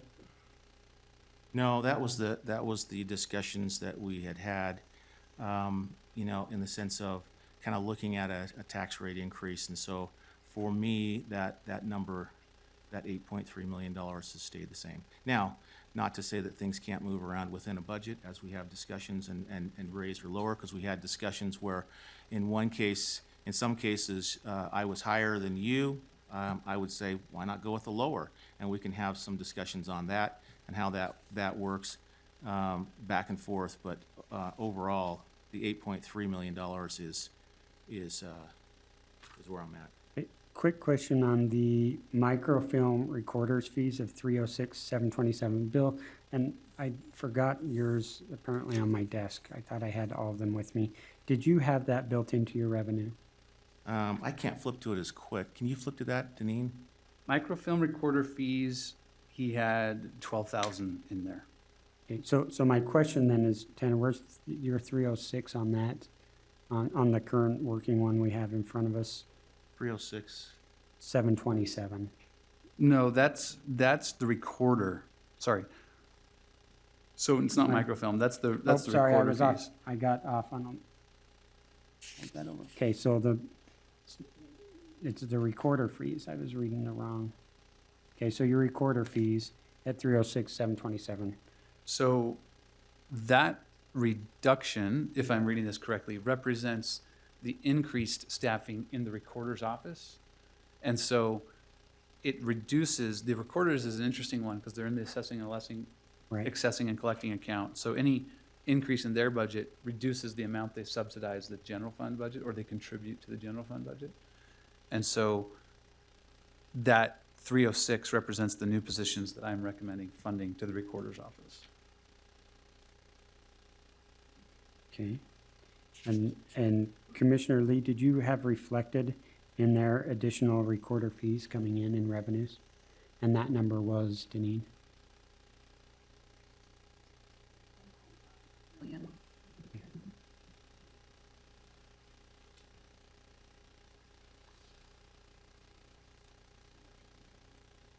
So we can get down to the, sorry, if you're continuing. That answers my question. I'm just wondering why. Because we're really, I mean. Why we don't find where the tax rate's gonna be, and then we can go down through the line items. Because we're really close. I mean, that's, actually, I'm looking at this on the revenue side, because the harsh reality here is we are not that far away from each other. Well, $19.6 million and $8.3 million is Yeah. a big So, difference. yeah, and so the biggest difference, I think we should still focus on the revenue side. We can go through the spending, because the spending is where the differences aren't all that significant. But your $8.3 million, the way you fund your budget is $8.3 million of tax revenue plus 8.1 of the sale of the equestrian center. Yes, but the 8.1, remember the 8.1 goes into a $6 million over for a fund balance and 2.1 for risk management. And so those are things that you don't have to necessarily have into the budget. Let's talk the fund balance. Do you have to have that in the budget this year? No, it's not something that has to be in there. So when we talk about when we talk about projecting into the future, that's a projection of what we can do. It's not selling the equestrian center proper itself, but it's looking at the other parts of that, which we've been bantering back and forth and don't have a question or an answer with when it comes to TRC funding into the different cities. But that $8.1 million is that. It is not one that has to be funded absolutely right now. It's one that we can project. And we project all the time. We're projecting what our revenues are gonna look like when it comes to, sales tax and property tax. Those are projections that we do on a normal basis. This is a projection as well into what if we were to do go through a process of sale of that property. So I just want to clarify one thing then. On that 8.1, if we take out that 8.1 from the sale of the equestrian center, my understanding as I look through this budget is your projected 2020 budget would still have an operating deficit. If I took the 8.1 out. Yes. It on an operating side? No, Yes. this is, because that 8.1 goes into the fund balance, into risk management. So operating side, I don't see where you're seeing that difference So, in operating because you side. have a budget of $102 million, okay? And you have $3 million going into the fund balance. So in other words, Oh, I see what you're so saying. that would be because- $99 so million I see operating what you're budget, saying, yes. and we're only bringing in 92 million if you take out the sale of the property, so it's still budgeting a deficit. I see what you're saying. So the way this has been formulated is that $2.9 million or so forth, which that is carryover money that comes from this year in the way of monies that have not been spent. Got it. So yeah, you're saying spend the existing reserve, which I would call deficit spending. It is existing reserve, it's both accurate. But that is, you're projecting continuing that into 2020.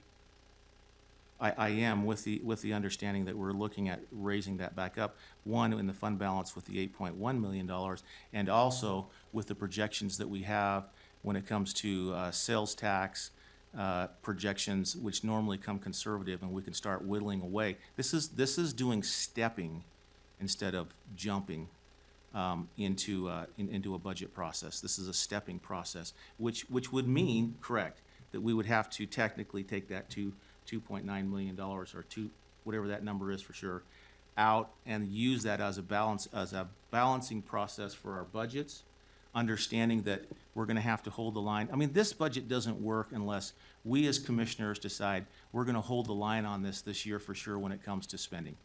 And we're not going to just keep bloating this thing up.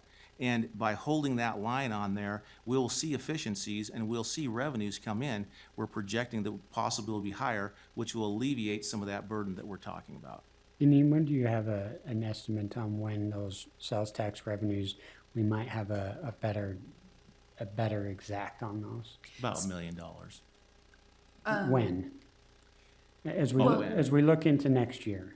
Right, so we accrue 2 months past the end of our year to get a final revenue number for 2019. Okay. But I monitor that on a monthly basis, so I mean, it's about 6% up this year. Okay. And in the tentative budget memo, 3.2, wasn't it? it's 3.5, I believe. 3.5.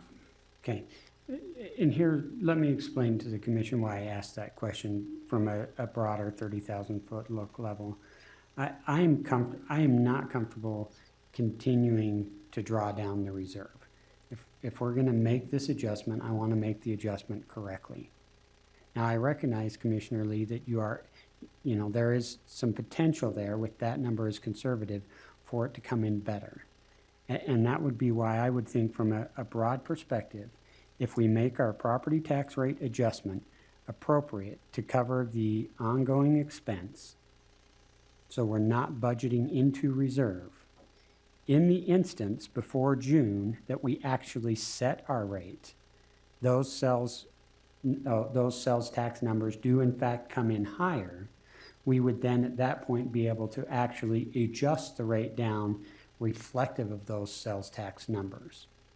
Additionally, we would have an opportunity at that point in time to address the money that could be potentially obtained from the sale of the equestrian park. So today, we could pass a budget that was truly structurally balanced because it did not deplete from reserves, with the understanding that before the RET is finally set in June, we have the opportunity for review on those sales tax numbers. Okay, I mean, that's one method. And What number are you talking about then for the I'm tax rate? I'm looking 30,000 foot, and part of where that number comes in is if we can, like I mentioned today, I found a 5% reduction in the public works fleet. I'd be happy. I don't know the exact number. Deneen, how much is our travel reimbursement from the commission? It's probably 30,000 maybe, 10, I don't know. I know it's not a ton, but I know it's enough. It's money somewhere, It's $4,000 for each each commissioner. one. So there you go, 12,000. 12,000 bucks. And we heard, I believe, a widow talk about trying to live on 12,000 bucks. So we saved her annual income by reducing our reimbursement. I'm happy to consider cuts. I want to consider cuts. That one is an example that's easy to implement. It only Easy. affects us. Only affects us, easy. The other ones, like when you say the fleet, I'd want to hear. I've been careful with all of my cuts that I'm proposing, that they've been vetted, that we know we can actually realize them. And so that's, Richard, maybe if you could address that really quickly. We were just working through this. We haven't the we end of have an last audit week. on that, right? So we haven't even seen that. We do have a Don't even seen the we do full have a audit. full audit, but this was just simply things where, again, what were we asked to do Wednesday? The public asked me to go through and re-scrub. And so I sat down with Richard and I re-scrubbed, and we specifically identified, he's my portfolio, we specifically identified these 4 vehicles that are getting extremely minimal use that Richard has said, I can for sure live without. And this stems from the audit that we started on it. This is looking at the public works portion of it. We're still working on everything in the greater side of the fleet. But this is something that Commissioner Ivey and I talked about last couple of days, and it was specific to public works that these 4 vehicles were identified, so. So what is the actual proposal? We'll eliminate those 4 vehicles. Eliminate those 4 vehicles. I don't have a dollar amount to go with that, but it is 4 that we would pull out of the fleet, so. And we didn't have an exact dollar amount. I know it's a 5% reduction in the public work fleet, and we would have a dollar amount to Deneen. We're working on that dollar amount, so we know what So- to say, so. There's some dollar amount that we can figure out that is associated with those 4 vehicles that you're willing to move out. Would any of those people require mileage reimbursement? Oh, because they're unassigned vehicles, Unassigned they're ones vehicles. So where we that's have. just a pure net cut, It's a okay? pure net cut. So in this meeting, can you provide a dollar figure associated with that? I don't know it off the top of my head, so Deneen? Because, we'd have to, I mean, who knows how long we're gonna be here, but I intend to pass the budget. I will see if I can get you something before the end of the meeting. Okay. So I guess my other question continues. At what level are you, I mean, I put out 8.3. Where are you at, Commissioner Ivey? I'm Cantor's at 19.6, so I just don't know, I don't know where we're at. Well, part of the challenge here is, where I'm at is that we're not deficit spending. It is structurally balanced. And that's why I'm talking about some of these cuts, because as we save 12,000 bucks here, we save 10,000 off of these vehicles that we've identified, then obviously where I'm at is coming down. Where I'm at is a structurally balanced budget. Which means what number? That's what I'm trying to work through to. That's why I'm bringing up these additional So, cuts. Here's one additional suggestion that was brought up by both of you, is that the Justice Court, they actually have some unfilled positions that would be about a 211,000 savings. 3 positions. If you look at this revised budget, you'll see that I actually took that out, but I still kept it in the budget. I put it in the restricted account. And let me explain some of the rationale of that. this will give me a chance to talk about some of those numbers. The amount of increase that I've actually assigned to the operating budget directly to departments is only a 2.3% increase.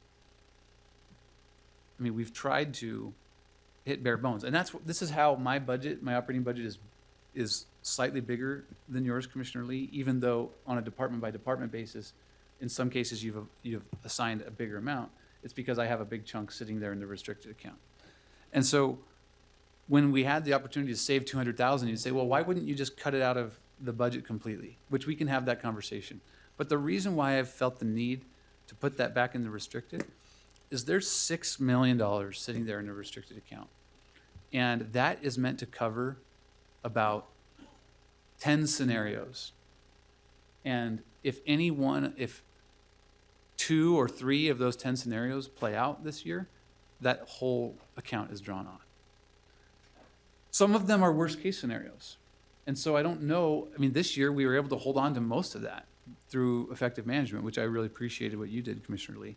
But in that account, it does hold the risk of through Medicaid expansion, a funding shortfall in our drug and alcohol program.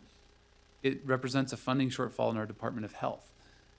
There's some risk management there. There's a lot of other issues. And then there's some department requests that are just kind of like, hey, if you are able to achieve your outcome-based budgeting goals, then this kicks in. But I get really concerned about that amount that's in that restricted account. If some of these scenarios happen, even what we have budgeted is not going to cover those scenarios. That being said, I think we could all do probability analysis and say, you know, to your point, our sales tax, are we going to have an economic slowdown in 2020? I'm not here to predict the future, but I think that the projection is that it might be slightly slower, to be conservative. If instead we collect at the same rate, that's another $1 million in our budget, right? And is it likely that 2 or 3 of these worst case scenarios take place? I don't think so. But now here, this is too much detail, but just to share with you now that we are in a public meeting and so we can't have all these conversations all the time. Another issue that has come up is on the drug and alcohol side. I found out in the last 72 hours that they have started to put things in place where they are less concerned about a potential $2.8 million loss. They're still concerned about a loss, but not of that magnitude. And part of that is because the state legislature's action the other night got us some scary but comforting news as far as that particular shortfall. And then just but then on the other hand, the other night I had a unpleasant exchange with a couple of county employees who are in this room, where we all, after going through the budgets and going public, we kind of sat down and said, oh no, we underestimated the benefit costs. Due to Tier 2 changes that the state legislature is passing and under projecting the amount of the new lawyers increase, the benefits associated with them, they were saying that we actually had projected about $500,000 less than what we need for benefit costs. And so there's $500,000, and I wasn't about to go say, well, let's increase $500,000 in our budget after we had already proposed this amount. And so in a way, that's why I'm saying when we save 200, I'm just putting that back in. There was that cushion in the restricted account that has been lost, and there's all these weird contingencies that are moving around. Anyway, those were just a couple of the updates on the points that I chime in on the drug and alcohol. So they have $1.8 million in their fund balance. And yes, we're going to work through an issue, you know, trying to see where that comes at, which, you know, they fought for. I'll just put it out there. They fought for that issue to happen. It happened, and now we're caught in a weird dynamic. But we seriously need to consider, and I know we've had some conversations about this, and I think it needs to continue with consideration, is that the drug and alcohol group itself can be divided and go to Wasatch Mental Health and or go to parts of it can go to the health department. Prevention right now is being done at the health department. We're talking about prevention at drug and alcohol. So it almost looks like we have double up of services going on. I know it's not necessarily a popular thinking, but I know we've had discussion on that, and there's a way for us to, if we look at it right, there's a way for us to eliminate some of that duplication and get us to a point with using that $1.8 million as we go down through the road next year and see where we're going to turn out. We can change some of that perspective on where we're at on that issue itself. But again, to do that, and I think that's for me personally, I think that's what the citizens are trying to tell us to do. Go down through here and find out where you have duplications. There's only two, I believe there's only two that the model looks like what we have. The rest of the state, it's different. It's all separated a little bit different. I know their formulas are a little bit different, but there's only two that have it the way we have it with this separation.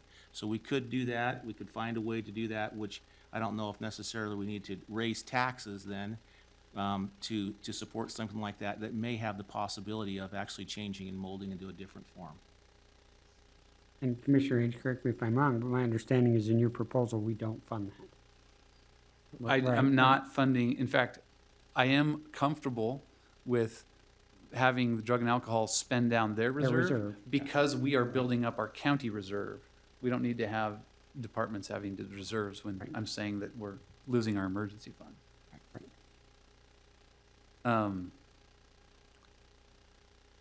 So, Commissioner Lee, in your budget, do you have any funding for public defenders? I have what they requested.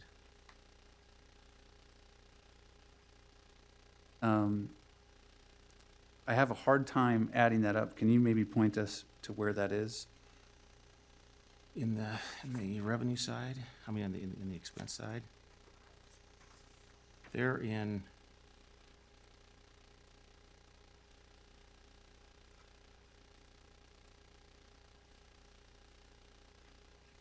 They are in Deneen.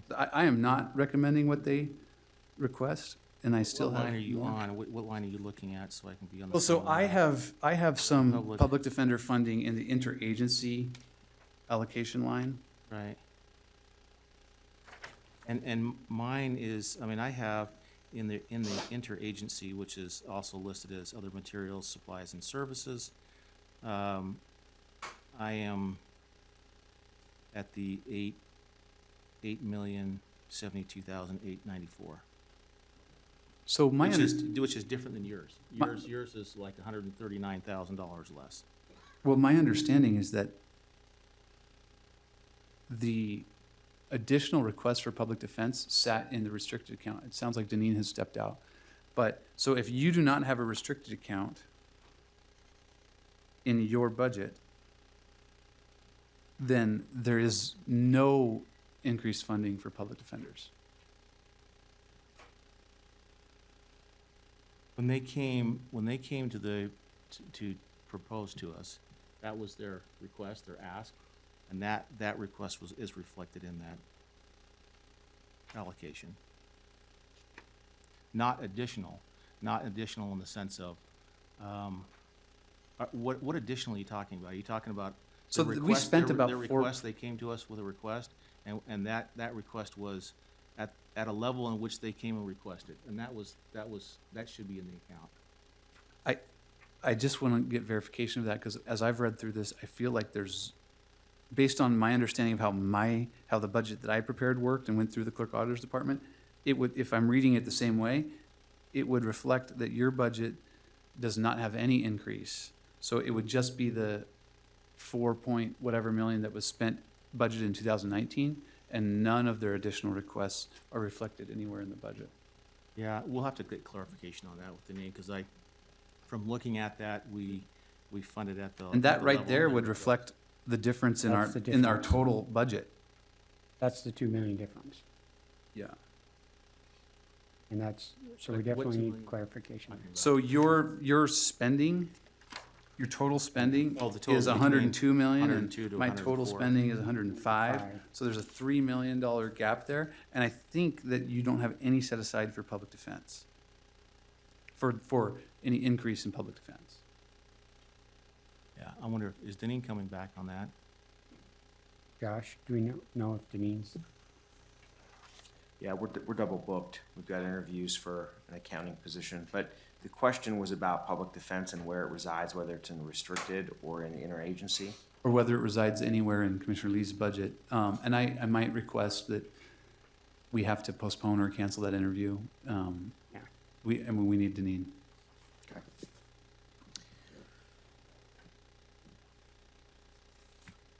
And I believe initially, the same public defense request was the same in both budgets.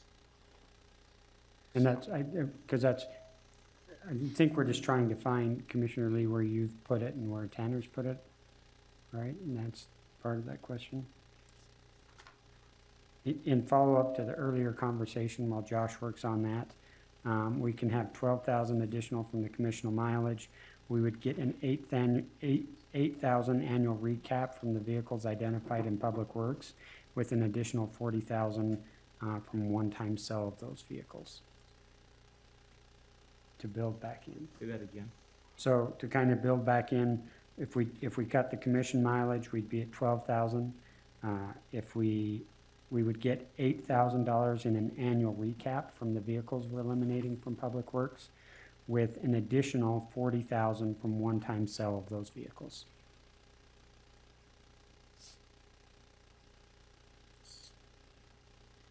So 60,000. And so obviously my thought with that, that 40,000 would go back into our, our capital type of stuff. The 8,000 is an annual recovery, and the 12,000 would be an ongoing savings. And we still don't know where the rest of that fleet's gonna come out. I mean, that's in the audit, we're going through that, so hopefully this is reflective across the entire fleet to a certain extent, but we'll see. I agree. I mean, Commissioner Lee, you made the point earlier that we gotta stick within this budget, even this significant increased budget. That's one of the reasons why I used the analogy I did with the family budget is people in the family are saying, well, what new do we get out of this? And the answer was, right, nothing. We can now just afford what we've been doing. This is not a dramatic increase in the spending, especially when you isolate out the plan for the future accounts. It's kind of like we've all experienced, once you make a commitment, if you do have a little bit of a surplus in your budget, in your family budget, and you commit that you're gonna set some of that away, we all know how hard that is. I mean, there's things that come up and people are begging for expense. And so if we're gonna commit, the biggest difference in my budget and yours from a spending side is that I am forcing some to be set aside long-term. And in order to make that come to fruition, we just have to keep telling every department, no, unfortunately. And that's where I'd like to be, instead of raising taxes to get to that point. I'd like us to find it through efficiencies or reductions, instead of raising taxes to get to that level of cushion. And the example of this fleet, while we're just kind of waiting for Deneen to join us, is I think that's an area where all three of us have said, we have a sense that there could be some more efficiencies there. We know that there's some monitoring that is not being done, but we don't know exactly what the magnitude is there. And so I'm committed to, in the coming year, do this. Commissioner Ivey, I think that you've identified four my that we know that we can cut, right? In your, Right, in my portfolio that has portfolio? the most cars, we've identified it, so. And so I agree with you, Commissioner Lee, that we can continue to try to find more in the next year. You know, it's interesting because when I reached back to Richard, talking about our internal service fund too, our internal service fund, we asked him to go through, and I know he didn't like it. He didn't like going back through and looking at our internal service fund, finding out where that money is and how we're projecting it and so on and so forth. But he did, to his credit, going back through it with Deneen. And in doing that, found up to a $2 million, and so I think that's what the public's asking us to do, is scrutinize. When we say that we haven't had a tax increase going through truth and taxation for 22 years, how many years has it been since we've actually gone through a real deep scrub of our departments? And in just this little bit in which we're scrubbing, we're finding $2 million here, we're finding $60,000 here in this side. So I think that's overall what the people are asking us to do, is to have those kind of deep scrubs. Every once in a while too, as long with, some of the proposals for tax rates. And I appreciate you bringing it up, because I think you highlight the fact that hopefully the public that's here or watching hears is that we've been doing that for the last 2 months.